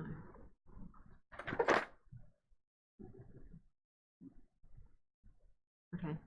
And if I could, Madam Mayor, and if councillors have items they would like, other items other than the three categories that we're talking about removed from the budget, then I would like them to put that list together and bring that forward so that can be voted on by council. Just, you know, put your list together, put it before council, and then council will decide what to do with it. So you're talking about the November, what's 24th? Yeah, November 25th meeting. Okay. Yeah. So you'll find the information you need at the end here under financing. So we're looking, you in particular, I guess, are looking for 1%. So you're looking at 129,447. Okay, so if anybody is supporting that 1% and wants to then start looking, and we will, and hopefully, Director Valentin. If I may, thank you, Madam Mayor. That will have a domino effect, just so council is aware. We will only be looking at 2020, but the way that the subsequent forecast has been built is 3% on top of the budget each year. So if you're taking down this budget by 1%, it will impact, it will have a domino effect. So just like you to keep that in mind. Also, depending on the number of changes, the new agenda for that council meeting is the Wednesday before. Looking at timelines, the budget meeting is the 13th, which gives me a week, not quite a week, to make any changes. And I would be concerned if there are significant changes that it might not be approved on the 25th. Just want to make council aware of that. If I could, Madam Mayor, I think that what I was suggesting is that have the public session, council bring their changes to the 25th. The budget will, I can tell you, if there are significant changes, will not be ready to be approved on the 25th. And we will, as staff, go away with those changes and then bring back the budget with those changes, which hopefully will be before the end of the year. And we'll have to evaluate the extent of the changes and whether it can be done in that time frame. So the three sections that we would be looking at are the roads and sidewalks, in order to get it down by the 1%, right? Yeah, roads and sidewalks and facilities. And building facilities and vehicle equipment. Okay. Roads and infrastructure, building and facilities, and vehicles and equipment. Yes. Thank you for point of clarification. Thank you, Madam Mayor. The other areas would pull down the budget, but not as much because they're, oh, they won't pull down the levy. They're not on the levy. Okay. Okay. Okay, everybody in agreement with that? Councillor Guido. Thank you, Madam Mayor. I just have a question. Have we, Director Valentin, have we decided on the format for the open house? The only question I'm asking, reason why I'm asking is if we are relying on that the public comments are used for decision-making or removal of items or consideration of items. If we're not privy to all the questions being asked and feedback being given, how will we know what the public has provided us for this feedback? Will there be sheets that we could, that the public can fill out with their comments? And I guess the individual boards that are around the staff that is manning that, will they be taking the comments down too, and the questions? Thank you, Madam Mayor. We've always had a comment sheet available. There have not been a lot of comments in the past, not a lot of people that attend. Hopefully that changes, but we will, I can provide more comment sheets and things for people to fill out. And online too, that there be available online? Probably not. Is our capital budget online, and is there an opportunity for people to The comment? capital budget is online. I don't have anything available for comments. I don't have a comment portal, unfortunately. Maybe could we put up the same sheet online that we use for the public at the public meeting? I guess I could try. So, Madam Mayor, have we decided on the format though for Yes. the present? So it'll be a presentation. Yeah, I think it was. I don't know, maybe you were out of the room at the time that we Thank did you, address yes. this earlier. Thank you, Go ahead. Madam Mayor. So we would do a formal presentation and then questions would be around the room. So I know I appreciate the format. However, as a counselor last time, I felt like I was eavesdropping on conversations when it was at board sections. I felt out of place just entering into a conversation, and Councillor Brown may have been having a conversation at the Parks Board, and I would not have known the questions, comments, feedback, concerns that the residents were provided in that section. And Councillor Watton may have been over in the Development Services area, and I'm not sure what those comments would have been. And again, I stood there and I wasn't sure where I was supposed to be and how I was supposed to hear the feedback. And I do trust that the feedback is taken, but I don't know where it goes from there as far as coming back to us to say that, you know, we heard this consistently on our board or at our section. And I just fear that we're losing that connection with our residents if we're not hearing their questions. Mr. CAO? Yeah, Madam Mayor, understand that comment, and what we found over time doing these is that there's actually many people that will not stand up and give their comments, who feel more comfortable in the room one-on-one with a staff member or at a board to discuss their feelings about the budget. I think we found we got more feedback that way. In the open session, those that are afraid to stand up and speak and ask their questions don't ask their questions. And what you end up getting is really some people that are looking for an opportunity to get on a bit of a soapbox and get their point of view out, point of views that we have a pretty good idea of what those point of views are already. And in the event, that's the format that we were planning on, finding that it gave good feedback, maybe not in the sense that you're looking for, Councillor Guido, but we did get good feedback, and we summarized that feedback in our report back to council.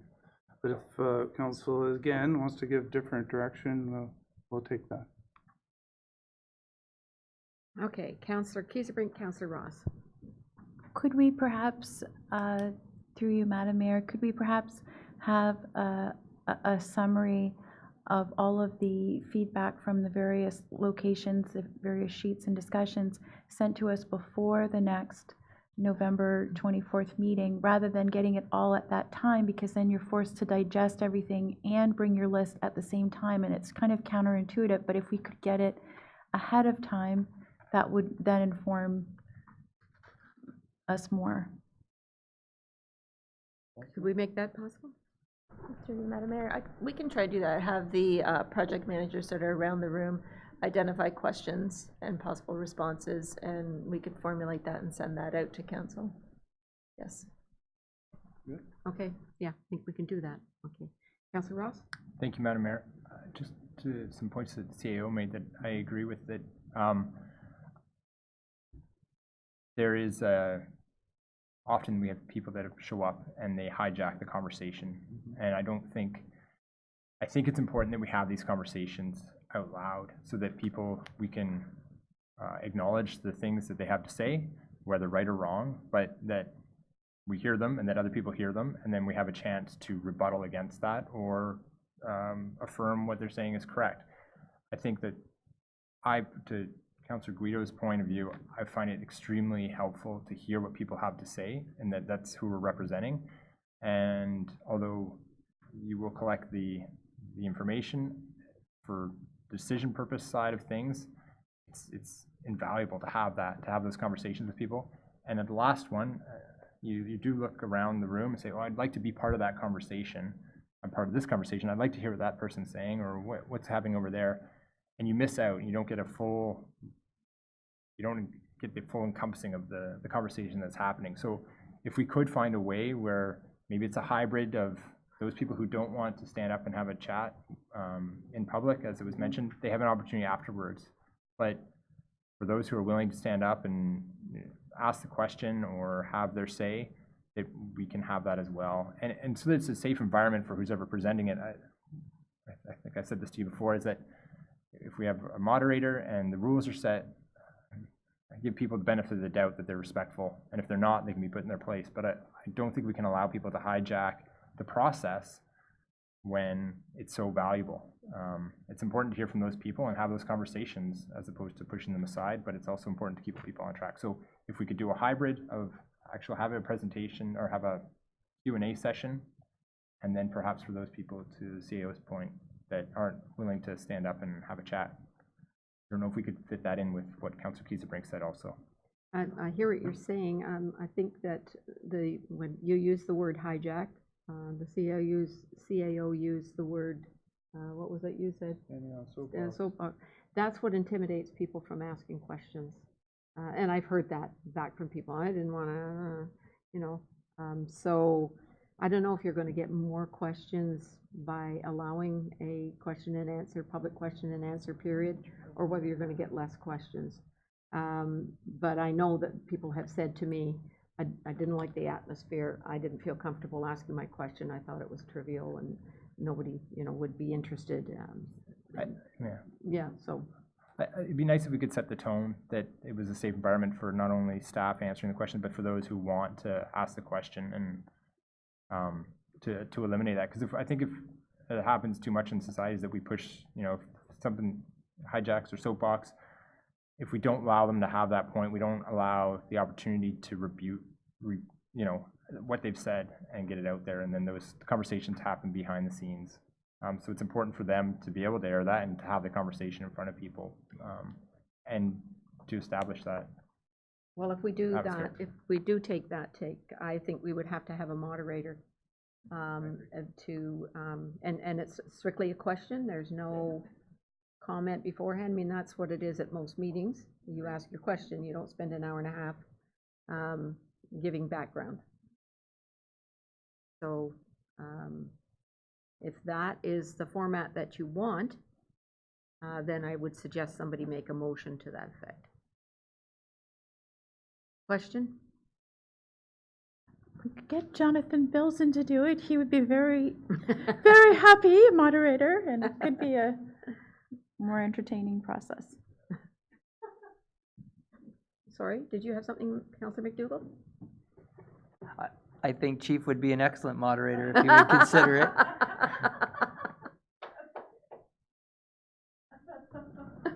Comment? Through you, Mayor Drew, for a butter tart or two, I'd do anything. Half dozen. Councillor Guido? Thank you, Madam Mayor. Then I would like to make the motion that for our budget, the capital budget open house, that we do a budget presentation followed by a moderated question and answer period with the invitation that afterwards, those that did not want to ask questions in the public format are invited to go to the separate boards where they can have their one-on-one conversations. Moderated by the chief in payment. If you could No? leave that to us. Okay. I'm Yeah. not sure chief is the right person. Okay, then I will leave it at that. Seconded by Councillor Watton, Regional Councillor Watton. Any comments or questions? Councillor McDougall? If the chief doesn't moderate, do I still own butter tarts? Yeah, I think after tonight you do. Yeah. Any other questions? Okay, all those in favor? Okay, that's carried. We will get a moderator, for sure. Okay, now we all set? We ready to move on to the rest of the agenda? Or no, we've got that motion first, Corey. That report number FIN 2019-026, draft 2020 capital budget, 2021-2024 capital forecast be received. Councillor McDougall and Councillor Guido. All those in favor? That's carried, thank you. Okay, so we move to the consent agenda. Any reports that, before we move on, I want to thank Council for their excellent questions. I think we've given this a thorough review, and I really want to thank staff for their diligence in getting this capital budget together. I know that it has taken weeks, probably not months, to do this, and I know that you've all worked very, very hard at this, and we really do appreciate all the thought that has gone into this process. So thank you, thank you, thank you very much. And now, we will move on. Okay? Rest of the agenda. Yeah, the rest of the agenda. So we have none polled. I don't know whether this was circulated before. Okay. So we have 9.2.2 down to 9.2.8. Are there any of those that you want pulled? Councillor Guido? Thank you, Madam Mayor. 9.2.2, 9.2.4, and 9.2.6, please. No, what about 8? 2468? Do you want me to? No. No. Okay, any others? 2, 4, and 6. Right? Yes. Any others to be pulled? Seeing none. All right. Motion on the rest to accept, what's the wording here? I got it here. Okay, that the items, sorry, Councillor Kiesebrink? We do have a 9.2, 4, 6, and 8. Yeah. Are there any others? 9.2.7. Any others? Okay, then 9.2.3 and 5. I have a motion to receive, and what is it? What do I gotta do? The C is an approve. Receive and approve. Councillor Ross. Councillor Watton. All those in favor? That's carried. We'll move to 9.2.2 on page 248. And Councillor Guido, you pulled that? Thank you, Madam Mayor. I just have a few questions regarding the additional accessories that are now added to this. On page 3 of 4, it advises that by purchasing the accessories, it'll lower the cost rather than having it contracted to others. And sorry, my screen just split, so I can't really read it all. But number one, do we have the staff to be able to incur this additional workload? And if we do, what will they do? What will not get done in order for them to do this? Through you, Madam Mayor. So there's value to these pieces of accessories. We don't have any way of tackling a lot of growth from our trees that are intruding onto the road. So what this would do is it would utilize that piece of equipment through the winter as well, rather than store it through the winter months. And this would be used during the winter in the one-offs between the storms, because we could definitely tackle a lot of brush during that time of year. It's actually better to tackle it during that time of year. So you won't need extra staff. We could utilize what we have in between the storms. It wouldn't completely eliminate all the issues that we have, but it just gives us that extra tool that now we can tackle. Thank you, Mr. Frasca. So do we know approximately then what we would be saving by not contracting this work out, by doing it in-house? I don't have exact numbers. That varies from year to year, depending how much freezing rain we could have. We could run into a lot of issues where we're depending on the contractor. Last year, my operating budget was completely used almost, or pretty much, for contracting. This year, it's been favorable. We haven't had many windstorms, so there's no way of gauging how much I can use, but it would definitely provide some kind of significant savings. I just don't have the number. Thank you, Madam Mayor. Okay. Councillor Kieserbrink? Thank you, Madam Mayor. We're super excited about the Great All. That tilting and telescoping boom is going to be amazing, and it will allow one person to get a lot more work done, especially for cottage communities, the smaller roadways. You know, getting in there and getting that ditching done is amazing. I'm just wondering what happened to, like the public works system was supposed to be 50,000 of that grant that we got from the government, and then there was supposed to be 150,000 for the software. Because this portion of the Great All with those two, with the limb shear and the rotary brush cutter attachments, that's bringing our price up by a bit. So can we offset it? Have we had some savings in the other areas? Because I don't want to spend more than what the actual grant was. That was my concern. Director Coleman? Through you, Madam Mayor, to the councillor, there was another project originally identified out of the $725,000 for $10,000 that was eliminated by council. So we do have a buffer right now of $10,000. But that being said, we will try to be under budget for the other two projects too, so there could be additional savings. Sorry, I'm just not, so what's the status of those? Because they were supposed to be happening within this year. So I'm just wondering where we're at with those other two pieces. Mr. Frasca? Through you, Madam Mayor, I can speak to the radials replacement. We are in the process of going through a sole source report that would be presented to council. We were going through researching, finding costs and how many radios we can get, and if there were other avenues that we could take. So there will be a recommendation going to council for a sole source. Sorry, and the other project? Mr. Clerk? Thank you, Madam Mayor, and through you to council. With regards to the municipal software, RFP has been drafted. However, we are in discussions with Oxbridge about a possible collaboration with them also, so that is somewhat holding up the process at this moment. Just in terms of waiting to have that meeting.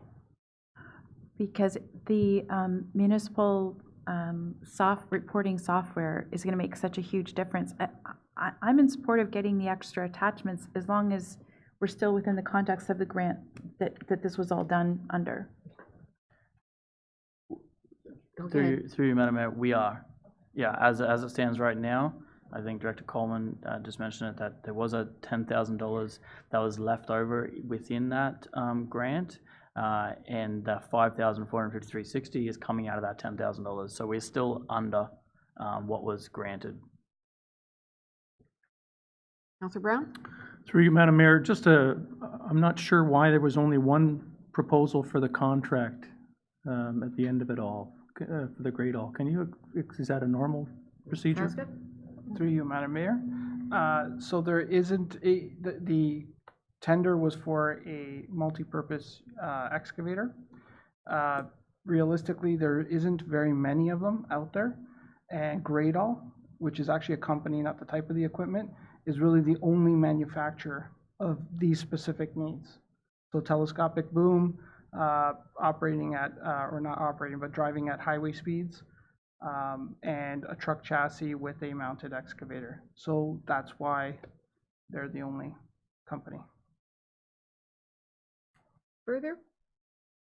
Okay, seeing none, could I have a motion, please? The recommendations on page 248. that the report be received, that the contract for supply and delivery of one multi-purpose, you're making the motion? Thank you. Seconder? Councillor Watton? Questions or comments? All those in favor? And that's carried. Thank you. Okay, moving on to 9.2.4, Councillor Guido. And that's on page 263. Thank you, Madam Mayor. I initially had it circled off that I wanted it pulled prior to Mr. Frasca providing us the kilometers on there. So again, I thank him for that. But I would like to ask for clarification as to what recommendation number 2 truly binds us to, or what we are voting on there, that the township follow the principles of asset management and prioritize maintenance and replacement of equipment through a long-term schedule. What is the long-term schedule, and what are we agreeing on here? Mr. Praska? Through you, Madam Mayor, we're looking for a long-term schedule that would see equipment leave or be replaced when required. We've had a backup of equipment, and which is why we're in this scenario right now where 2 pieces of equipment have to go. We want to avoid that for the future. We don't want failures. So this would be just like our roads, following an asset management plan where vehicles have to go at specific times to avoid any loss of service or any emergency purchases. So do we have that schedule? And I'm sorry if I don't recognize it in our agenda. No, we don't have that right now. Okay. Yeah, we're working towards finalizing a schedule. So what we would be voting on then would be that we support the creation of the schedule? That's right. Director Coleman? Through you, Madam Mayor, to the councillor, there is an attachment to a 5-year schedule, which coincidentally is exactly the same as what's in the capital budget. We would replace some of the equipment more often if there was additional funding available, but based on the funding we have, this is what we're recommending for a replacement schedule. Thank you for the clarification then. So if we're voting in favor of this, then that means we're voting in favor of this schedule for the next 5 years? I could, Madam Mr. Mayor, the recommendation doesn't reference the attachment. I think what we're looking for is to establish a long-term schedule that's consistent with the asset management plan, and that council support that principle moving Wonderful. forward. Thank you. So it's just supporting the principles, not committing ourselves to buying a truck in 2024. It's Committing to the principle, and we will bring forward through the capital budget a schedule, a 5-year schedule, Okay. which you have before you now. Yeah. Okay. Other questions or comments? Councillor McDougall? Councillor Ross? Thank you, Madam Mayor. Sorry, just if my mic was on. On page 267, when I'm looking at table 3, it has a construction equipment vehicles. I know that we're looking at purchasing, just for instance, I saw a wood chipper in there. It's typical for contractors who are doing larger projects to bring in the right equipment for the right job at the right time and then send it on its way when it's done.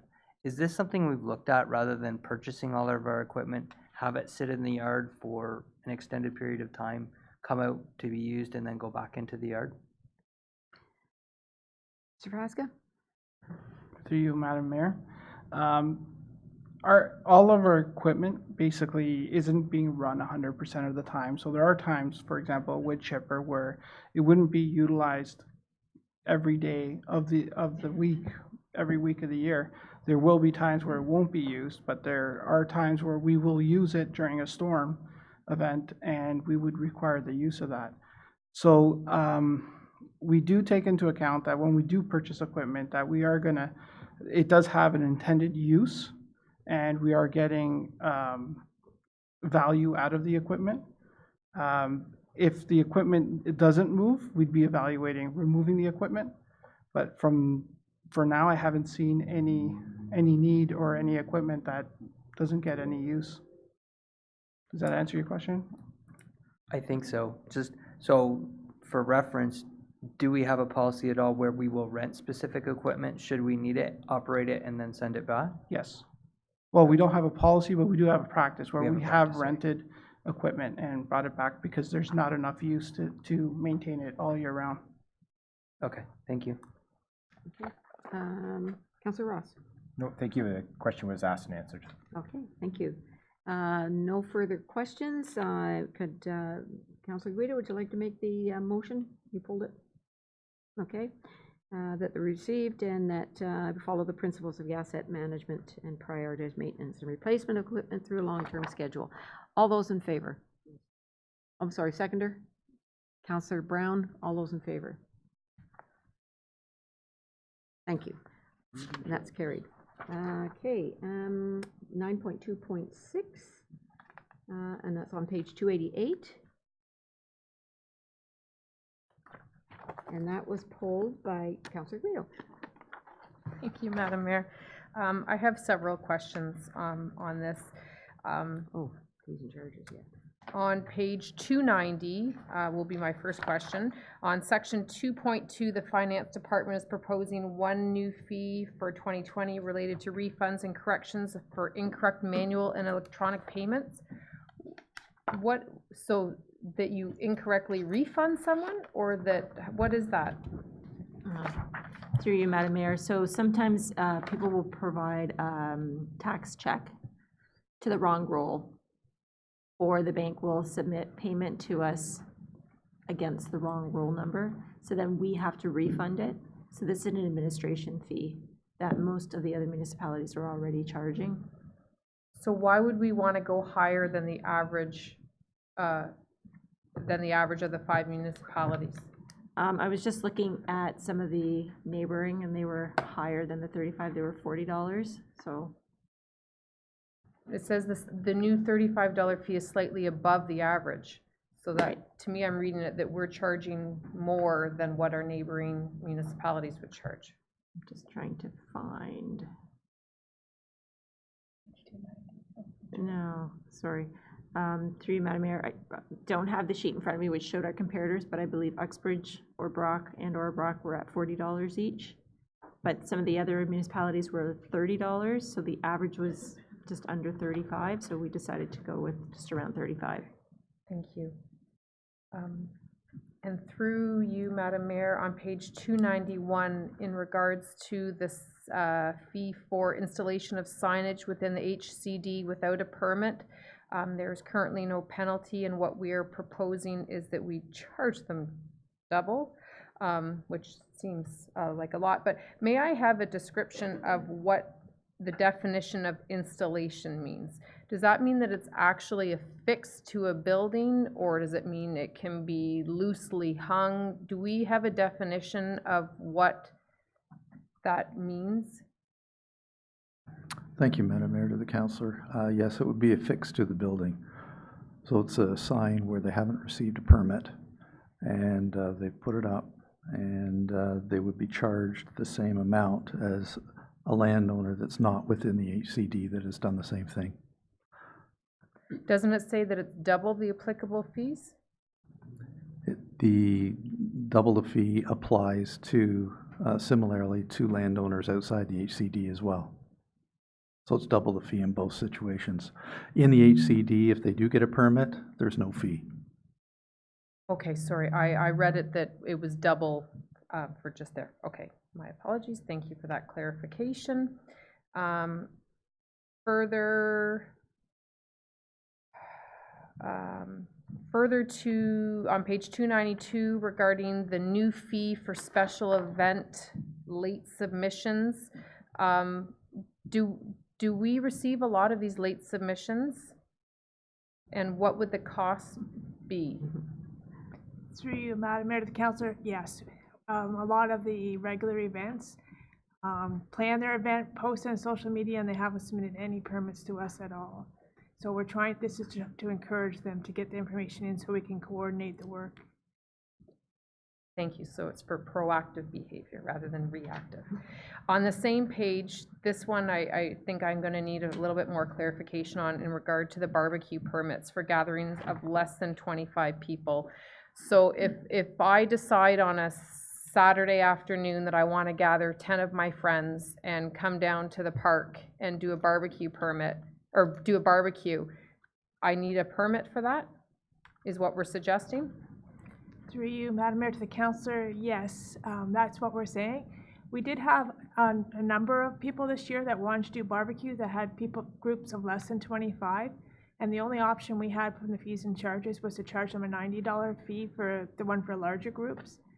And so this is a way that they can have a barbecue in the park, but have at a lower fee. And we can still control who has barbecue and who doesn't this way.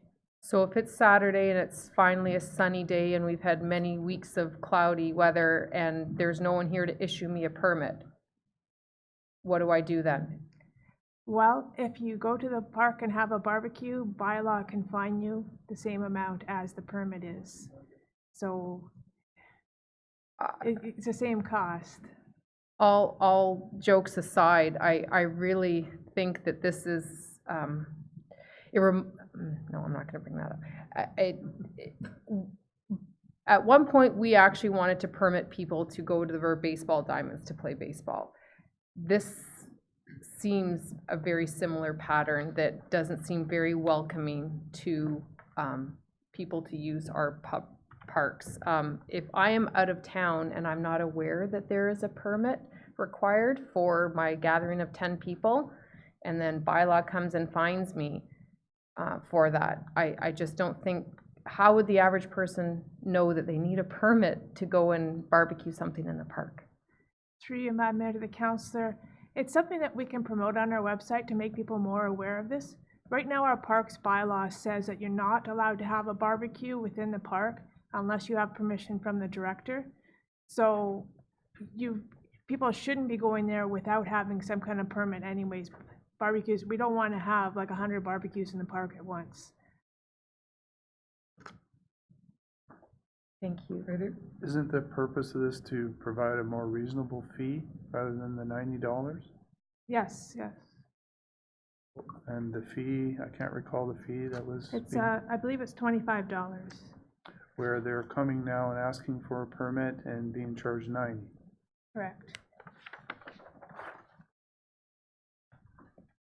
Okay, I'm gonna move on further. On section 2.5 on recreation and culture, there's a proposal for the fees for the ice usage for Scugog Recreation Center. This has nothing to do with the fact that my son actually plays hockey, but I think when this conversation came up a few years ago with the user fees, we are seeing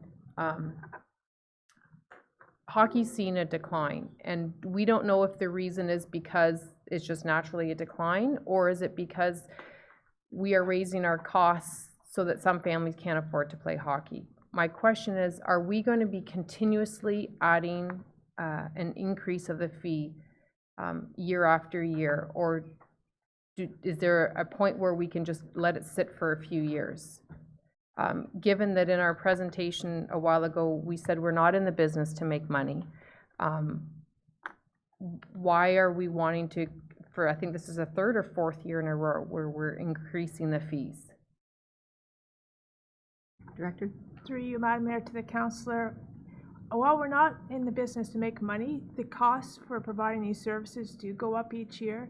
When we do compare them to other municipalities, and Uxbridge ice rate is still significantly higher than the Scugog ice rate. So it means people in the North Durham region pay a lot more in Uxbridge and then a lot less in Scugog, and we're trying to level it off. I'm really not sure if it's all that much. What is the exact difference between Scugog and Uxbridge? I have that, Carol.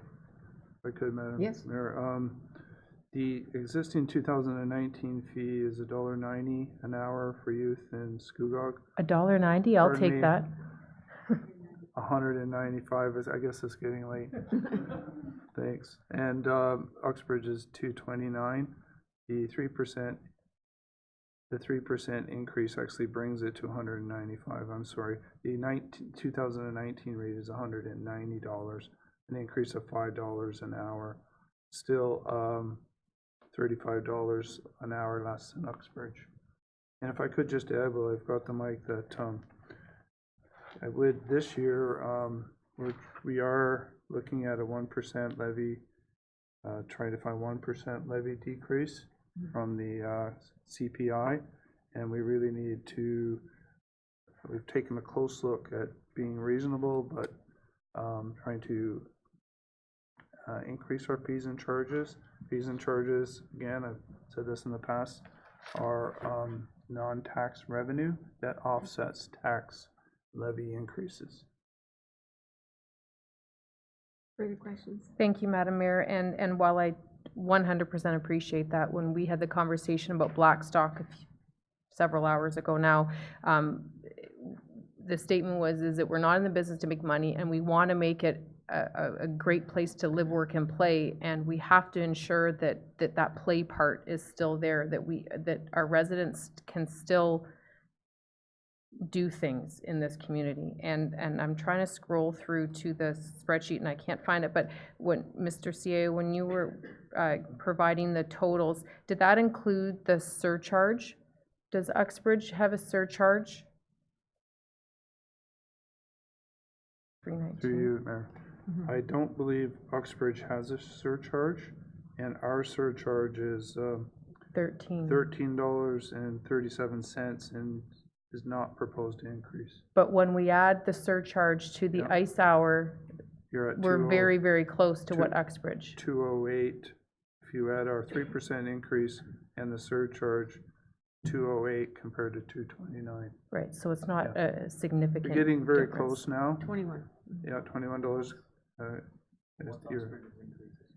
Don't know Uxbridge's increase, but I guess the other thing that we're trying to work towards a 70% recovery at the arena, and I believe, correct me if I'm wrong, Director Coleman, but I think we're around 63% now. Is that correct? That's what.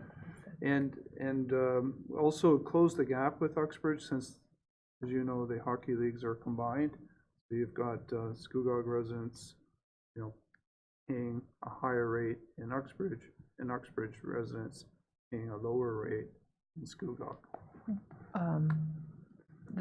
Well, I mean, we don't need to get into that now, but hockey, the price for a child to play hockey in North Durham doesn't fluctuate whether that child lives in Uxbridge or lives in Scugog. It's a set fee, and that's what it is.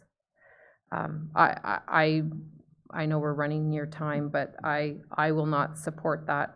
My last question is in regards to taxi cabs. I believe the last time we saw the fees and services, I had asked about Uber, and if we still needed to have, if it was included in there, or if Uber needs its own category or ride share program. Do we have any further indication as to what we're doing with that? Well, I'm putting up my hand. I'm tired. It's been a long day. Somebody recognize me, please. That is one of the options I believe that the region is looking at. The region is also looking at, I hate to say this, but the region is also looking at registering for safety reasons. Yeah, registering that and Airbnbs. Okay? So, yeah, there's your answer.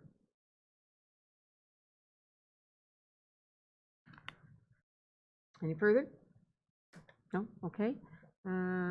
Anything, Councillor Brown, Councillor Watton? Through you, Madam Mayor, I'll try to be quick here. I've got about 15 questions, but... Are they all on the fees and charges? The longer I talk, the more I have. On page 290, adding a $20 fee for permits like burials, death registrations, there's currently no cost. It seems to me that if you're dealing with that sort of issue, that I think maybe we should just keep it at no cost. That's my own personal opinion. I mean, they get gouged enough when having to pay for burials and that sort of thing, so that's just a comment, really. Mr. Clerk, do you want to comment on, did you have an answer to that? Through you, Madam Mayor, to Council, I can comment, yeah. This type of fee is commonplace amongst municipalities. We're one of the few Well, we're, us and Brock, who are gonna propose a fee this year, we're the only ones in Durham region who don't charge a fee. And this fee is charged to the funeral home as well. And just as a point of clarification, we did actually notify the funeral home that this was gonna be proposed to be put, just to give them a heads up that we were proposing this. And they weren't shocked at all. They just thought it was something that basically they knew was coming. So they weren't surprised, and so we did give our 2 funeral homes a heads up on the proposal of that fee. So through you, Madam Mayor, they won't be passing along the cost. That's a rhetorical question. Page 290, town's fees for film permits comparatively low. The increase will still keep it below other municipalities. I'm curious as to what the increase would be. Do we have a number of what it is now and what it could be? Who would take that one? Everybody's looking down. Through Madam Mayor, I believe it's double. I think it went from 250 to 500. Off the top of my head, but that's in Director Heritage's budget. Director Heritage? Through you, Madam Mayor, to the councillor, yes, it's been doubled to 500, but it's still lower than any other municipality. It's a one-time charge. Okay. Okay, and on page 290, fees up to double the applicable fee cost to a limit of $500, and this is the Heritage District again. I just wonder whether any considerations, and I mentioned this at the meeting, Director Heritage, that we had, whether there's been any consideration as to giving these people a warning before we throw a fine at them. Because some of these people may not be aware of what the stipulations are. I don't know whether you might want to knock on the door and say, hey, listen, you know, that particular sign you have to pay for. Through you, Madam Mayor, to the councillor, yes, we can certainly give them a warning, but with the adoption of this fee, it enables bylaw enforcement to actually implement a fee if they are posting a sign that's illegal without a permit. Okay, and on page, thank you, and through you, Madam Mayor, again, on page 292, the seniors, I know they're paying for $3 more for daytime ice, as I see it here, except seniors pay $3 more. Fees for the ice, the SCRC and Blackstock increased 3% to match other municipalities. And the costs also go up 3%. Is the Latcham on that list too? And would the seniors be paying the increase then? Yes, they would. Is there some consideration to the fact that they're seniors and don't have a lot of disposable income? Yes. That's great. That's all I really wanted to know. And that's good. Thank you. Okay. Oh, not quite 15 questions. Good. Any further questions? I was counting on you, Councillor McDougall. Oh, I'm sorry, I have Councillor Watton too, but go ahead, Councillor McDougall. Thank you, Madam Mayor. I didn't want to disappoint. On the, sorry, I lost my page. On the permit for the park for a barbecue, does that include picnics as well? Or just barbecues? I think. It's just for if you have an actual barbecue there. You can have a gathering of less than 25 without a permit. So if you have a picnic in the park and there's no actual barbecue, there's no permit required? Correct. Okay. And then in terms of, I'm just asking because at Bird's Eye, when I go swimming on the weekends, because that's my pool, there's a lot of people having picnics or barbecues in the park. I don't think they speak English very well, which is just fine, but I don't think they have any idea about our permitting process for barbecues or picnicking or anything else that we might have. So if we're planning on charging them, similar to the boat launch, there needs to be something placarded saying, should you have a family gathering and you bring a barbecue, you need to buy a permit. Just a thought. Okay. Further? No? Okay, Councillor Watton? Thank you, Madam Mayor. I would just like to put out there, and I don't know, with respect to Councillor Guido's comments about the increase for like the ice and the striving to reach 70%, and the possibility that we're at 63% because we're outpricing ourselves, is it worthy of consideration to not increase it and try and see if the usage would increase if, as Councillor Guido has said, it's gone down? Just putting it out there for comment.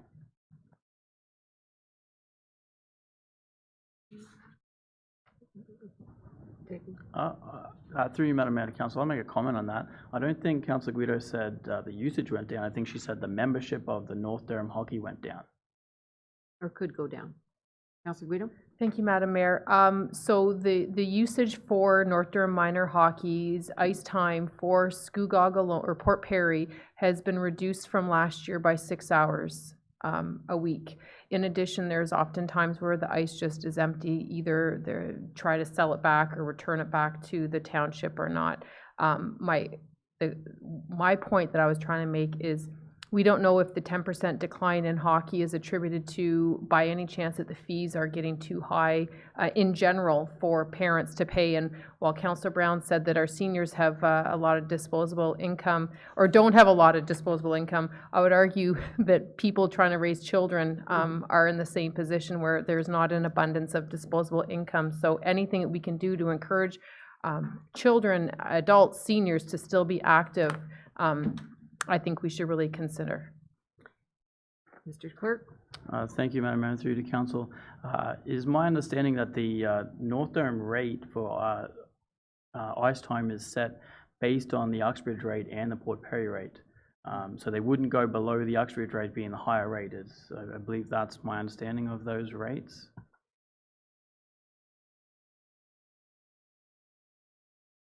Okay. So if Councillor Watton has made a suggestion, if you want to do something about this, you're going to have to make a motion. Director Valentin. Thank you, Madam Mayor. I'd just make a point that these fees do feed into our operating budget, and we do rely on them as a revenue source, as a non-tax fee to help offset some of the increased costs that we will be experiencing. So with the mandate to look at the operating budget to keep it under the CPI, or under 1%, it could be a challenge if you keep these rates at the same level when costs will be increasing.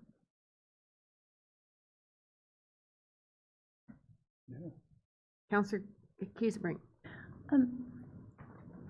What is the purpose for charging a fee for a barbecue? Is there a certain liability, or is there, like, for fire extinguishing, or like, I'm just wondering how that even got started. I just want to understand that. Through you, Madam Mayor, to the councillor, I can't tell you the history of it. I haven't been here long enough. All I know is that in our parks bylaw, it says that barbecues are not allowed in the parks unless given permission by the director. And the only way the director can give permission is to give a permit. We are going to need another motion to go past 7. Councillor Kiesebrink, you moved to go past 7. Have you got a timeline?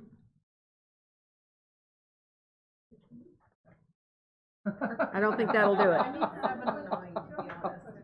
I know that Councillor Guido has to go, but yeah, put a timeline, 7:30, 7:15, or don't put a timeline, whatever.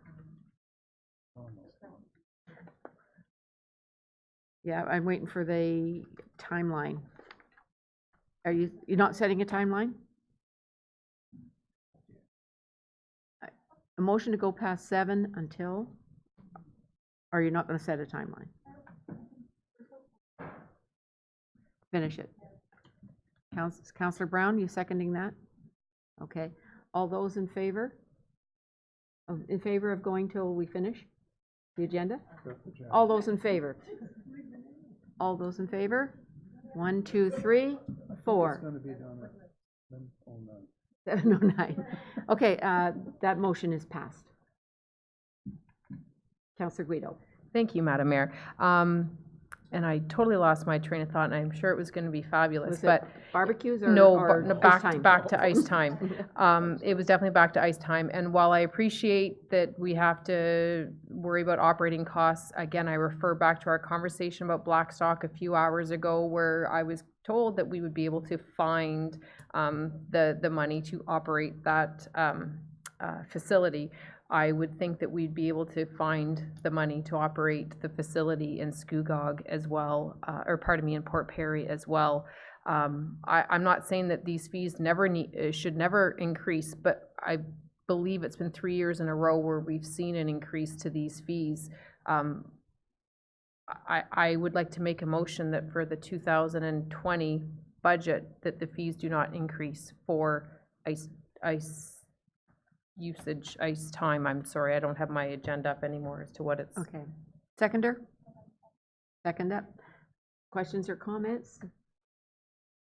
Mr. CAO? I'm sorry, I just have to say, Councilor Guida, that we just had a 3.5-hour discussion on the capital budget, and then at the end, the focus was on what can we do to this capital budget to alleviate the tax burden, and that we were going to council was going to look at ways of reducing the capital budget to reduce the tax levy. And the purpose of the fees and charges is to help offset that tax levy. And I just have to say that it doesn't seem to line up with the previous discussion. I know what your intent is. Well, actually, Mr. CAO, never once in the previous conversation did I say I was gonna look for items to reduce from our capital budget. So that it wasn't my intent, but I think we have to have a proper balance of what we're doing. Respect your comment, and I'm sorry, I didn't mean you said that individually, but council was looking at that, and we were told council would be back with some items to reduce that levy, which is fine, and that's council's right and prerogative. I'm just saying that discussion doesn't marry up with this discussion in my mind. Sorry. I respectfully have to say I don't mean this to be a focus on you, Councilor Guida. It doesn't add up to me. Councilor Kieserbrink? Mayor Drew, might we make a motion to pass the rest of the fees, since those seem to not be the focus, and then just come back to this motion? We have a motion on the floor. Okay. So we have to deal with that motion first. Thank you, Madam Mayor. Can I get some clarification on which ice fees? Just because there's a number of ice fees there, I just want to make sure I record it Do correctly. they all go up 3%? Yes. Okay, they all go up 3%. Is that the intent of your motion, Councilor Vito? Okay. Seconder? Yeah, okay. Any other questions or comments on this motion? All those in favor? Opposed? Abstained? Okay. That motion is passed. Okay, now, Councilor Kieserbrink? I'd like to make a motion to pass the rest of the recommendations with respect to the fees. Okay. Are there any polls, or is there an amendment to that? Councilor McDougall? There's a site alteration agricultural permit on 345 I'd like to look at. Page 2? 345? 345. Do I need a seconder for that motion first before we take amendments? Okay. Seconder for Councilor Kieserbrink's motion to accept the fees and charges, Councilor Watton. Okay, so I hear that there may be an amendment on page 345. Yes. Prior to making an amendment, I'd just like to ask a question. Yes? May not be an amendment, might just be a question. Thank Go you. ahead. On page 345 is identified, I didn't see it in the report above, but in scanning it now. It says agricultural site alteration permit, non-refundable application fee is $500, and as well it says there's a $200 permit fee for an extension. Are we doing this on our own, or is this in accordance with other municipalities? How do our agricultural partners feel about this? Okay. Director To you, Heritage? Madam Mayor, to the councillor. Staff's intent is to bring forward a separate report on this matter to the Planning and Community Affairs meeting on November 18th that will identify and recommend an agricultural site alteration permit and applicable fees. The intent is not for council to adopt these tonight. These may be changing when it comes forward again to council at the end of the month. Sorry, I'm confused. Thank So, you, your Madam Mayor. intent is not to have this particular one passed tonight, but added to the fees and charges after November the whatever? Yes, Madam Mayor. The intent is to bring forward a separate report, as I said, to Planning and Community Affairs that will recommend certain fees, and then we can include those fees adopted by the committee in the fees and charges bylaw that will be adopted by council at the end of the month. Okay, so would you like to just omit this for now? Or, Mr. CEO? Or I think the intent of Director Heritage's adding this initially was that in this report, and if council didn't adopt the recommendation that's coming on the 18th, this would be removed when the bylaw came forward at the end of the month.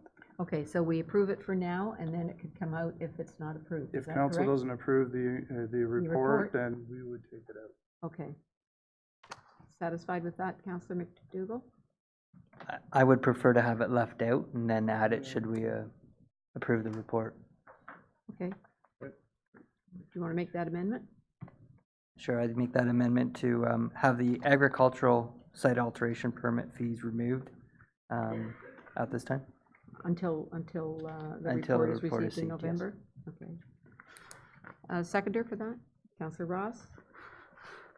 Questions or comments on that? All those in favor? And that's carried. Anything further on the fees and charges? Any other amendments? Councillor Ross? Thank you, Madam Mayor. Just a point of clarification. Are there any other items within this schedule that are similar to the agricultural site application alteration that we're still waiting for a report?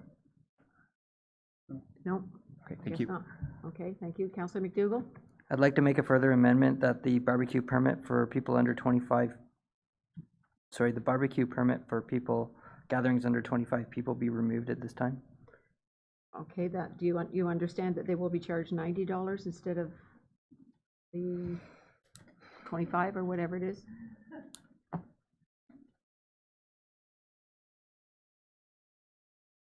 Is there a seconder for that amendment? Okay, no seconder. Well, the explanation is I don't feel that people, gatherings under 25 should be getting a permit, period. Seconder for the motion? Seeing none? The motion to remove the permit fee for barbecues for under 25 people. No seconder, that amendment fails. Councillor Kiesebrink? Could we make an amendment to our bylaw so that there is no permit required for groups of that size for a barbecue? I think that would make more sense. So if you have 89 people, you don't need, or is what? What is the intent there? Is there a limit? Just the 25 or fewer. If there's a Okay. small group of 25 or fewer, that there isn't a permit required. It's just Okay. the So larger size. 26 to 90 has, or 26 to whatever is $90. Okay, that's an amendment. Do I have a seconder for that amendment? Councillor Watton? Any questions or comments to that amendment? Councillor Ross? I'm sorry, can you just reiterate the amendment, please? I'm open to council's suggestions, but as an idea, what if we just made an amendment to the bylaw so that there was we had a small group limit. Up until that point, there wasn't a permit required. It's just the larger groups that then would need the permit. So actually, your motion is to remove that from the fees and charges bylaw, and you'll deal with the bylaw, the, whatever it is later. Mr. Clerk? Thank you, Madam Mayor. If I may add something, I believe the intent is to exempt people under, barbecues for people under 25. I'll take your clarification on that, Councillor Keysberg. Sure, so maybe our motion would be to exempt groups 25 or less from, I go back to you. Yeah. Sorry, thank you, Madam Mayor. Simply that barbecues for 25 people or less be exempted from requirement of a permit fee, from permit at all, I guess. Got any more questions before we go? We're almost done. Okay. So, Councillor Watton, I think you seconded that, did you? And you're still okay with that? Everybody understand the motion, the amendment? All those in favor of, sorry, Councillor Ross? Sorry, Madam Mayor, if I could just ask a question of staff in regards to the permit process, just for clarification. The permit as it exists now is for what reason that we have this bylaw in place? Through you, Madam Mayor, the council, the permit is meant to provide some control over how many barbecues and what type of barbecues in the park. We don't want charcoal barbecues because people dump the hot coals and leave them behind, which is not a practice we want to happen. We only allow propane barbecues in the park, and we'd like to be able to control the number of them and the number of gatherings is the intent. Okay, further through you, Madam Mayor, thank you. Can we continue with that bylaw that charcoal barbecues are not permitted in the parks if we go ahead with the proposed amendment? Yes. Okay, thank you. Okay, any other questions to the amendment? Seeing none, all those in favor of the amendment? That's carried. Yeah. Any other amendments? Councillor McDougall. I'm looking at the fire services section, and I see, the bottom of page 363 and 364. Okay. Sorry, you just have to wake up, Chief. There's some new charges that are in this bylaw that weren't there previously. Could you just briefly paraphrase them and the purpose? Through you, Mayor Drew. Again, as you know, I'm very much about cost recovery and being a little bit more explicit as to what we're going to try and recover in this bylaw here gives us the opportunity to hopefully recover. As an example, the one that speaks to contractors and other municipal departments, municipalities who provide fire protection specialized rescue services. That's about if we had a rescue that we don't have the capabilities of performing and we have to bring a third party in to perform that rescue, i.e. Austral Fire Services or some other type of contractor, we can perhaps recover the costs for that service. Duties as authorized under the FPPA is just a general clause that we were at a seminar 2 weeks ago in Uxbridge. It was recommended by the advisors providing that seminar that that is a good clause to have in your fees for services bylaw to perhaps recover costs that the FPPA allows you to recover. A good general clause. We've added it. The next one for services provided, roadways, waterways, rights of ways, et cetera, again, just a good general clause that perhaps covers other fees for services that are described earlier in Schedule G that maybe aren't, detailed enough. Again, just another good general clause to recover costs. Fair enough. So these are kind of standard clauses that will allow us to recover costs possibly on a case-by-case basis. Correct. And then also, sorry, through you, Mayor Drew, correct. And then also exercise. Last year, we asked council for the opportunity to buy into ARIS, the MTO program. So again, we're going to exercise that now. These also offer the opportunity, a greater opportunity to recover costs. And one further clarification, so without these in the bylaw, we don't have the opportunity to recover these costs? Correct. Okay, thank you, that's all. Are there any other amendments?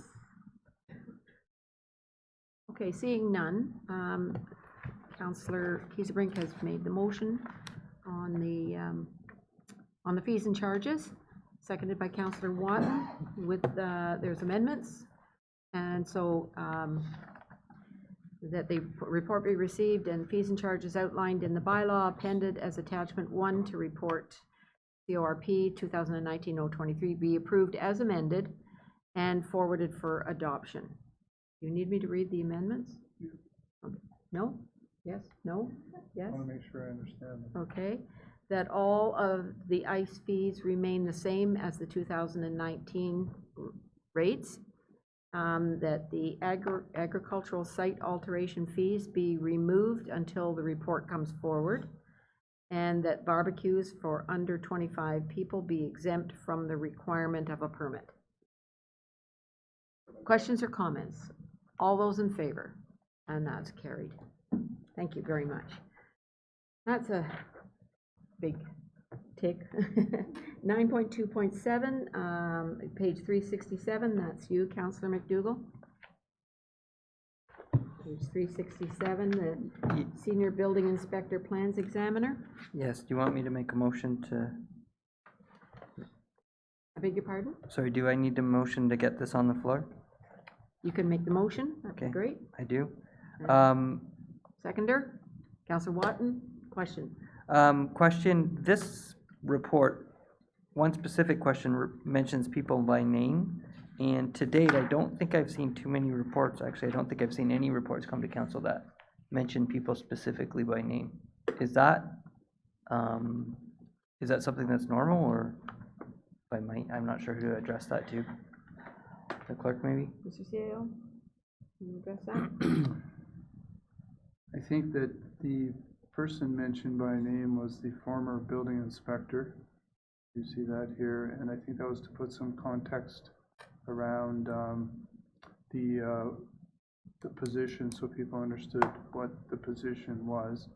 And then the current staff, or the chief building official person's name was mentioned. He's on staff, and it's just mentioned to clarify who actually has that role. We don't generally mention the staffers' names, but in this case, it's not to do a personnel matter. It's not a disciplinary matter. It's not a matter that would require,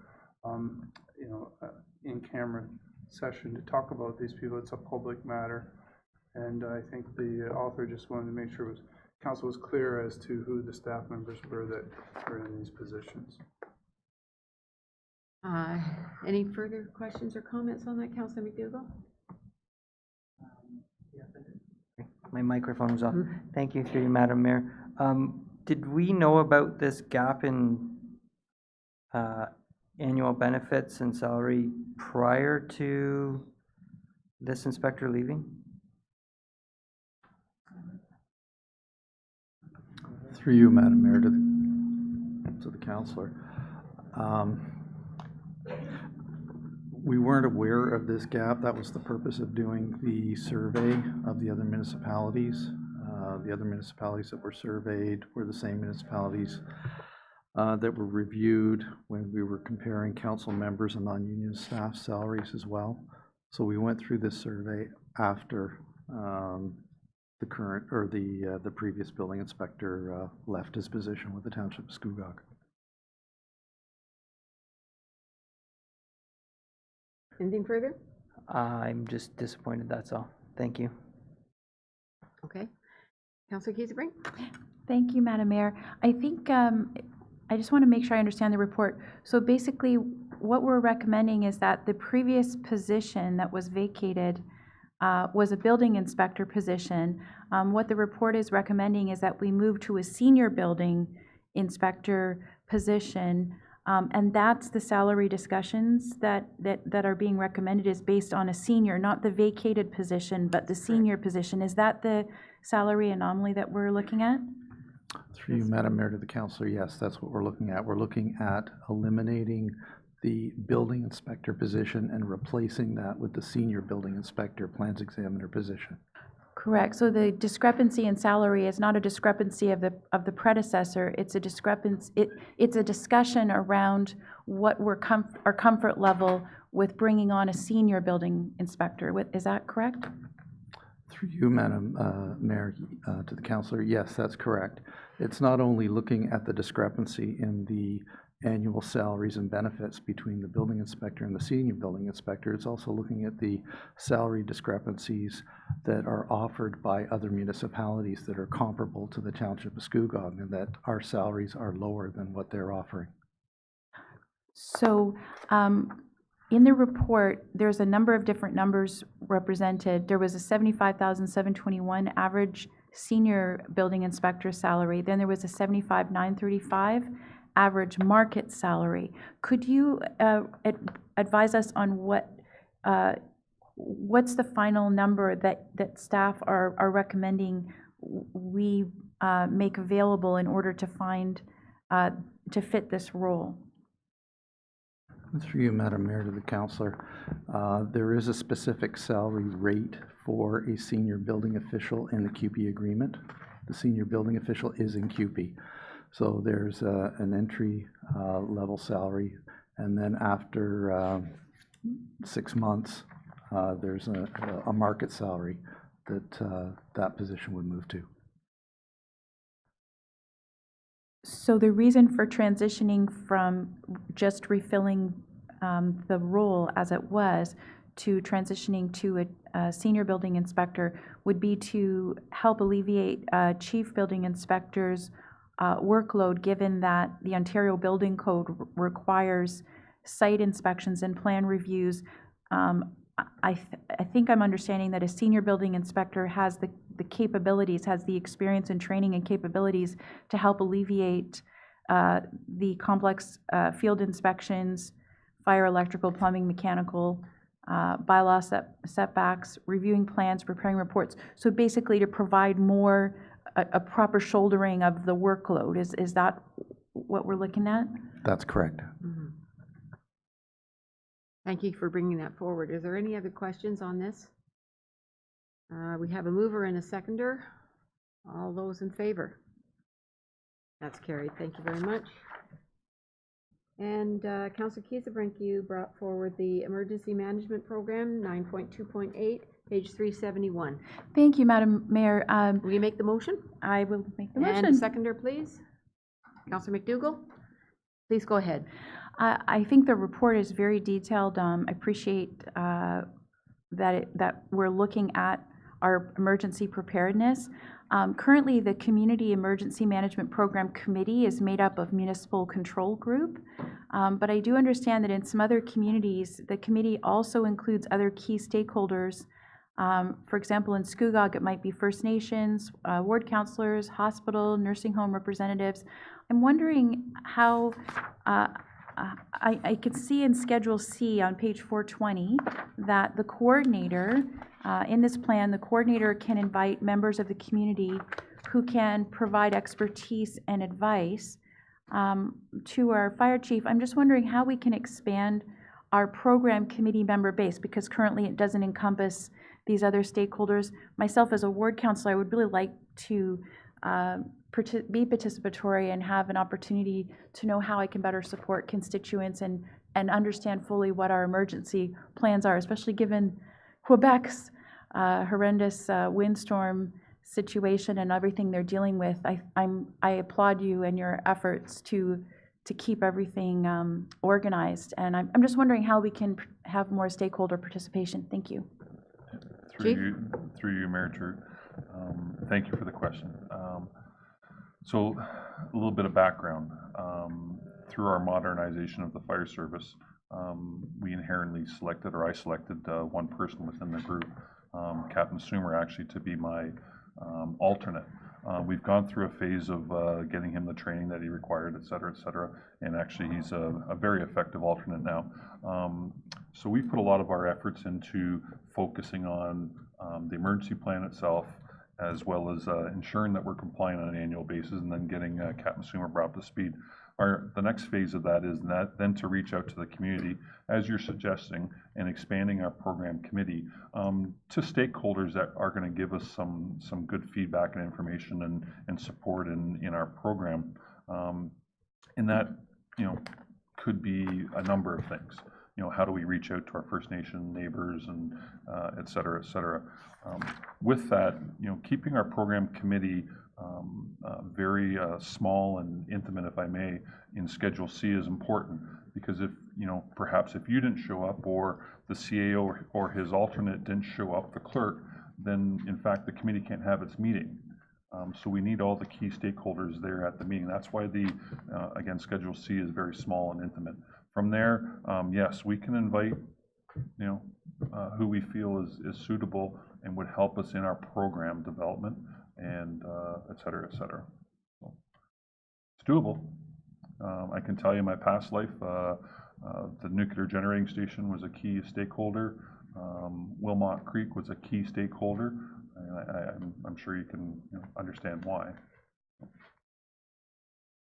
So are you saying that the stakeholder invitations would only be like on a case by case, but there wouldn't necessarily be participation from like a hospital representative or nursing home representative in the discussions about our emergency preparedness? Through you, Mayor Drew, what I would suggest is that the program committee, as you see in Schedule C right now, and I've suggested to the CAO that our next, one of our up-and-coming senior management meetings will have to address this need to have this meeting, but we would perhaps look at who some of those stakeholders would be. You said the hospital there, so the program committee would say, yeah, something that's a good idea. Let's invite the hospital to our annual or biannual committee meetings. If they show up, great. If they don't, they don't. Oh, through you, Madam Mayor. Okay, I think I understand what you're saying. So you're saying that in order for the emergency preparedness team to function, the persons identified in Schedule C are the workhorse of that committee. But by the same token, it doesn't preclude us from being inclusive and having representation there. It's just that their presence doesn't limit the activity of that group to move forward. Through you, Mayor Drew, that's correct. Any other questions on this report? We have a mover and a seconder. All those in favor? And that's carried. Thank you very much. There is no correspondence and no notices of motion, no new business or general information. I'm looking for a motion to adjourn, and Councillor Guido's not here. Councillor Kiesebrink. Councillor Watton, did you make the second it? Yeah, I thought you did. And all those in favor? That's carried. Thank you very much, staff and council, for a very productive meeting.